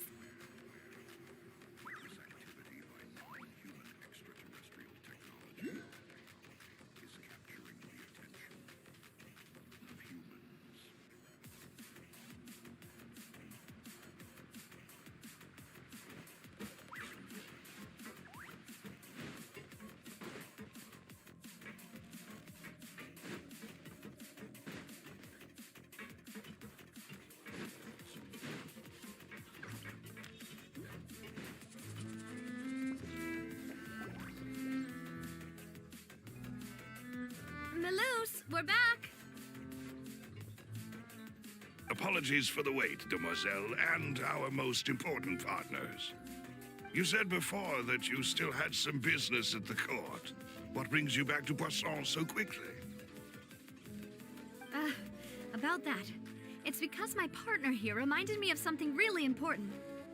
You see, what if my father's case had something to do with water from the primordial sea? You still remember, right, Melus? On that night, it was raining? Yes, the case was quite similar to that of Mr. Linney's. Both were what you'd call impossible murders. Could you tell us a bit more about what happened before? Yeah, of course. Many years ago, something called synth began to gain popularity in Poisson. At a glance, it was a kind of drink that could excite your mood and produce many pleasant hallucinations. Wait! Didn't that guard guy who turned into water also mention that the primordial water could be used to produce some kind of potion? Yes, he did. Considering what we know now, it's almost certain that synth is created using water from the primordial sea. If you drink synth for an extended amount of time, you'll suffer many side effects, such as losing the ability to focus or control your emotions. And if you were to stop drinking it completely, you'll experience flashes of paranoia and anxiety while lacking energy to do anything. It's an extremely dangerous substance. As he oversaw Poisson, my father was compelled to put a stop to synth abuse and called for a complete ban of it. Boss's uncompromising attitude incurred the synth vendor's wrath, but no matter how much they threatened or bribed him, he refused to yield. Not only that, Boss became determined to find the mastermind behind the synth operation and put an end to the problem once and for all. Yes, but the enemy was very cunning. So he could never get anything out of the dealers, all of whom only sold the stuff and weren't privy to the rest of the operation. Recognizing that, my father decided to contact the dealers in secret and cultivate personal relationships with them. Finally, he was able to convince someone to become his informant. The man's name was Jacques. He felt greatly ashamed about his work after seeing many families destroyed by synth abuse. That night, my father hosted a banquet at his countryside estate. He planned to meet up and exchange information with Jacques over some food. But then, we heard 2 gunshots from the courtyard. We raced to the scene and found my father, still holding a gun, and Jacques, who was already dead on the ground. Huh? How did that happen? Aren't they on the same side? Sounds just like Lenny's case, doesn't it? In both cases, the culprit seemed obvious. but neither appeared to have any motive at all. Looking back on it, though, I now believe the most important clue was something we all overlooked at the time. There were pieces of clothing left at the scene. Precisely. It's all thanks to you that I made the connection now. Back then, we all just thought they were some costumes that Jacques used to disguise himself at the banquet. But, considering it now, it's almost certain that they belong to a third person at the scene. With one extra person, we'll also need to reconsider why the 2 shots were fired.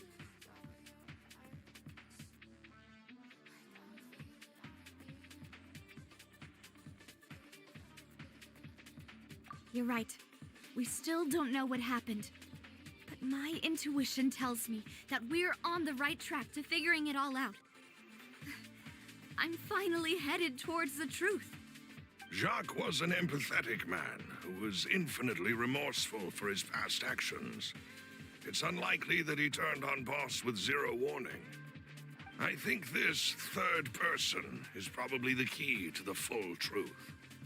On that note, however, even though this will not please you, demoiselle, as your and your father's butler, I must still offer a word of warning. Our opponent is insidious and cruel. They are extremely difficult to deal with, and Boss has already lost his life trying to bring them to justice. Even though Spina de Rosula has lost most of its former glory, Poisson has welcomed a new time of peace, and we have been allowed to live out our lives.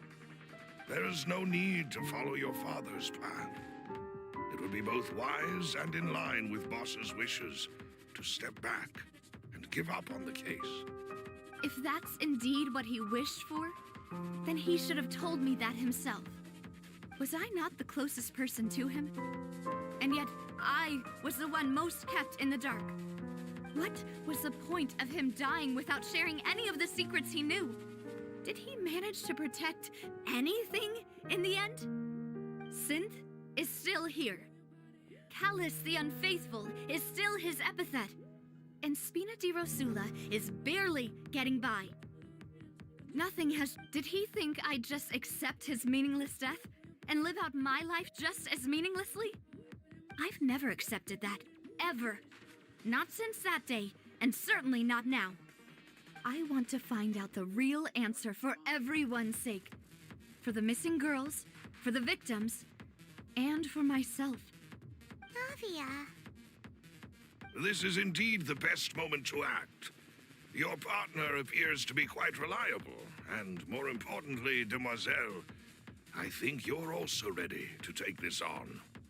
So you do know something else, Malus? Yes, I do. In fact, even before that banquet, Boss already knew of the connection between Synth and the serial disappearances case. But what drove all the tensions to the boiling point was the revelation that you, demoiselle, had been selected as the next target to disappear. What? Boss also didn't tell you that he had been diagnosed with a rare illness. The doctors told him that he had no more than 5 years left to live. And the serial disappearances case caused him great anxiety. 5 years was nowhere near enough time to resolve this long-standing conflict. But once he passed away, all the danger would pass on to you. Knowing all of this, he decided to use one final intimidation tactic before his death. He claimed to have already gotten his hands on some key incriminating evidence for the other side, and even told some members of Spina di Rosula about the details. But as long as you remained safe, he would not share the evidence with the public. If something were to happen to you, then he and all those he told would immediately expose all they knew about Synth and the disappeared victims. Right, so nobody would be able to get off scot-free. As we've seen, Boss's tactic has worked. Even though Boss has been gone for a long time, the other side has not tried to take Demoiselle's life. No, I don't believe it. He never appeared to look sick to me. No father wants their daughter to see them weak and haggard, especially someone as proud as Boss. To him, dying in a duel and suffering lasting dishonor as the unfaithful was still far preferable than losing face in front of his daughter. So he chose to die in silence, so that he could protect me. I'm afraid you're not understanding this correctly, demoiselle. What Boss wanted to hand to you was not a parasol, but a sword. If Boss's spirit could hear you telling me that you want to find the answer for the sake of everyone involved, I'm sure he'd be extremely proud. That fool. Couldn't he have just given it to me straight? No. He might have set up everything precisely because he never thought I'd be able to understand him. Is that the amount of confidence he had in me? And what if I was never able to make it to where I am now? Yeah. I suppose that's true. With the way he'd set things up, if I had wanted, I could have just lived out my life without a care in the world. But thankfully, he rarely talked to me about complex matters, and thus understood little of me as a person. In this case, he really didn't need to give me an easy way out. Malus, what was the key evidence that he shared with you? It's the location where synth is produced. Essentially, it's the enemy's headquarters. When he was threatening the enemy, Boss didn't share the specifics of the incriminating evidence he found. But if you want to use it against the enemy, you'll still have to take several things into consideration. Why? If we know where the place is, can't we just go storming in? You mustn't forget that we're fighting against a mysterious and dangerous organization that's been in operation for decades. There's no telling what might be lying in wait at their headquarters. We also have no idea what kind of evidence we may be able to find inside, nor what people we may be able to capture. But a single visit to their headquarters would be tantamount to a formal declaration of war. The worst case would be that we leave empty-handed, but also open ourselves up to full retaliation. Then, in that case, why not work with the Fontaine authorities? Well, you saw one of them dissolve during Mr. Linney's case. We have no idea just how thoroughly they may have been infiltrated. Huh. That's true. Seems my father really had no choice. But things are different now. It should be a lot easier to prove the other side's guilt, now that we've connected Synth with the disappearances case. You sound like you've put a lot of thought into this, Malus. I am the butler, after all. I live but to serve the boss and Demoiselle's will. I've always been willing to take on any kind of risk for your sake. But considering my relative lack of ability, I've spent my time keeping secrets, performing basic investigations, and waiting for the right time to come. Thank you for all of that, Malus.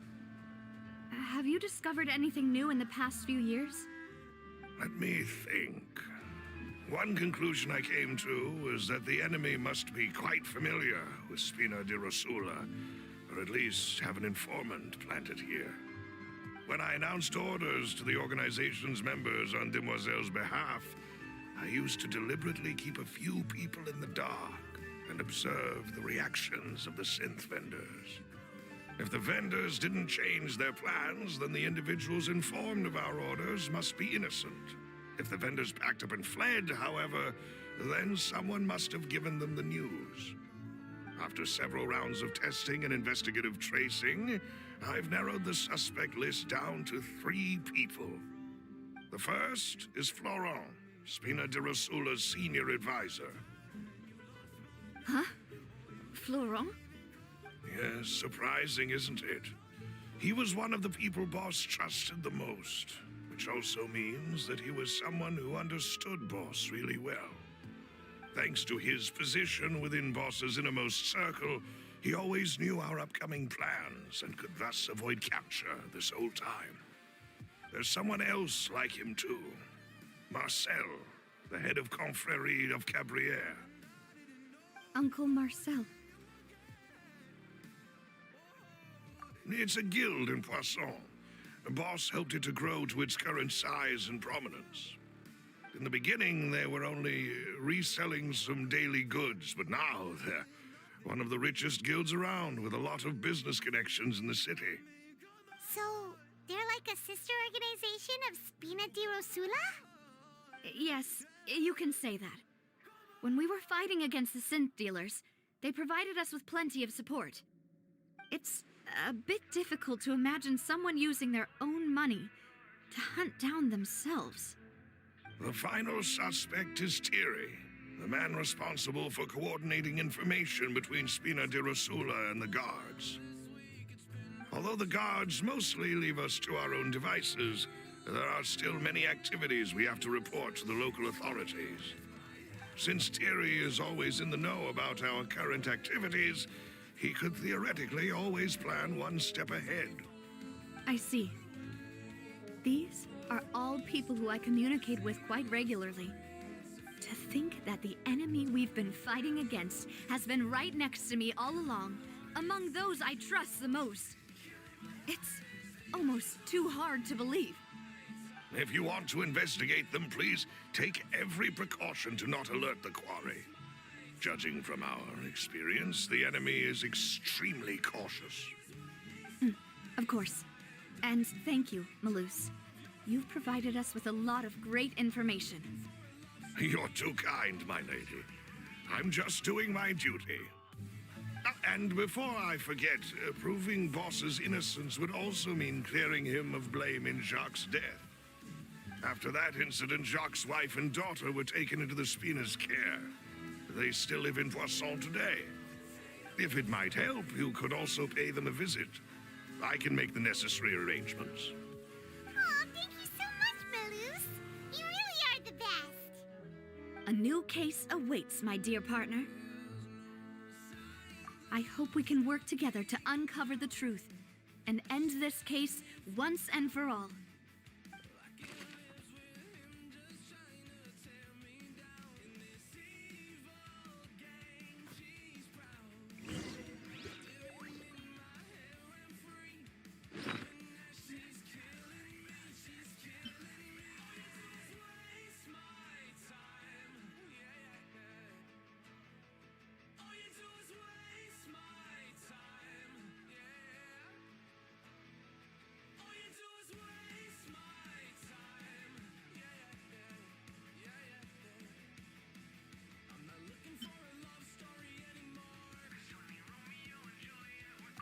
Why would it be him? How strange. That size wouldn't have been a problem for Paimon. I'm in hopes he's telling the truth. Doesn't seem likely that anyone could have been there. Whoever the murderer was, they must have made preparations well beforehand.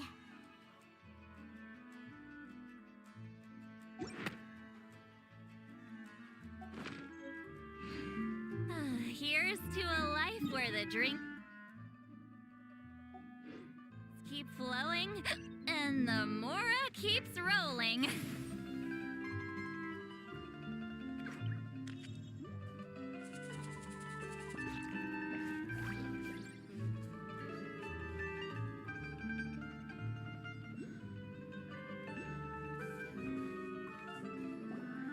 It is settled, then. Please excuse me, and enjoy your conversation at your leisure. Thank you for arranging everything for us, Malus. Excuse me, miss. Do you need anything from us? Oh, Hey, Navia's all quiet. This isn't like her at all. I'm sorry that I only came to visit after all this time. After what happened, I didn't know how I was supposed to face the two of you. Ah, if it's about that, there's no need to apologize. After my husband died, Spina di Rosula sent us a lot of mura and support. I understood your guilt and apology to be genuine. But Aren't all of those things nothing compared to the loss of Jacques? I can understand the kind of pain that comes with losing a father so needlessly. You don't understand at all. I didn't know how to face you, because I didn't know what I could possibly bring as a consolation gift. I know only the full truth could bring closure to you, and to all of us. Mm-hmm. I'm sorry. I appreciate the sentiment, but you don't have to carry all that guilt. On the matter regarding my husband, my daughter and I have more or less found our answer already. Would you mind sharing it with me? I really can't believe that my father could ever bring himself to shoot Jacques. I always knew that my husband's money was earned through others' suffering.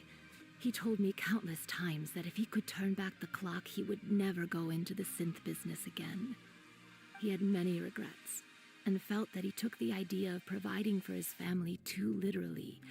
For the longest time, he thought Mora was everything. So when Mr. Callis came to him with a proposal, he accepted it almost immediately. He tried to be as careful as he could, but even so, he was still found out by the higher-ups. They found out about his betrayal? Papa didn't say that exactly, but Papa did tell me that I should never be ungrateful. Before he left that day, he told me that he had no choice. It was only later that I realized it was his final farewell to the two of us.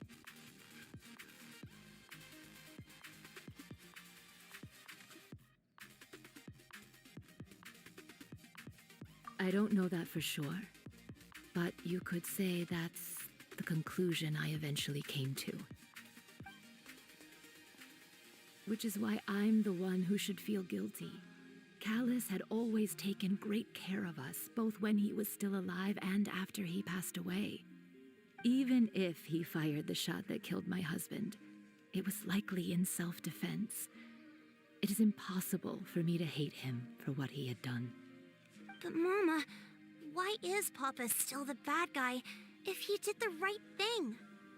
Papa always wanted to be a good man. So why did he have to do a bad thing in the end? Well, things aren't always as they seem. You still feel like your papa was a good man, right? Yeah, Papa was a really good man. The best in the whole world. Then you should hold on to that. If a good man had to do a bad thing, then he must have had his reasons. Regardless of whether he left you a parasol or a sword. He must have done so to give you a better life. Oh. Thank you for everything you've told me. I will definitely find the truth. The current state of things is not something I'm willing to just sit back and accept. Thank you. I'm very grateful to hear this from you. Even though your personality is quite different from your father's, your determination when you speak is really similar. You really think so? That's the first time anyone said that to me.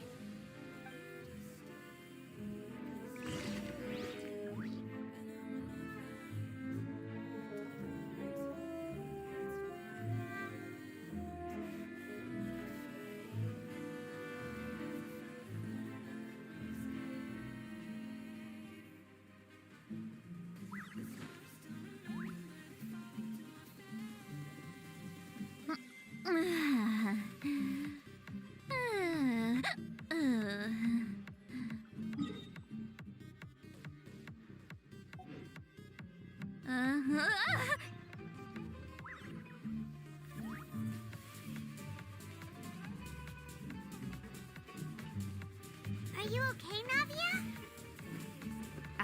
I'm fine.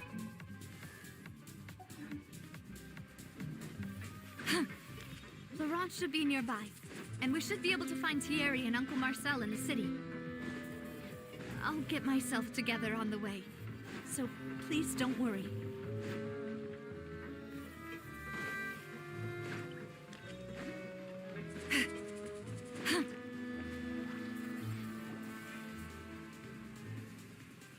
Greetings, boss. How may I be of assistance today? I'm sure you've heard about what happened at the Opera House. Someone got turned into water right in front of us. Yeah, I've heard. With something that dramatic, I'm sure journalists will milk it for all it's worth. And it'll be all the talk for the next several weeks.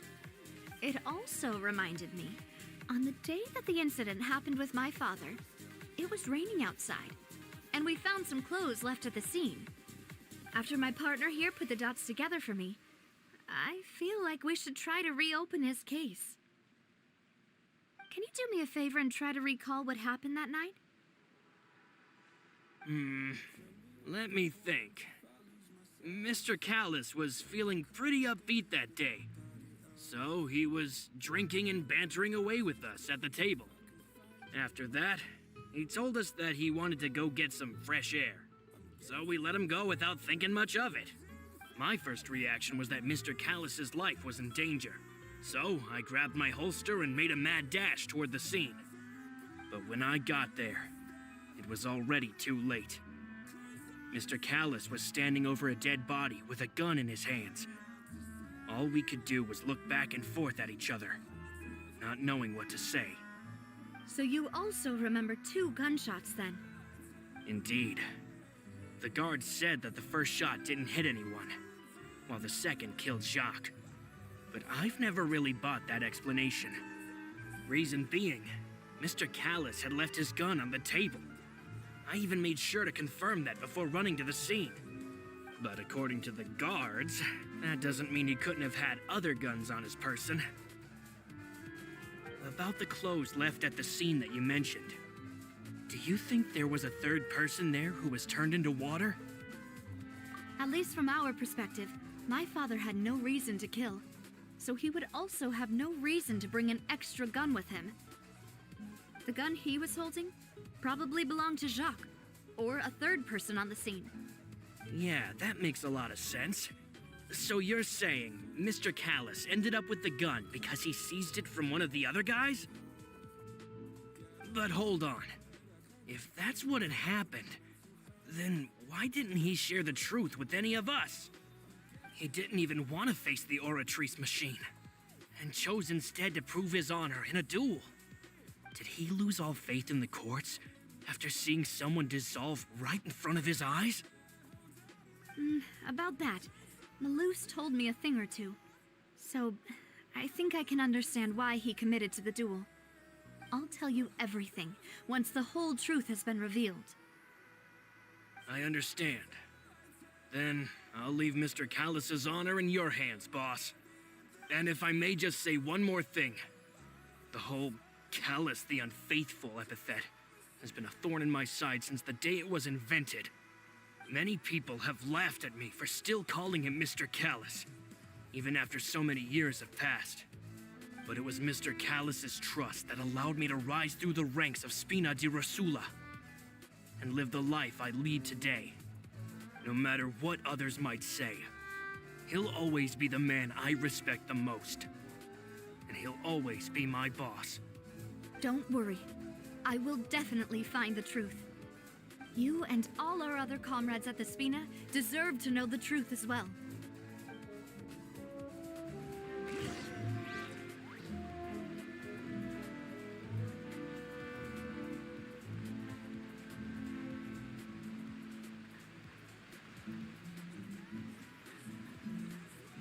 Going into a trance is risky for most people, so don't get any ideas.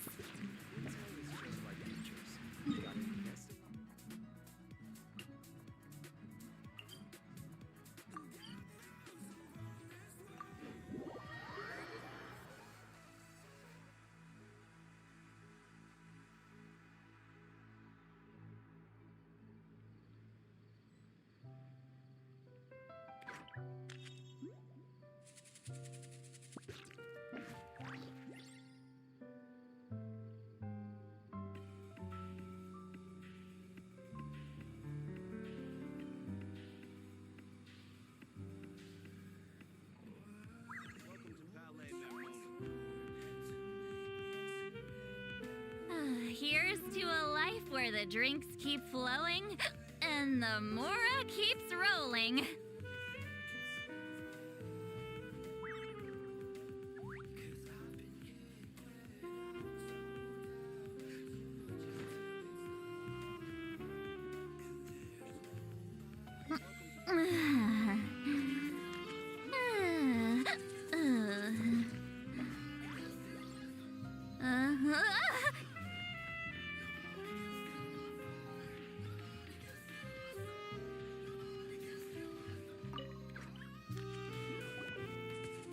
Hey, Thierry, it's me.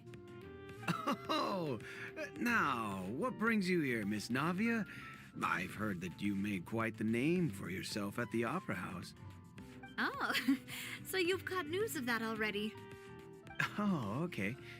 Hey, I'm also a member of the Guards, you know. The way you make it sound, people would think I was sent off to Poisson because I had done something wrong. Are you sure there isn't a little bit of truth in that? Under normal circumstances, shouldn't you have been called back to the city already? I mean, where I work is really up to me. Let's just say I enjoy the ambiance of Poisson. Callis did a fantastic job running the town, building Spina di Rosula from the ground up and clearing many obstructions in my way. It would be next to impossible for me to find a similarly easy but high-paying job in the city. Anyway, enough chit-chat. Are these two friends of yours? You, here for some formal business? Yes. These two are my partners.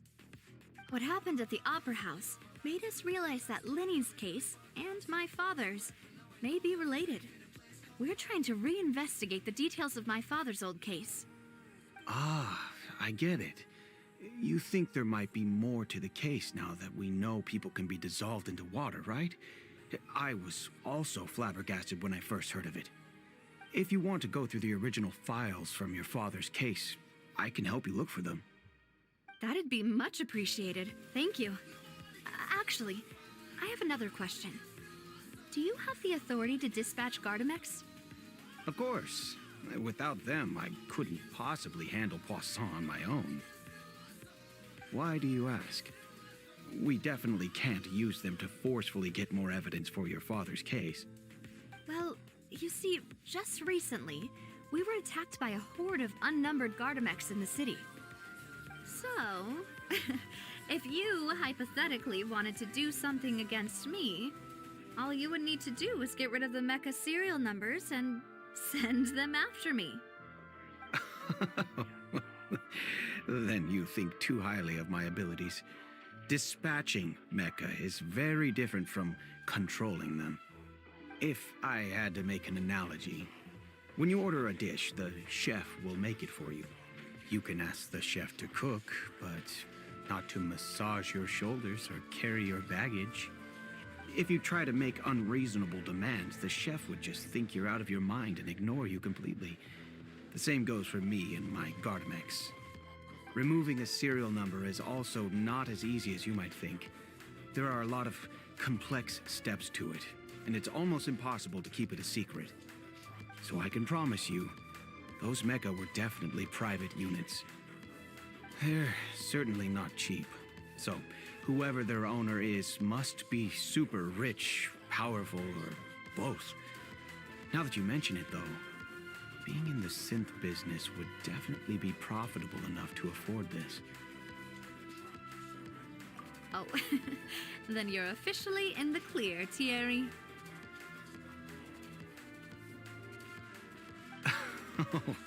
Thank you for the vote of confidence, Navia. Jokes aside, I'd like to wish you all the best with your investigation. I'll be staying in the city for a little while, so just come find me if you need any support from the guards.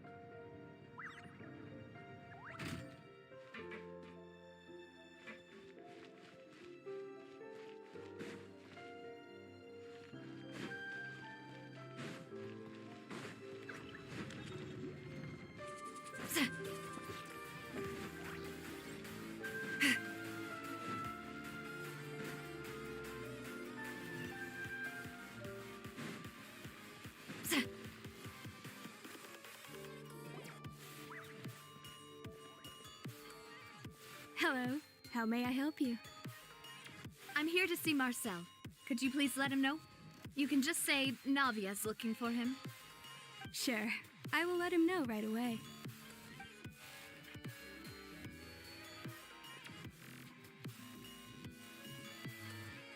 Navia, hello. Sorry to keep you waiting. I'm not as young as I used to be, so my legs are giving out a bit. Oh, it's all right, Uncle Marcel. There's no need to stress. I just wanted to talk to you briefly about what happened in the Opera House. I'm sure you saw everything too, right? Yes, I've never seen anything so strange. Oh, you were at the Opera House too? That's right. I went there with Navia to see the magic show. Who knew it would turn into a whole murder mystery? I also witnessed your marvelous sleuthing work. Quite impressive. To beat the Hydro Archon at her own game on her own turf, I can already imagine everyone in Fontaine discussing your exploits over a few glasses of wine. Oh, Paimon doesn't want to become the talk of drunkards. Apologies. It's just how Fontaine is as a nation. Everyone loves drama and theatrics. Uncle Marcel, you've also noticed that other thing, right? The fact that humans can dissolve in water? Yes, I was reminded of your father's case right away. Is that what you're investigating now? Exactly. I still don't have much solid proof, but I can sense that the other side has already begun to act. Oh, and what makes you say that? We were attacked on Araneus by some unnumbered Gardamex. And there was also an attempt to get me to drink water from the primordial sea. If not for the vigilance of my partner, I probably wouldn't even be here talking to you right now. Oh, you're giving us too much credit. Wasn't it you who protected us? Alas, it seems things are heating up again. The peace that Callus sought so dearly will soon become a thing of the past. But rest assured, Navia, Poisson will always remain a safe haven for you. If you're scared, you can always return there. If anyone dares to lay their hands on you there, the Confrérie of Cabrières will use its funds to the last Mora to bring them to justice. Thank you, Uncle Marcel. But I don't intend to go into hiding. I'm going to strike while the iron's hot. Do you have any new thoughts on my father's case? About that. Sorry, my age is catching up with me, so it'll take me a while to recall my memory. The Confrérie was responsible for that banquet, so I was out and about the whole time making sure things were running smoothly. I didn't even have the time to drink with the guests. Then I heard the sound of a gunshot, and the rest was history. Oh, it's okay. No need to push yourself. We'll ask around some more, see if there are any valuable clues elsewhere. Sounds good. Just let me know if you ever need Mora. All my wealth comes from Callus's patronage and support. I'll spend however much it takes to clear his name.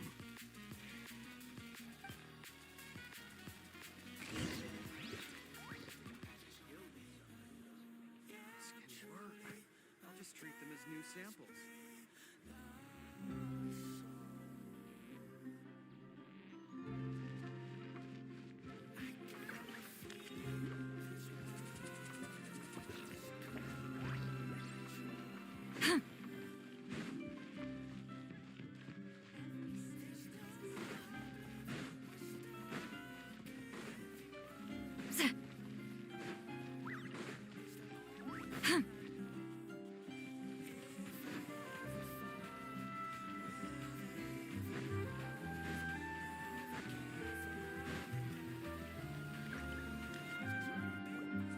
We've talked to all three suspects, purely based on their conversations with me. None of them sounded particularly suspicious.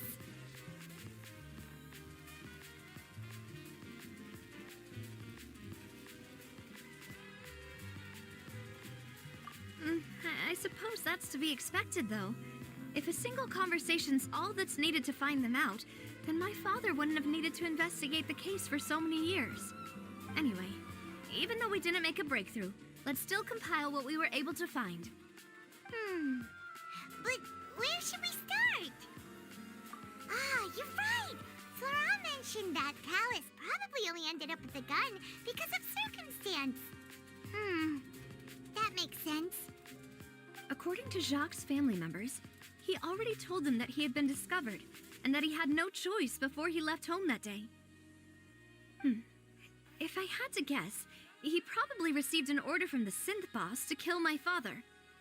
Had he refused, he and his family's lives would have been forfeit. So, Jacques fired the first shot?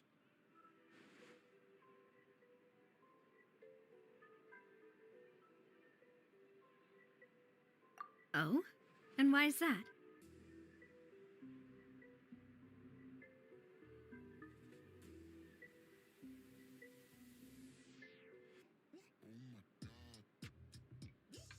Ooh, that's a good point. Jacques probably already knew that he was just being used as a tool for murder.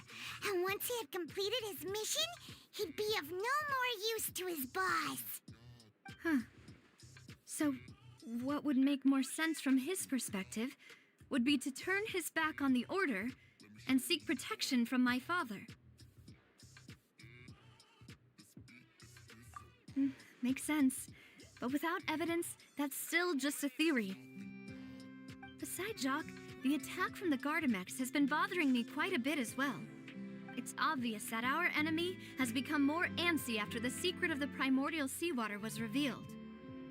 Do you think he knew, even then, that we'd follow this lead to the end? Given everything that's happened since, it's quite possible.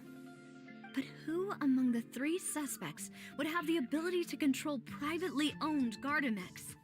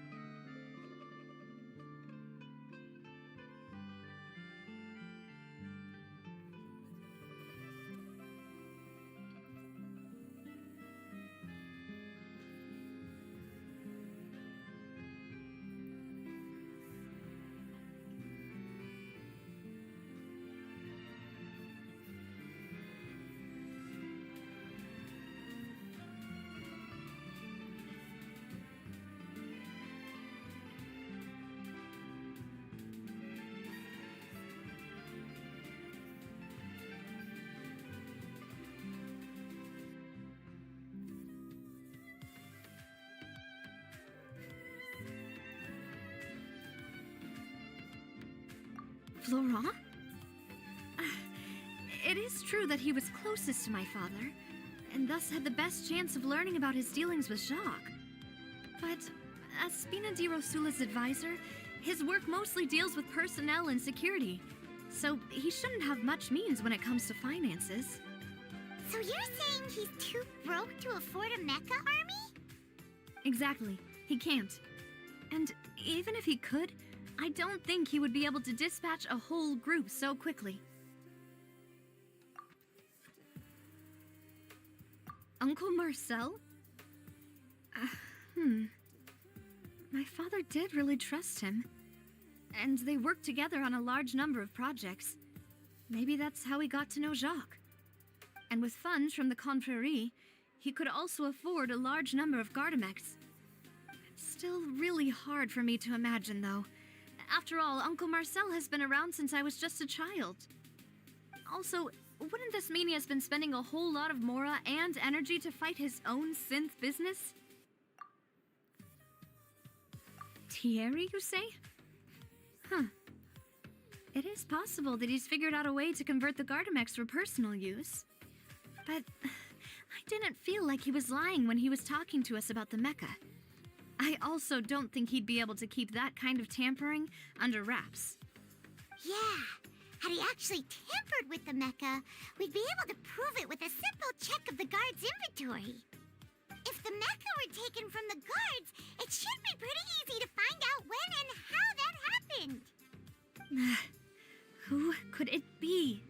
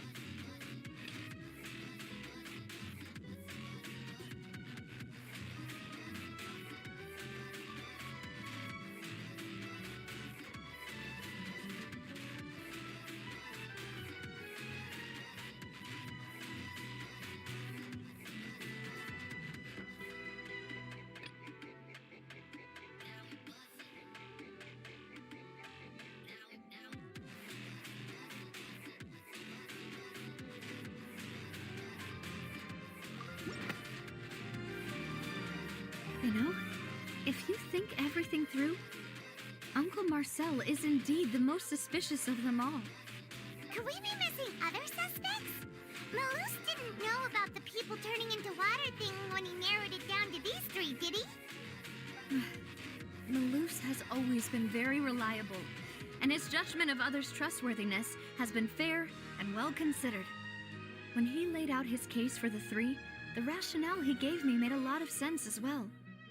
The suspect is knowledgeable about the Spina's internal affairs, has the means to dispatch Mecha to assassinate us, and possesses significant intellect and foresight.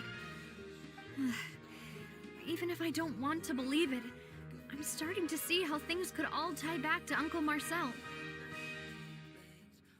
Well, we still have another trump card on top of all the theorizing and speculating. Yes, Malus did say that charging straight in there would be extremely risky. But we don't have any other options right now. We need far more solid proof before we can hope to go charging in on our enemy. Navia, here you are. Oh, I've been looking for you. Huh? Aren't you the guy from the guards? Did something happen? Yeah. News came from Irenaeus just after you left. We've got another trial on our hands. Wasn't that place built specifically for holding trials? What's so newsworthy about this one? I know. But they said the person they're putting on trial is a Fatui harbinger called Tartaglia. What? Is that someone you know? Yeah, we know him.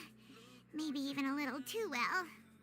Well, he's been accused of being the true culprit behind the serial disappearances case. It's absurd, don't you think? Wait, how? None of our investigations have had anything to do with him. That's what I thought was strange about it, so I came to tell you the news right away. If the charge against him stands, then it'll be next to impossible to get the guards to support any of our planned investigations. Right, because they'll think they've already found the culprit. Yeah, and it'll be a lot harder then to clear Mr. Callus's name. I understand. Well, partner, what do you think we should do? We still haven't found any conclusive evidence. Huh? Split up? What do you mean?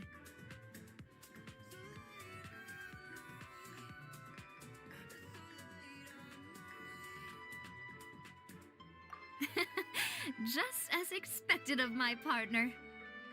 Since this is a trial about the serial disappearances case, the culprit's attention will be focused on Irenaeus, leaving his home base wide open.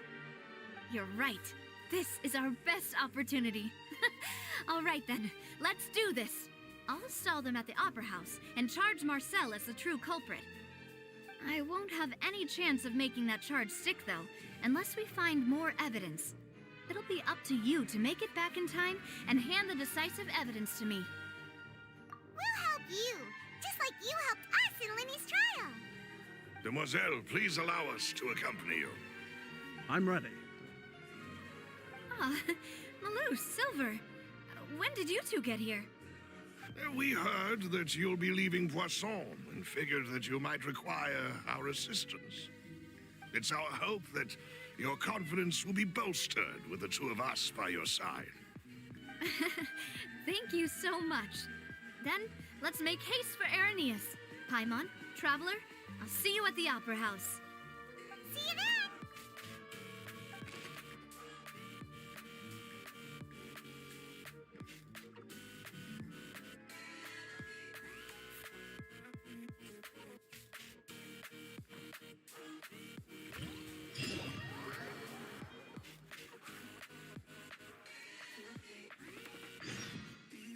Now that Navia has set out for Arrhenius, we should also get going.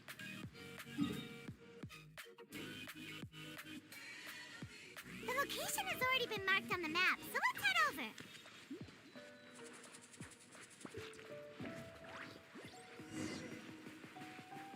Huh. According to Malus's info, the synth production base is underwater. Let's go and try to find the entrance.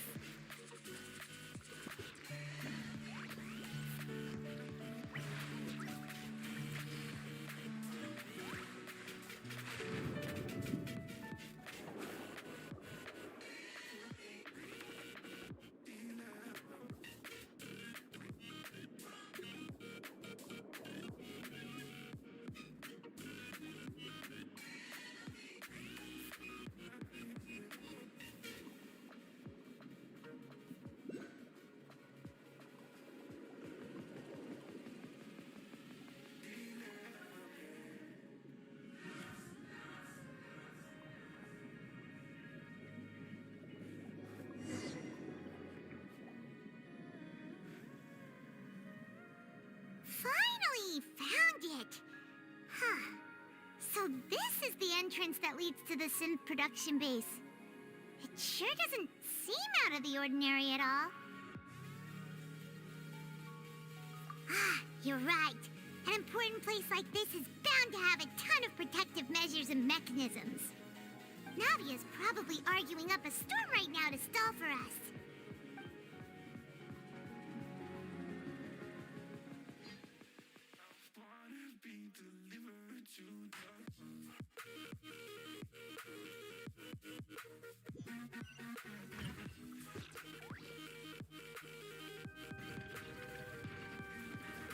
It would appear that I must repeat my question again, Mr. Tartaglia. Do you accept the charge that you are the true culprit behind the serial disappearances case? To be perfectly honest, I don't understand your country's complicated court system, or the reason why I'm being charged with something I've never even heard of. However, I did hear that people who have been charged can choose to participate in a duel to clear their name. Is that right? In which case, as long as I accept the charge, I can have an all-out fight with that champion duelist Clorend, right? I've got to admit, that's one of the most enticing offers I've ever received. When I privately sparred with her last time, she was obviously holding back. Real disappointing. Hey, don't you understand? You're currently the prime suspect for a major case. This isn't the place for you to be looking for fights. Oh? Sounds like the Hydro Archon wants to lecture me on the ways of the Opera House. Then why don't you duel me too? I'm the kind of student that learns best in the heat of battle. No. That's not what I meant. Alas, it would appear that communication with the defendant is going poorly, and we have made very little progress. In that case, let me explain everything from the very beginning again. The goal of this trial is to determine the culprit behind the serial disappearances case. That case had nothing to do with him. You've got the wrong man. Huh? What's going on? Why is she interjecting again? I told you it couldn't be one of the Fatui Harbingers. Miss Navia, this is the second time you've interrupted the court proceedings. I only tolerated your behavior last time because you were able to provide the court with a key eyewitness. But that was an exception rather than standard court protocol. I can very well charge you with contempt of court for your interjections. Oh, please. Did you ever think I had any respect for this place's pointless theatrics? We can put that discussion aside for now. I'm not here to argue with you.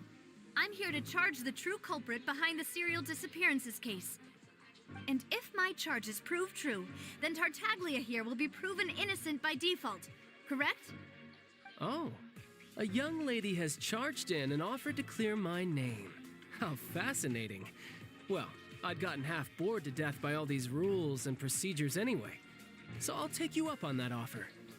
So, Your Honor, is there nothing else for me to do now?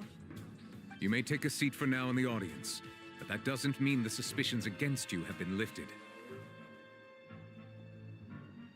Now then, Miss Navia, who is the person you would like to charge instead? That person is...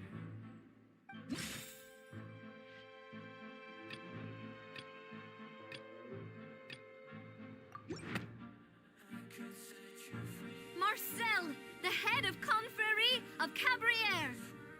Huh? What confrérie? Never heard of them in my life. I've heard of them, but weren't they Spina di Rosula's sister organization? Oh, is this going to be a friends to enemies type situation? Please let me remind you, Miss Navia, that charging someone is an incredibly serious matter. Committing to the charge also means taking on the legal responsibilities associated with it.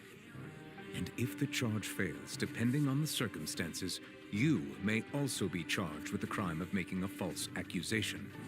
Knowing this, do you still wish to charge this man? Yes, I do. In that case, I declare the charge to be valid. Miss Navia and attorneys, please take your places on the court. Members of the guards, please contact Mr. Marcel right away so that he may stand trial.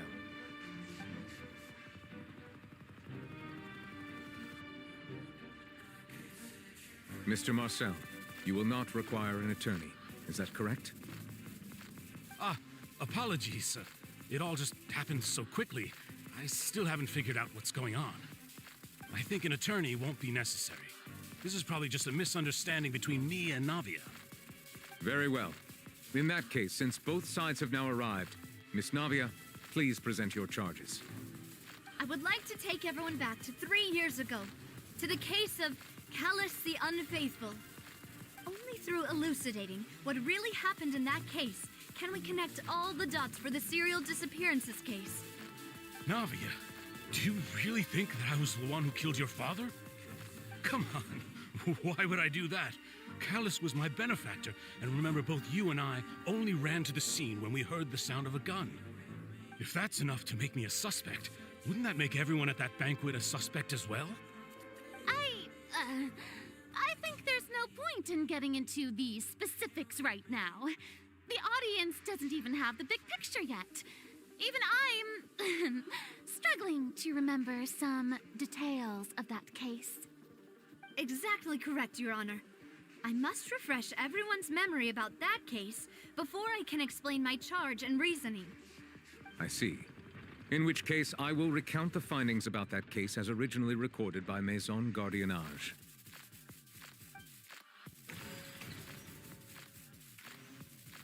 On the day of the murder, Spina di Rosula hosted a large banquet in a countryside estate owned by the Confrérie of Cabrières.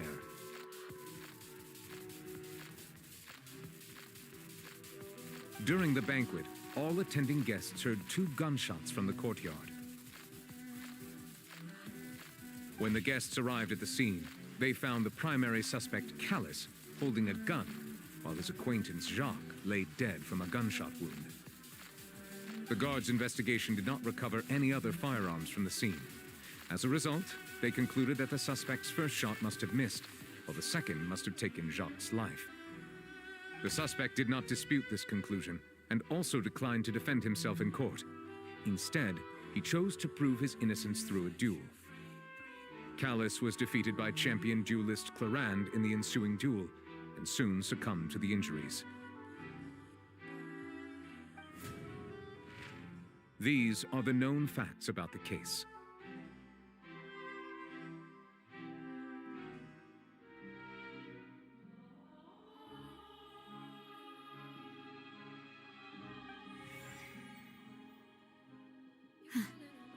The one with the motive to kill was Jacques, not my father. And even so, Jacques still had no reason to pull the trigger. In truth, the third person shot Jacques first, and was shot in turn by my father when my father seized the gun from him. After that, the true culprit turned the third person into water, erasing all traces of him from the scene.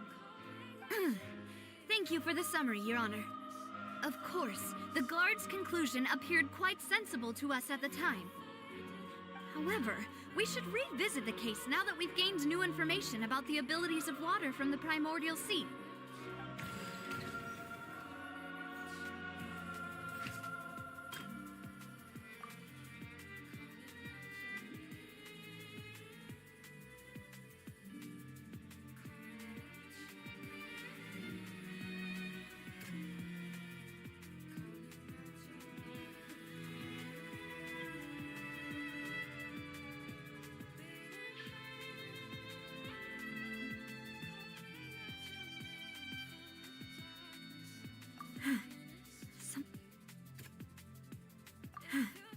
Something's not right. Let me think.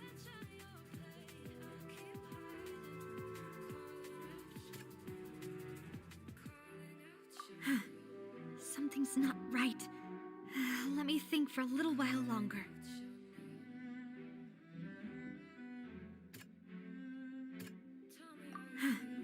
Something's not right.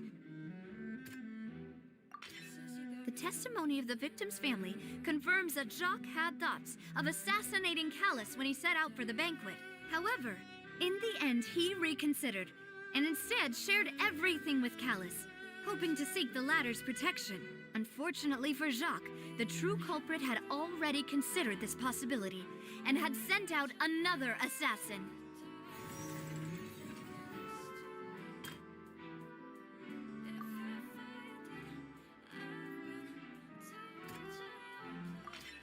This assassin first shot Jacques, then turned to shoot Callus, only for Callus to wrestle the gun from him and kill him instead.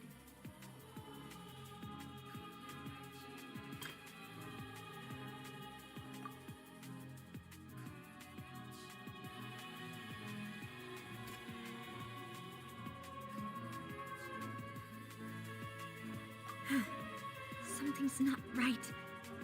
Let me think for a little while longer.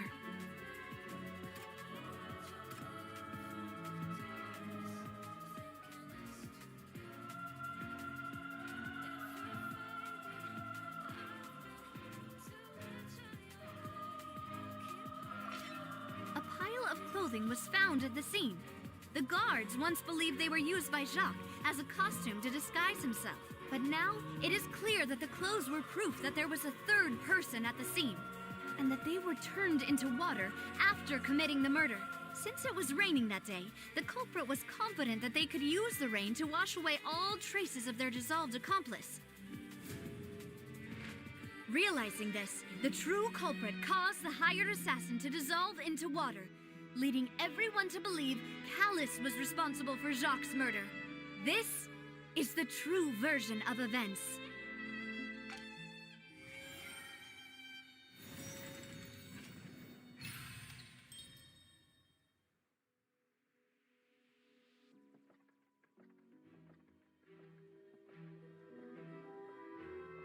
So that's what happened.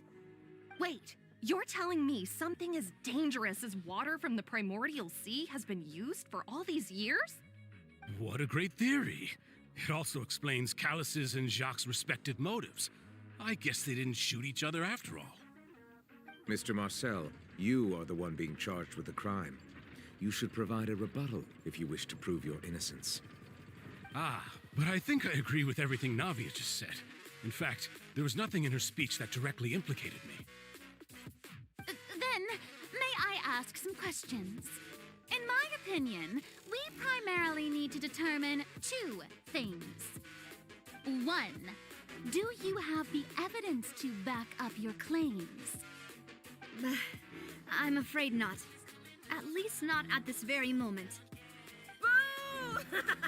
If you don't have any evidence, you should just go home. I may not have the evidence with me, but I know where I could go to collect it.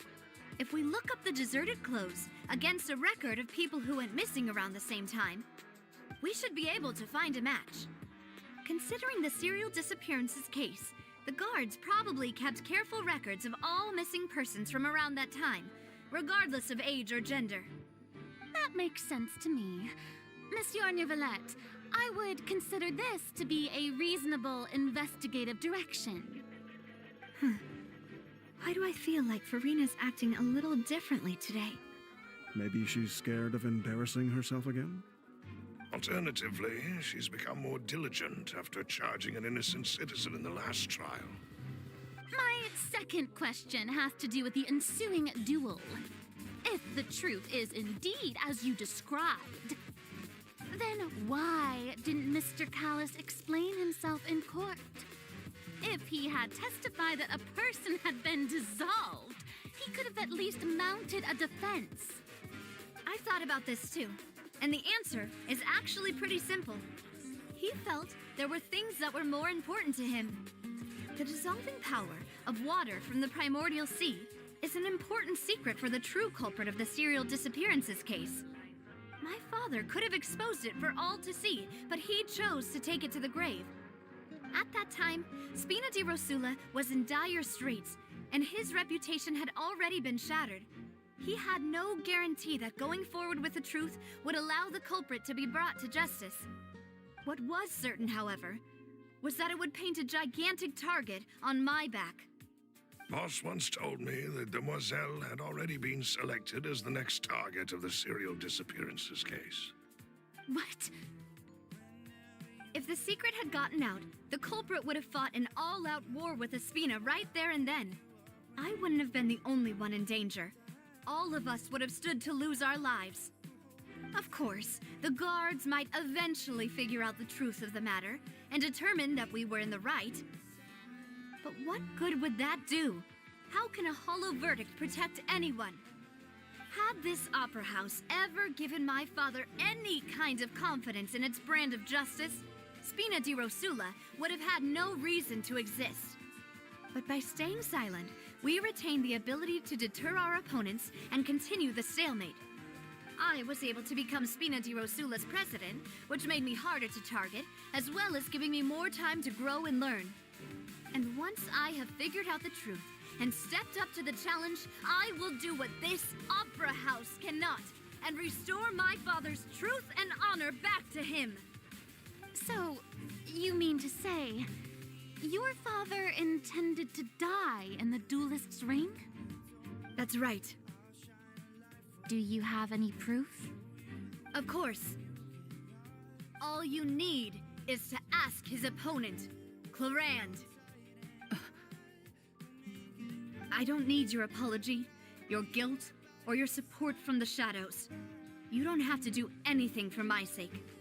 But since he entrusted his will to you, Clarand, you should tell us the truth about his sacrifice. So, during the duel, did you believe that Callis was intending to die? Yes, I did. As a champion duelist, I've fought many battles and taken a countless number of dishonored lives. In my line of work, I've seen all kinds of people give their all for the faintest hope to continue living. Some were determined, others passionate, and some even manic and twisted. Just one look and I can tell if a duelist is hoping to live or if they're looking to die. I hereby swear on my name and honor as a champion duelist that Mr. Callis never intended to leave the ring alive. Since that's your testimony, I have no more questions. It appears there really are good grounds to reopen this case. I concur. However, Miss Navia, you still have not explained the link between your father's case and the serial disappearances case. Right? What she said was fascinating, but kind of beside the point. Wait, Weren't they just talking about the serial disappearances case? Of course, Your Honor. The two cases are connected via a matter of timing. In my father's case, the culprit intended to kill Bullsjak and Callus. As a result, they planned to act after hearing 2 gunshots. And at the end of Linny's trial, the culprit also only dissolved the victim in front of everyone because they realized they were at risk of being identified. The culprit could only time their actions so precisely if they were already at the scene. Coincidentally, Marcel attended both the banquet and the trial. So that's why you suspected me. Even after hearing your reasoning, I still can't help but find it a little preposterous. I'm used to it, though. You've always been an impulsive and sentimental child, Navia. It's one of your most endearing traits. No need to appeal to pathos. I won't try to refute your points one by one, but even if everything you just said was true, can you prove that I was the only person present at both events? On top of that, does a person have to be physically present to control the timing? Can't someone remotely monitor the place? Don't know what she can say to that. I know that even with that, you might still think you can reduce the list of suspects with some further investigations until I'm the only one left on the list. Alas, who won't feel at least a little hurt by an accusation of murder from a girl you see as your own daughter? But if I were to dismiss this completely, you'd also think I'm not being considerate of your feelings. Ah well, let Uncle Marcel teach you another lesson. Do you know what the biggest flaw in your reasoning is? I suppose you're gonna tell me anyways. It's timing again. I'm a businessman by trade. From that standpoint, there's no reason for me to kidnap young women. It's a high-risk action with nothing to gain. In addition, I left my home in Snezhnaya when I was young to come to Poisson and work in some trade. My business only thrived when I received Callus's patronage. But the disappearances began before I ever stepped foot in Fontaine. I do apologize, Demoiselle. This was my mistake. No, it's not your fault. I'm sure he had come prepared. Is there anything else you'd like to say? Would you like to check the date of my first business license against the first known case of the serial disappearances? You can also take a look at my border entry records, or ask my friends and family when I left Snezhnaya for the first time. Could those records and testimonies do something to appease the unspeakable anguish in your heart? Seems like she got the wrong guy. At this rate, Navia will be convicted for falsely accusing him. I think you've done a superb job of dissecting your father's feelings as he neared the end of his life. But aren't you going against all of his wishes and expectations right now? He wished for you to become more rational, collected, and conscientious, instead of dwelling only on your own feelings. Once you've learned to be more considerate of others' feelings and to stop rushing headlong into things, you'd have met most of his expectations. This isn't just about me, and it never has been. The biggest difference between me and the rest of the victims is that I still have the ability to search for the truth, while that same agency has long been taken from them. The people whose families were destroyed by synth abuse, the people who lost their loved ones to the serial disappearances, and the people who suffered tragic ends due to their sense of justice. Many people's images are flashing before my eyes. I'm sure some are coming to those of you in the audience as well. And whose image do you see, Marcel? Is it a man named Vacher? Oh, so you do know that name. I'm merely surprised you'd suddenly say the name of someone I've never even heard of. I was waiting for you to say that.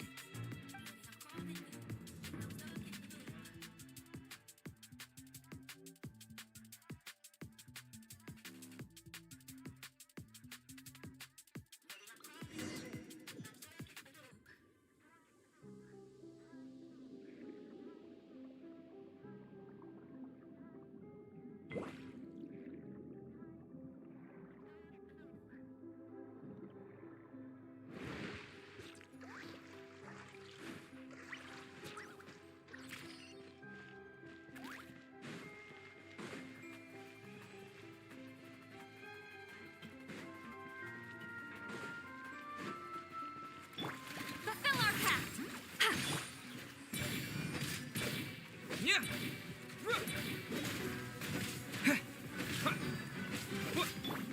of the frying pan, into the fire! Eat! Decided by destiny.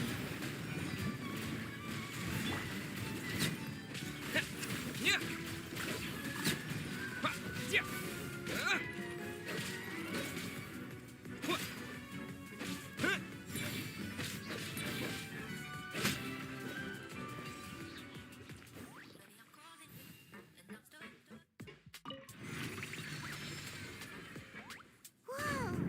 The floor is going up! Is it because of this mechanism in the middle? That guy really prepared a lot of stuff for this place.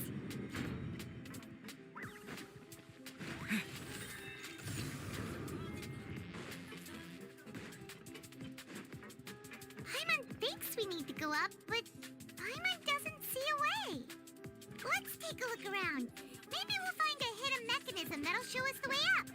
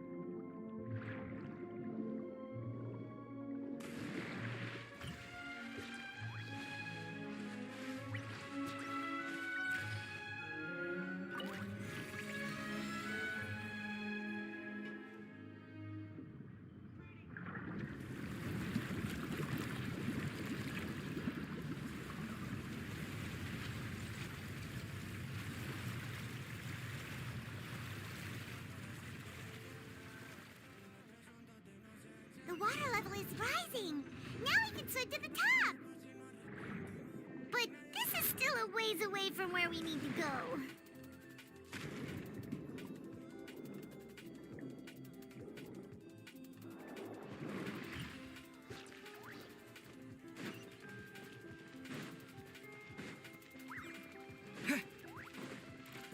Boba, get them! Shadows of fate. Get to work! Suffer the wrath of E!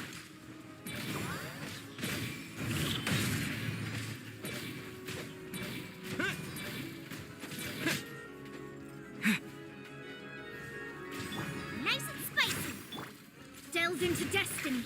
Fulfill our pact!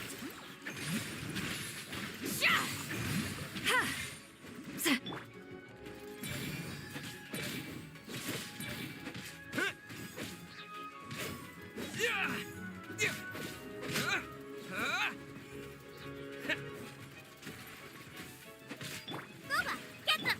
Let me scribe. Curses. Written in the stars. Laline, eat Papa!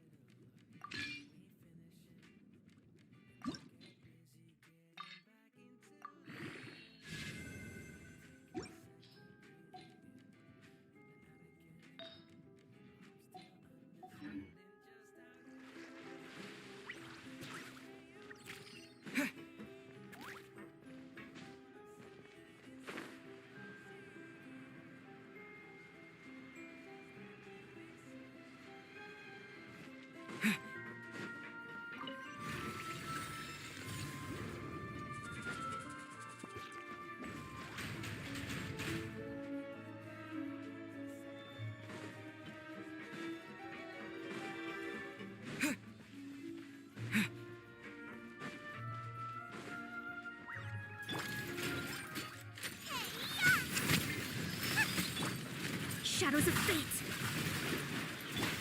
Show no mercy!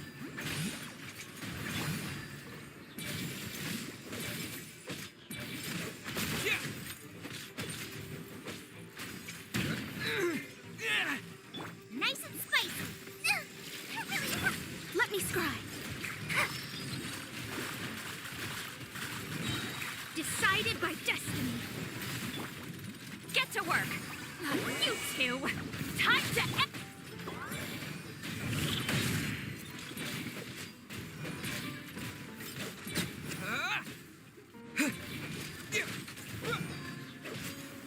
Out of the frying pan. Delve into destiny.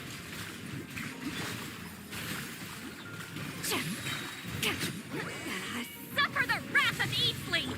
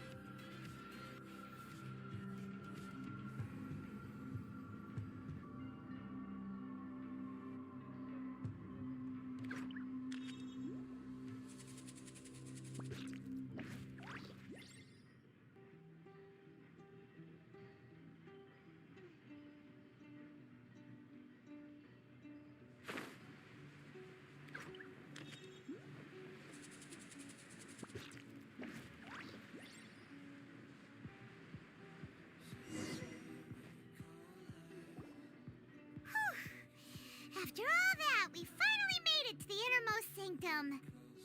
Though, as expected, the mastermind isn't here.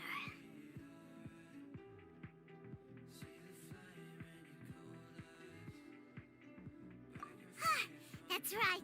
Then let's hurry up and find some evidence so we can get back to the Opera House and help Navia.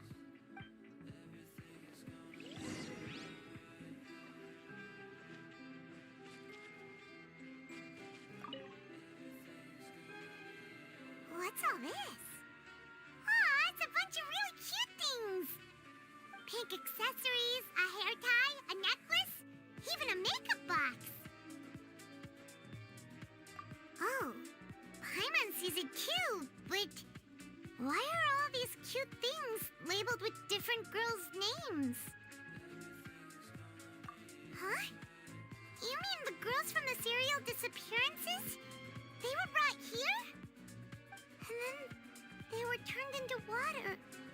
And all the boxes of things, these names. That means... Oh, this is terrible.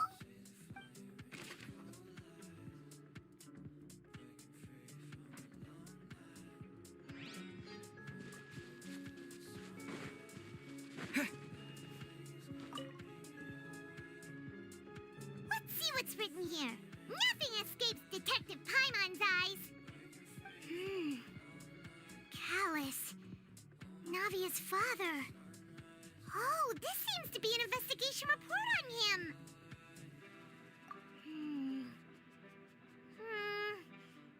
Yep, it's about finding someone to assassinate Jacques and Callus because of a lack of confidence that Jacques himself would go through with it. This should prove the existence of the third person, right?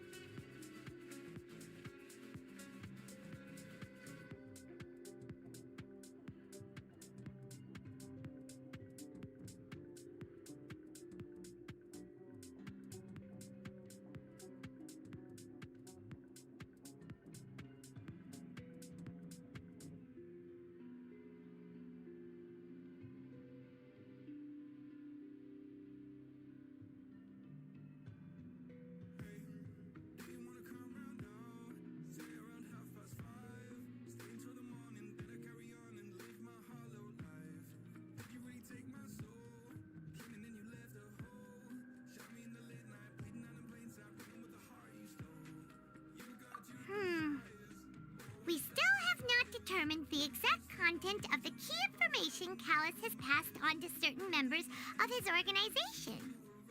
The old dog's a real menace to deal with. Even if he abides by the promise he's made to us, he will still have the upper hand. He can act whenever he wants to make our lives miserable. The only option left is to remove him from the picture entirely. I concur. Let's send someone to kill him. He won't declare war as long as we don't touch Navia. Oh, seems like we've got a bunch of correspondence between the higher-ups.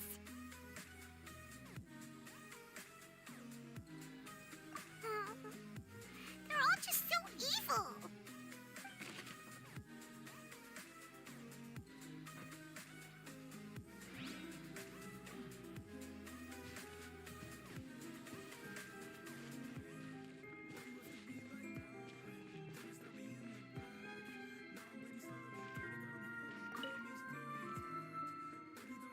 What's this over here? Looks like some kind of place for research. Experiment number 16 aims to verify Jacob Ingold's research conclusions on the primordial sea and use his theory as a foundation to achieve a breakthrough. The experiment was a failure. No individual managed to resurface from the water from the primordial sea. Female specimens 22, 23, and 24 were dissolved.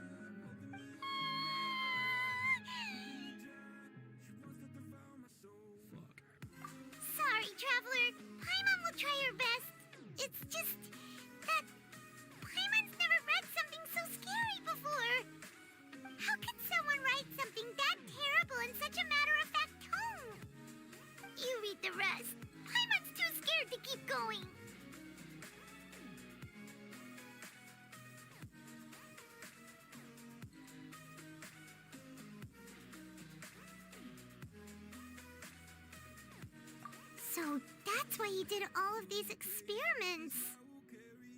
But did he really think he'd be able to find a way just by dissolving people over and over? That's just insane! Huh? Isn't that the name you heard by the fountain? Paimon thought he was an eyewitness in the serial disappearances case.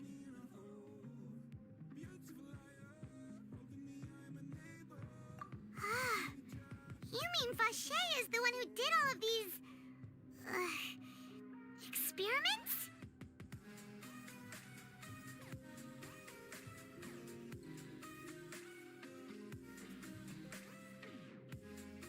So that's it! Vache was no victim, but personally took his lover and... No, that's not it either! If that's the case, why would he want people to resurface from the water? In any case, Paimon will write it all down.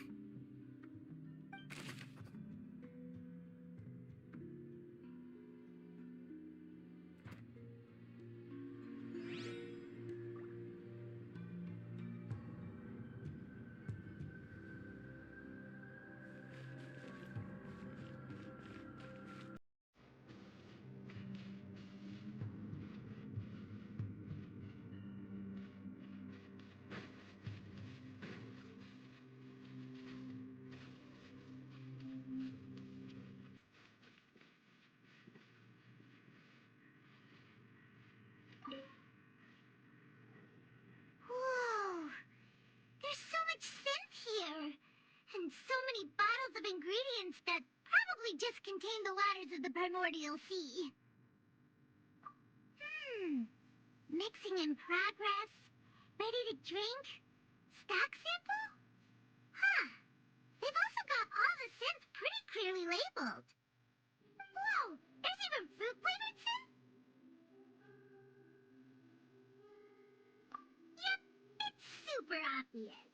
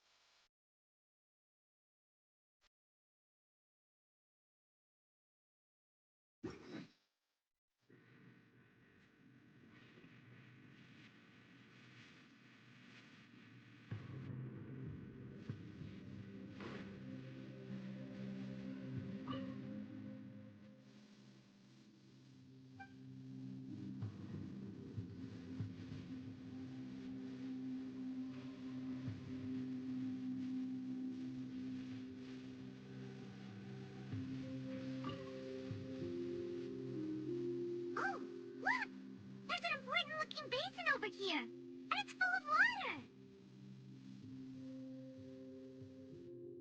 That means this is where they make all the synth, and that special water is the main ingredient. If you dilute it with normal water, you'll get synth, but the pure stuff can dissolve a human. Paimon will take notes on this incriminating evidence.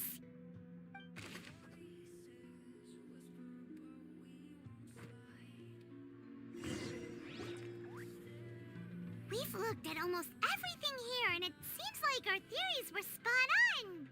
But... yeah, we haven't found anything that reveals his true identity. No wonder even Nervalette wasn't able to find anything. Whoever it is probably destroyed everything to do with that name a long time ago. That way, even if we bring all this back to the opera, we won't be able to identify the true culprit. Sure thing. Paimon won't admit defeat to this guy either.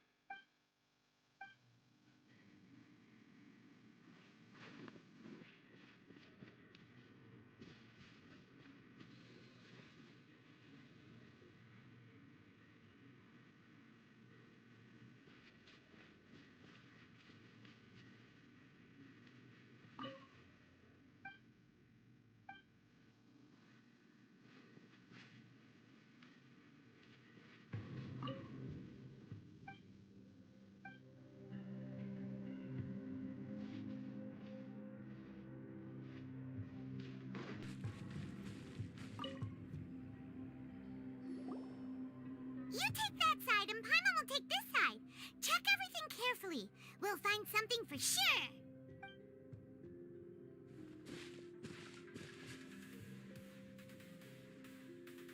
Ugh. Nothing at all. And Paimon can't even find snacks either. Whoa, really? Let Paimon see. Vinier. Isn't that Vache's lover's name? Then you found her diary. Let's see. Aw, it's just a normal diary chronicling their love story. She was so sweet, too. Oh, Paimon feels even worse for her now.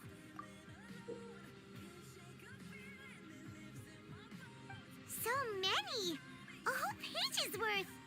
But they're all crossed out. Was she unhappy with all of them? The final name she decided on was... Marcel. Wait, but Marcel's pretty old. Has this case been going on for so long that he's Vache and Vinier's grown son?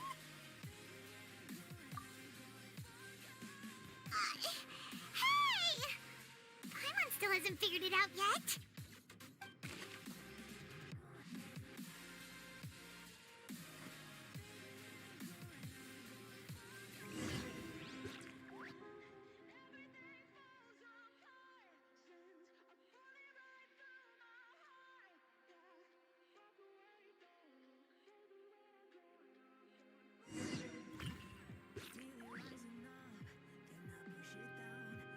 And whose image do you see, Marcel?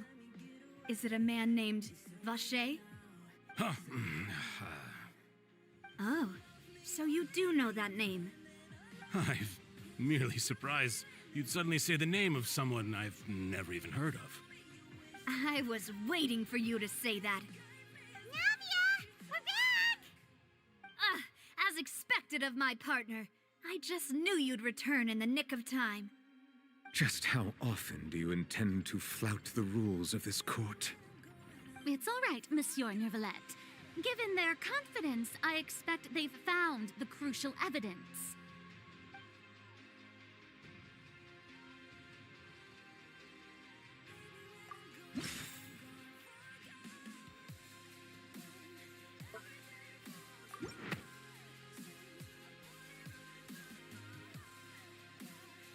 But the truth of it, Marcel, is that you've always been Vacher. Huh? We've investigated your lair and we already know everything. After your lover, Venier, was dissolved, you kept abducting young women to experiment on the hopes of bringing her back to you. You even created Marcel as a new identity and destroyed all records of your past as Vacher. So that's it. Even the villains in opera performances rarely go that far. And with that, Marcel's motive has now been established. This information regarding your past also dismantles your prior timing defense. Well, Marcel, do you know where you went wrong?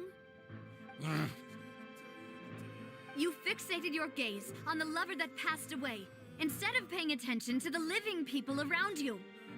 So, you never noticed how we changed, or how we grew as individuals. You also never understood Boss's real expectations for his daughter. Or our determination to see things through. Your determination. Mr. Marcel, please speak up now if you would like to defend yourself. Otherwise, the trial will move on to the next stage. Do you really think I wanted to do any of this? Pay attention to you? What for? Have you ever paid attention to me? Ever empathized with my pain? Ever known how it feels to watch the love of your life dissolve right in front of your eyes? No one helped me. No one even believed me. All those decades ago, even the officers from the Maison Gardiennage were laughing at me. They said there's no way a human being can turn into water. So I must have gone mad from grief. Vinier's death was brushed away by all of you as if it didn't matter at all. Well, now you know, don't you? Ha! Well, it's too late now. All those who were dissolved are gone forever. You only have yourselves to blame. You set up this ornate opera house in pursuit of your so-called justice, your beloved drama, while turning a blind eye to the suffering of the people. Venier is dead. We promised each other that we would always be together. Wherever she goes, I will follow. But I'm not from this blasted place, so I can't be dissolved. No matter what I do. Hey, is that water from the primordial sea that he's drinking? I can't dissolve! Can't dissolve! Can't dissolve! Do you all see? I can't go! I can't follow! So if I can't go where she is, what choice do I have but to try to bring her back? I did all of that, and in the end, that accursed Callus still got the better of me. I spent my entire life living on pins and needles, only to get stabbed by his idiot daughter at the very end.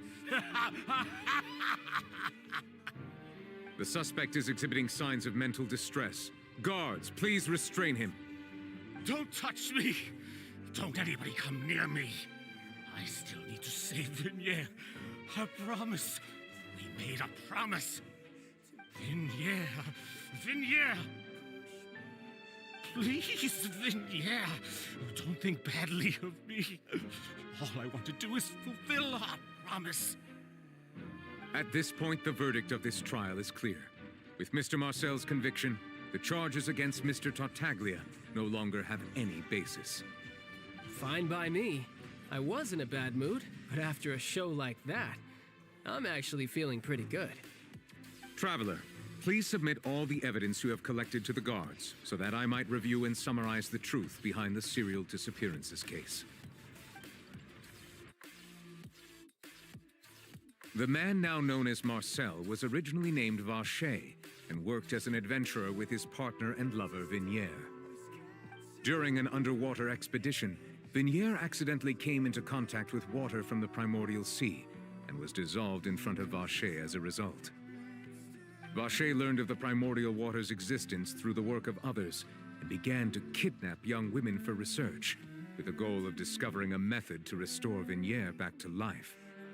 To cover his tracks, he invented the new alias of Marcel and began to operate a business in Poisson.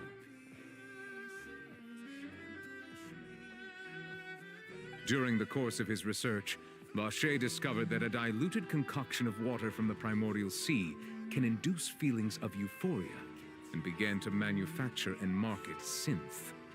However, as he accumulated wealth to fund his continued research and expanded the scope, he came into conflict with Spina di Rosula.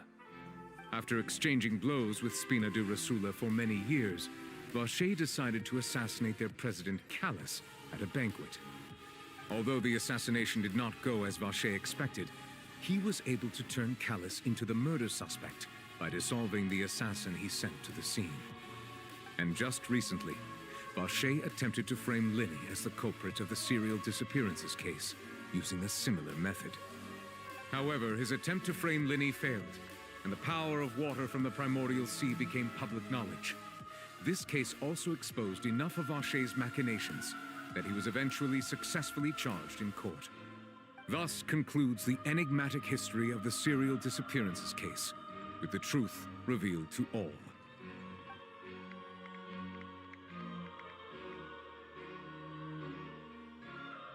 The Oratrice will now deliver the final verdict regarding the charges against Mr. Vacher.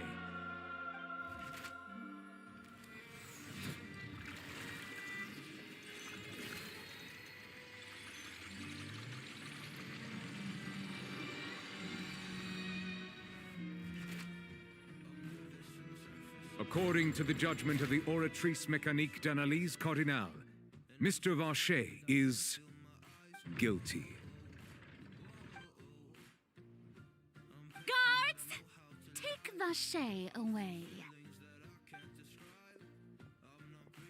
Good. It's what he deserves. With that, the serial disappearances case is over now. We really just witnessed history.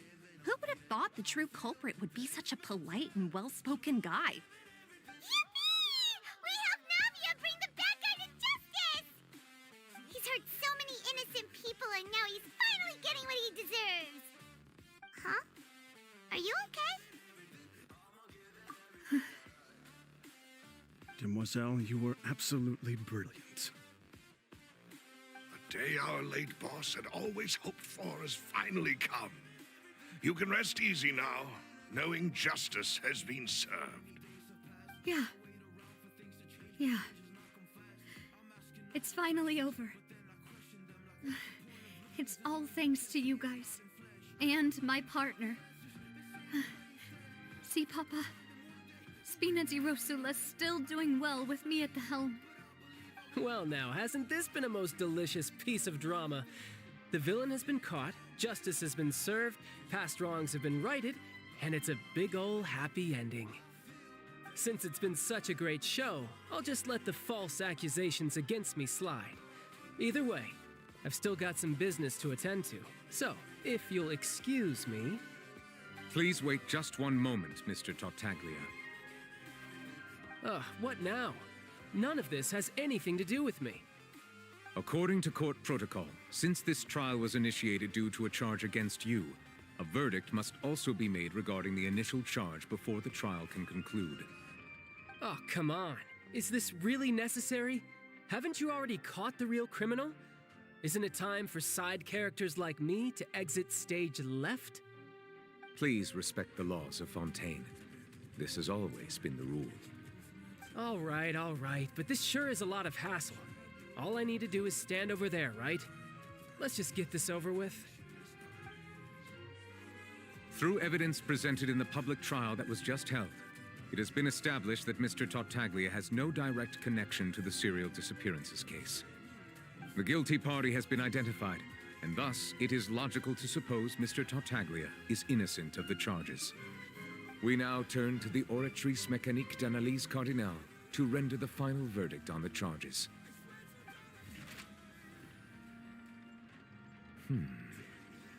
According to the judgment of the Oratrice Mécanique d'Analyse Cardinale, Mr. Tartaglia is guilty.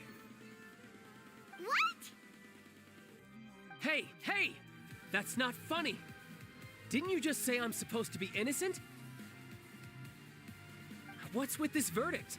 Is your justice machine malfunctioning? Huh? This has never happened before. The Oratrice actually returned a different verdict from the Chief Justice. I mean, have you ever heard of an innocent Fatui Harbinger? Do you think the Oratrice might have just convicted him on general principle? But weren't the charges about the serial disappearances case? No matter what else he's guilty of, it shouldn't affect the verdict in this case, right? The judgment of the Oratrice Mécanique d'Analyse Cardinale is, by law, the final verdict of the court. We must accept the guilty verdict. Guards, please take the suspect into custody per court protocol.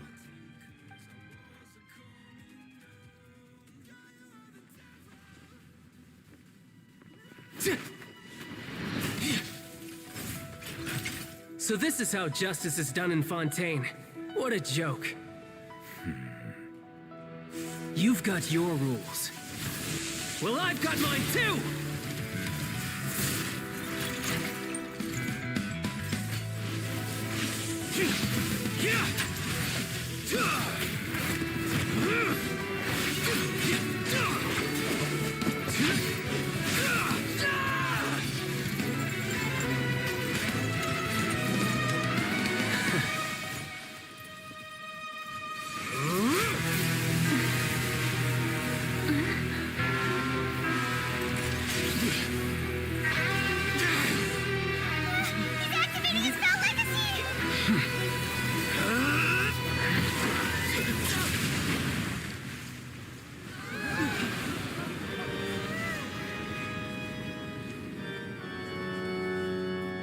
I am sorry. If you have been wronged, we will find the truth. But the rules of the court must be upheld.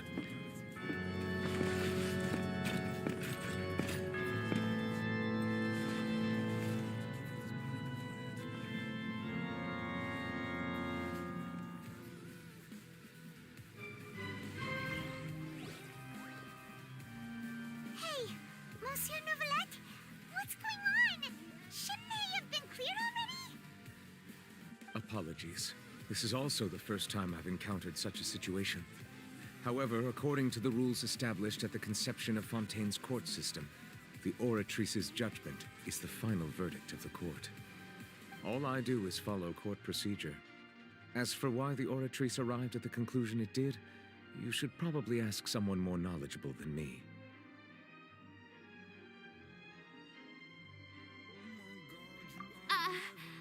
Why are you looking at me? I had nothing to do with it! I don't know what happened there either. Hey, stop staring at me! What does Lady Farina mean by that?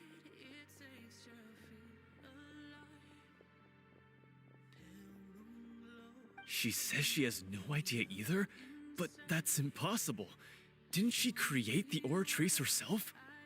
Yeah, so are the verdicts reliable or not? Can results like this really be called justice?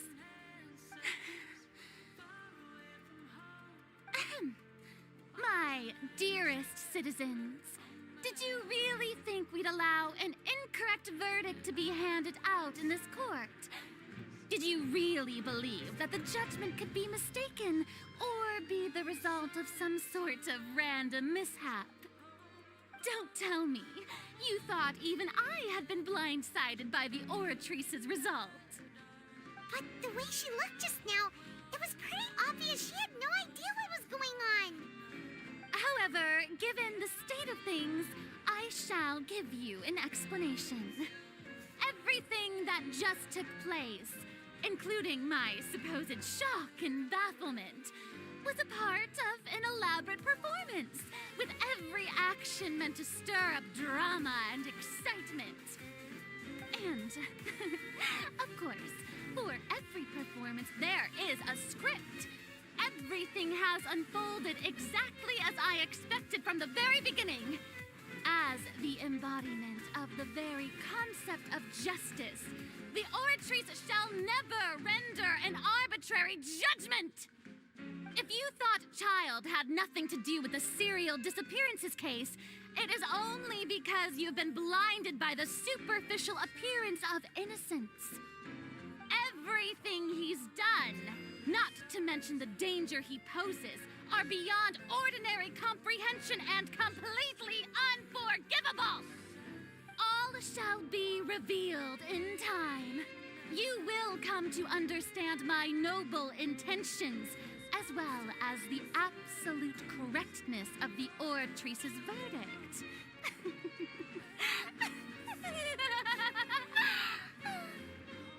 Now, having said that, although I hate to leave things hanging in suspense, it is now time for this performance to end.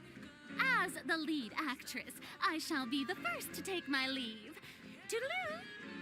So she chose to make her escape after all, did she? So you're saying we shouldn't put much stock into what she just said? She probably just put on that performance to save face. As for the truth, it's unlikely that she actually has any idea.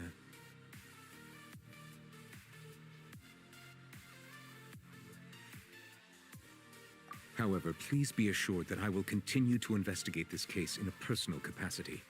Just as I promised, if the judgment has been incorrect, we will do our utmost to clear his name. All right. Even though we feel pretty badly for him, we'll take your word for it for now. After all, he's done plenty of bad stuff, so he should have known he'd go to prison someday, right?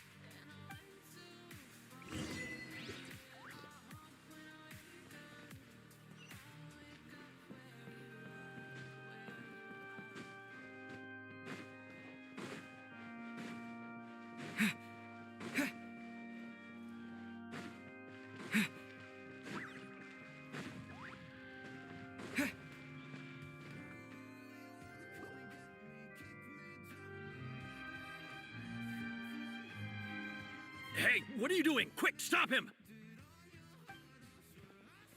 Traveler! Hey! Traveler! Marcel! What are you doing over here? Stop resisting arrest! Cease, or we'll add another charge to the list. No, wait! I just want to ask the Traveler something.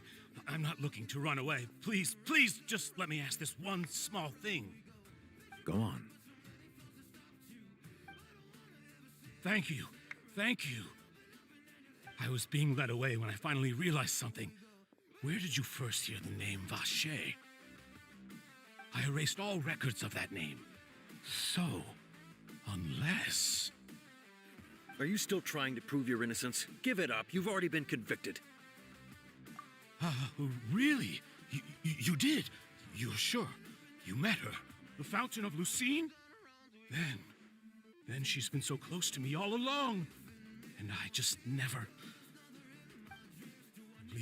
Please give me a chance to talk to her again. Just let the Traveler take me to the fountain to see her one last time. This is the last request I'll ever make in my life. You can do whatever you want to me afterwards. I don't care. What? Give an inch and you want to take a mile? Do you think serial killers get to make requests like that? Paimon agrees. Why should we give him what he wants when he's only done a ton of super terrible things? This request, is it worth as much to you as your life? Of course! Wait, no. It's worth even more than my life. Humans. Will they betray the instinct to live just to satisfy spiritual needs? Very well. I will grant your request. Your Honor, I fear that... I will go with him. You do not need to worry about any escape. In that case, I shall leave him in your most capable hands, Chief Justice. Thank you, Your Honor.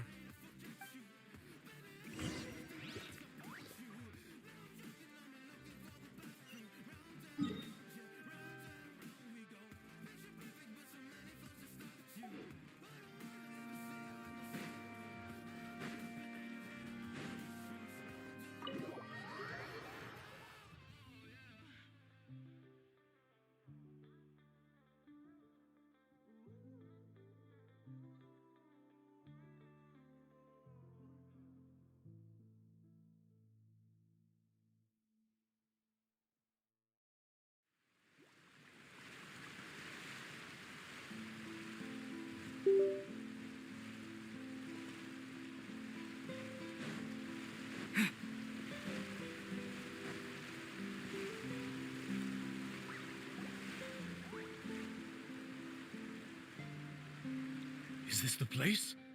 You said she's here, but what do I need to do to see her?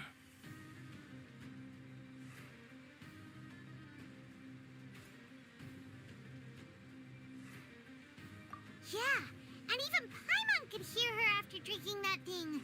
Didn't you just drink a lot of it on the stage as well? Oh, in that case... Vache. Ah! Yes, that's it! So you heard it too! Vignier, it's me! It's me, Vache! Vache? Vache? I'm here! Where are you, Vignier? I'm coming for you. I'm finally here for you. Hey, wait! Be careful! Hey, wait!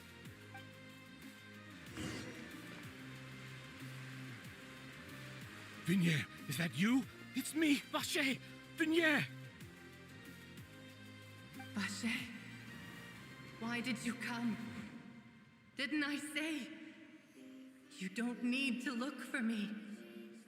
You look a lot older than I remember. How long has it been? It's been more than 20 years. I've suffered for over 20 years since the day you left. All this time, only the thought of bringing you back has kept me alive. Nothing else mattered to me. I must be dreaming. Who would have thought I'd get the chance to tell you all of my feelings like this? Vignier, you are my everything. I really don't know how I could live without you. But Vache, if you ask me, this world would be better off without you. What are you saying? If not for you, I would have finished my law degree and probably become a top-tier attorney one day. If not for you, I would have continued to pursue my love of the arts, and my works would have been displayed in the Palais Mermonia itself. If not for you, I would at least have been able to take care of my mother. And she would not have grown old and died alone, with nothing but the tears on her cheeks. It's all because of your selfishness, Vache. It's all because of you. Wait, you are not Vignier. Who are you? You're right. I am not Vignier. I am the sacrifices. Every woman who died by your hand, as our bodies dissolved, our consciousnesses flowed back to the primordial sea. Our thoughts circulated endlessly within the primordial sea, and we were no longer individuals, but we became one, just as streams of water come together in the sea. I'm Cressy. I'm Lemony. I'm Azine. The only one I am not is Vignier. Why?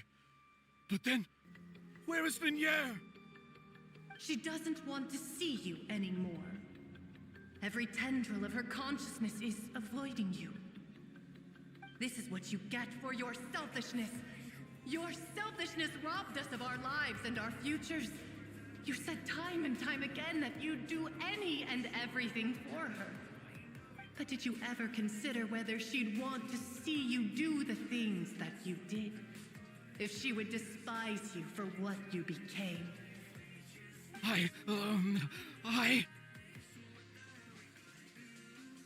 You are a liar, a heartless murderer, and a cowardly narcissist. The only thing you are not is Vignier's beloved. From the moment your first victim died and her consciousness merged with Vignier's, she has had nothing but pure hatred for you.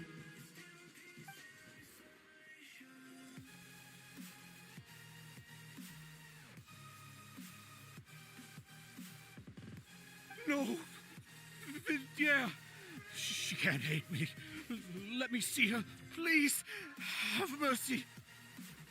You still don't understand. When I said don't look for me, that came from the real Vignier. She really doesn't want to see you anymore. But on top of that, she also said that because it's her final drop of pity for you. She said that because she knew that if you did come here, we will show no mercy to you. Vache. Vache? Vache. Vache. Vache. Vache. Drown.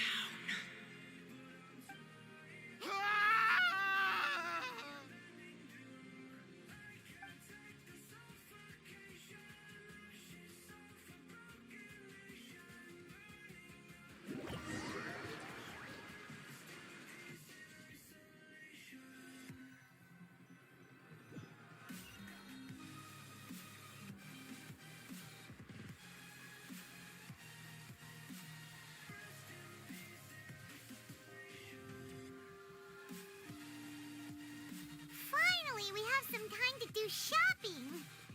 Gosh, it's really been a long time since we've been able to relax. Huh. Well met, partner. I knew something great was going to happen when I woke up in such a good mood today. Even this weather can't put a damper on the demoiselle's mood. It's a pleasure to see you both again. Oh, hey, Navia! It's been a few days. Paimon's already started to miss you. Oh, now that I believe. I'm easy to work with and always bring home the bacon. Who wouldn't treasure having a partner like me? Sounds like you're really enjoying life these days, Navia. What have you been busy with since the trial? It's just been one thing after the other. I've been making non-stop trips between Poisson and the courts in Sen. Everyone from Spina di Rosula organized a memorial for my father. We never held a memorial when he first died, since everyone knew that even if we held one back then, no one was going to come. This time, though, everyone in Poisson, and even many people from the court, all attended. So his name's definitely been cleared now. That's what we like to hear. It's been the dearest wish of Demoiselle all along. That blasted stubborn fool. I was right to put my faith in him. I'm so glad I didn't give up on the case all those years ago. Oh, by the way, I ran into Charlotte just after I left the memorial service. Well, maybe it'd be more accurate to say I knew she would be there, and there was no way she'd just let me go. Huh? So you know Charlotte too? The Charlotte? Journalist from the Steambird? Yeah, way back when I first became the president of the Spina di Rosula, she was all over me. Wouldn't take no for an answer. I believe the story was called The True Heart of Darkness, Secret Tales of the Yellow Rose. To be fair, though, It was a really flattering feature. So, we've been on pretty good terms ever since. She was trying to lean on our friendship to get me to do an exclusive piece on the serial disappearances case. Oh yeah, she told us about that.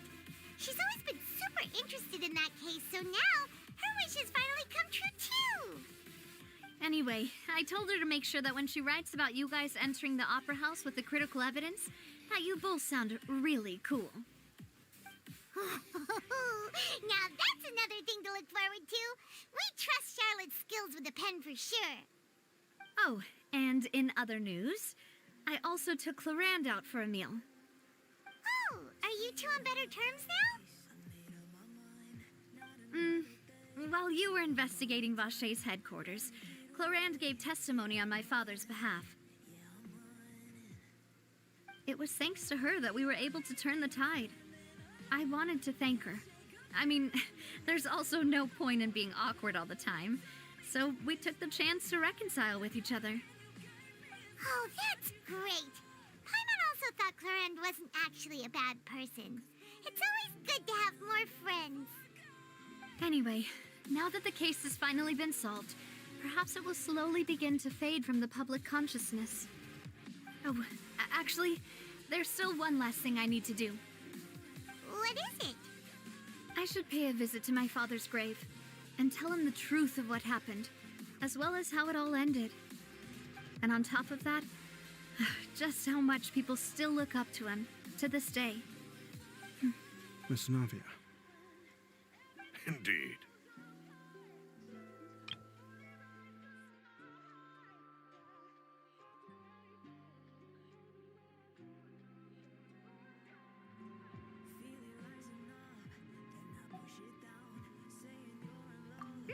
We want to go too! We also think Callus is a really admirable person. Sure thing. I'd like you two to share the moment with me. After all, without you, there might not have been such a positive ending. And in that case, everyone, let's be off. Considering the recent weather, we'll be lucky if we can reach Poisson before dark. Yeah, you're right. It's been raining non-stop for a few days now.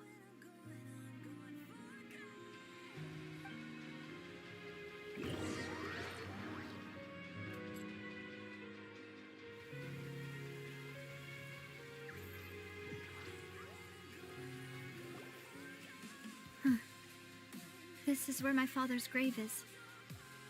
To be perfectly honest, even I haven't been back here for a long time.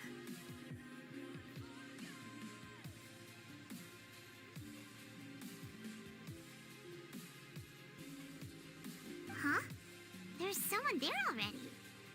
Wait, that figure. It can't be.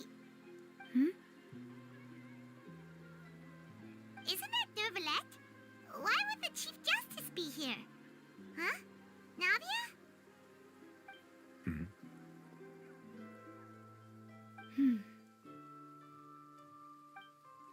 My apologies. I should have asked before coming to pay my respects. Don't say that. Sorry about that. Oh, I was trying to say there's no need for you to apologize. I wanted to show my father how much I've grown, but still, I doubt I've grown to the point that even the Chief Justice would feel compelled to apologize to me over and over. In that case, I will stop apologizing for now. You really could use some pointers on understanding human emotions, Monsieur Nervalette. In any case, why did you come to Poisson? Well, ever since that day, I've been turning a question over and over in my head. Just what is justice anyway? There was once a time when I didn't want to believe that there could be anything more important to humans than life itself. Oh, rather than that, it's probably more truthful to say I didn't believe humans were capable of resisting the most basic instinct of living things. That they could rebel against their own nature, or consider certain things to be more important than their own lives. which is also why I didn't stop your father from beginning that fateful duel. I believed that a truly innocent man would never throw away his life like that. That there was nothing, should have been nothing more important than one's own continued survival. But Mr. Callus proved me utterly and decisively wrong. If not for his sacrifice, the serial disappearances case would have remained unsolved to this day. Mr. Callus made the choice he did for his daughter, for his associates, and for many people completely unrelated to him. And in the end, from a certain perspective, one could say that he did it all for the sake of justice. A justice that's higher than life itself. So, you asked me why I came here. I just wanted to say my apologies to Mr. Callus in person. I should have noticed all of this much sooner. This regret has filled me with a sadness that has haunted me for days. That high and mighty chair in the opera Epicles indeed insulates one from many important things. Spina di Rosula, thank you so much for your hard work and perseverance. I'm sorry for being mad at you before. So, you're actually one of those types that's cold on the outside, but pretty thoughtful on the inside, huh? That reminds me of Silver, one of my guys. Sorry about that. Self-expression is not one of my strong suits. Didn't I just say you don't need to apologize? Ah, so Navia and Neuvillette seem to have made their peace as well. Let's not disturb them for now. We can wait till after they're done.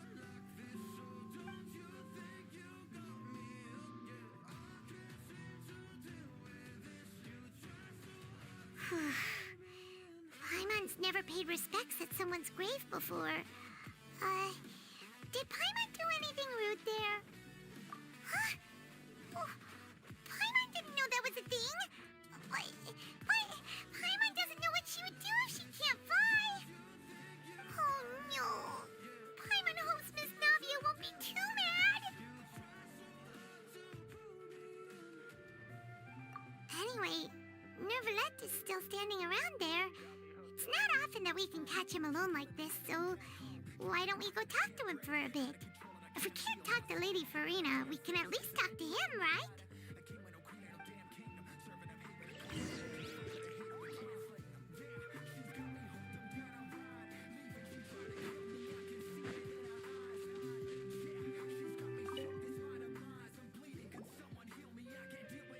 Oh, it's you two.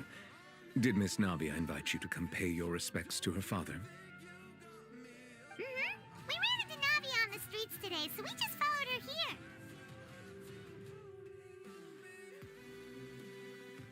I see, I see. Then is there something that I can help you with? Well, it's pretty hard to run into you like this since you're usually super busy. So we figured we could try to ask you a few questions, if that's okay. Please feel free. Though outsiders, you helped us solve one of the greatest mysteries in Fontaine, and it would be my pleasure to return the favor.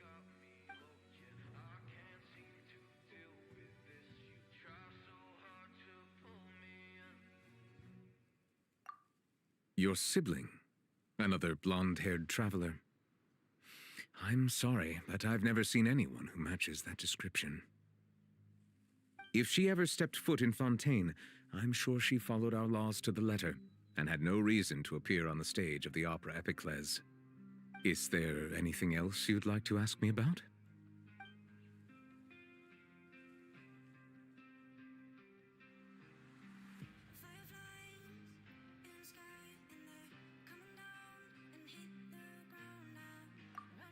So, at court, the bad guys referred to that special water as water from the primordial seed. But what is it really? Truthfully, that name is already quite accurate. I can only surmise that Vacher and his ilk only learned of its nature and existence after extensive research. There used to be a special sea on the surface of this planet. The nature of its seawater was rather different from that of the sea we know today. Most of Tevat's life forms were first born in that special sea. You could say it nurtured much of the life on this planet. Huh. So it really was where everything began. It makes sense to call it primordial then. But today, the primordial sea no longer exists on the planet's surface. What Vache discovered must have been some kind of special case, or a remnant from a truly ancient age. Huh. So that's how it is. Oh, you really know everything, Monsieur Neuvillette. But if that's the case, then why would people, at least people from Fontaine, dissolve in that kind of water? Indeed. Why would the primordial sea, which was known to engender and nurture life, suddenly reverse itself and devour life instead? To be frank, that also doesn't match my understanding of this world and its laws.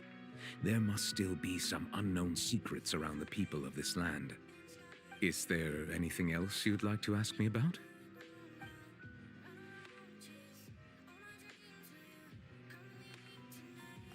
That the sea levels will rise and everyone will be dissolved in water, leaving Farina crying alone on her throne, but the sins of the people will be finally washed away for good. Does that appropriately summarize the version you've heard? That's right! It was Linny that told us back then. And that about covers all the main points. Yes, up to the present, I think we reached a point where we have no choice but to confront this prophecy directly.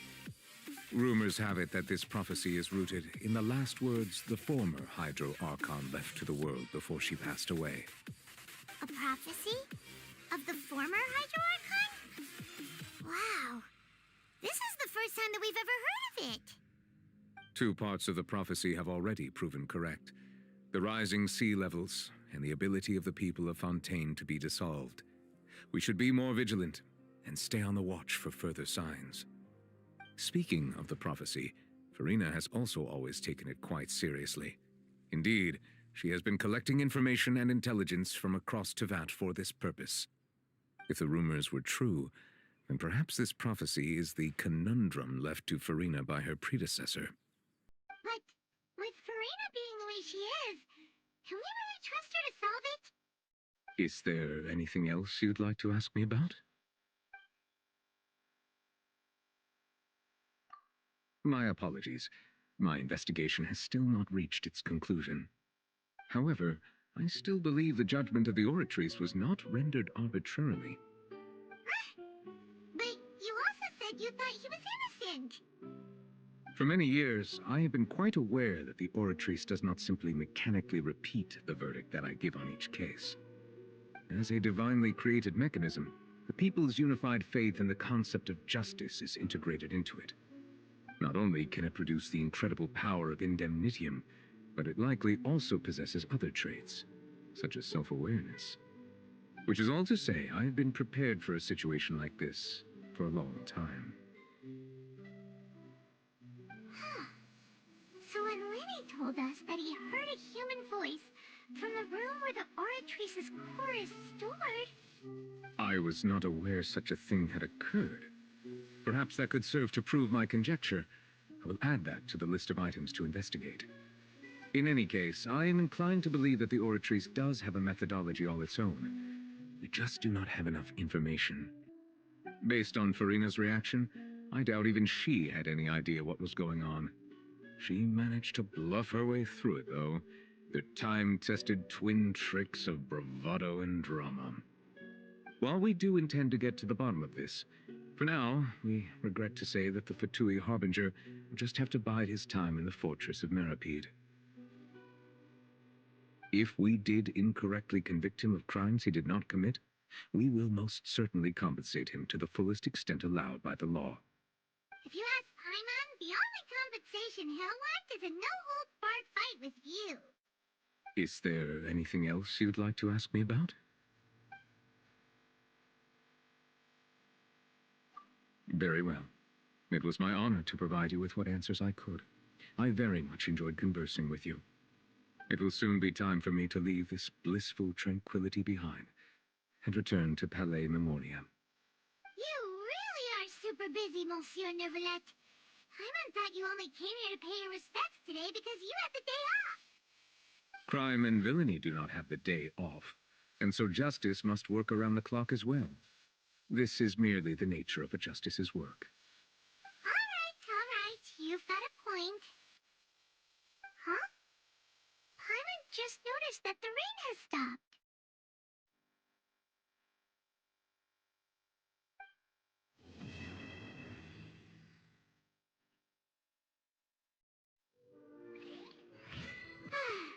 You know, we've been walking around for a while now. Why don't we go back to the Spina di Rosula base in the Court of Fontaine and have a rest? Navia said something about having a place ready for us there, didn't she? Come on, let's go!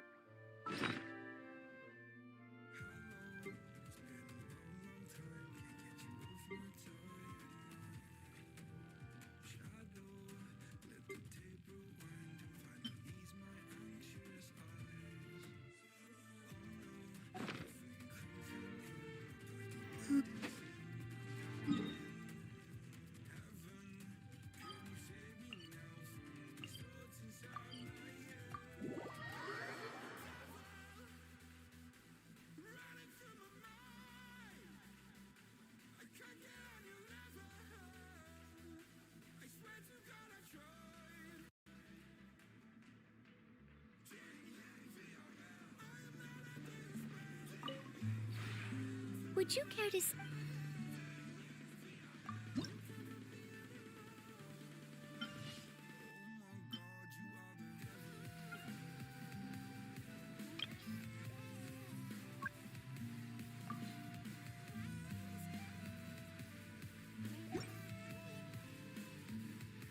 If you ever have any questions about the realm within...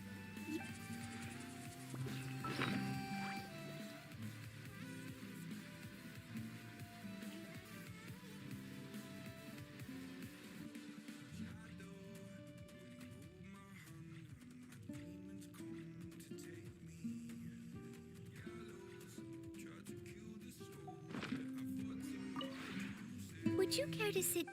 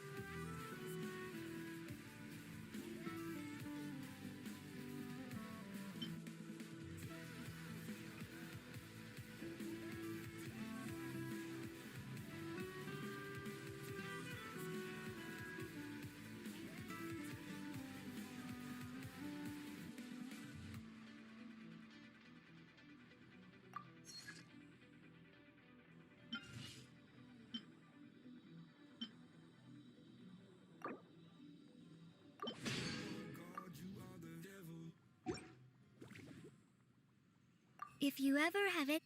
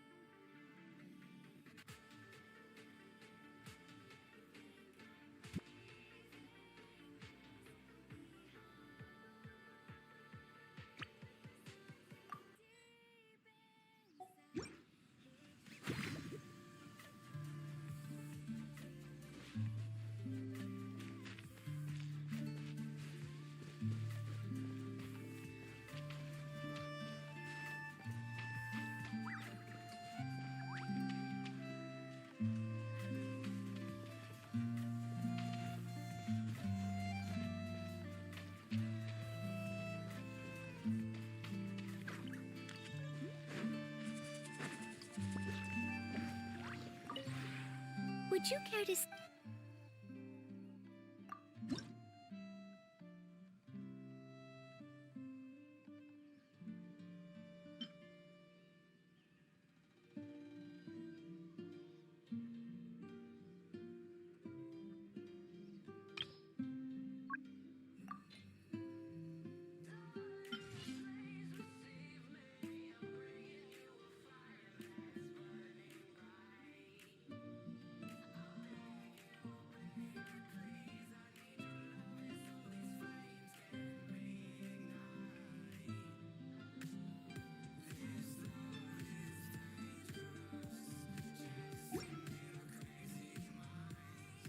If you ever have...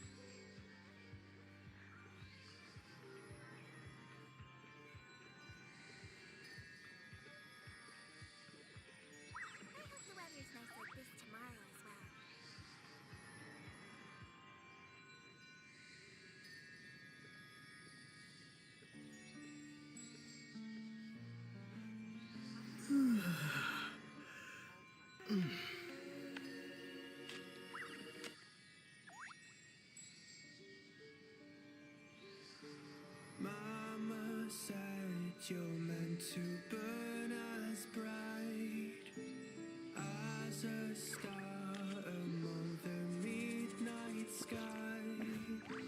All the pressure blinded me, but now I see I'm no different from the rest. You said I'd fly away, but my walls have kept me down. Now I'm lost and I'm afraid, and I'm close to hit the ground. You said I'd fly away. You said I'd fly anyway, but I keep on falling.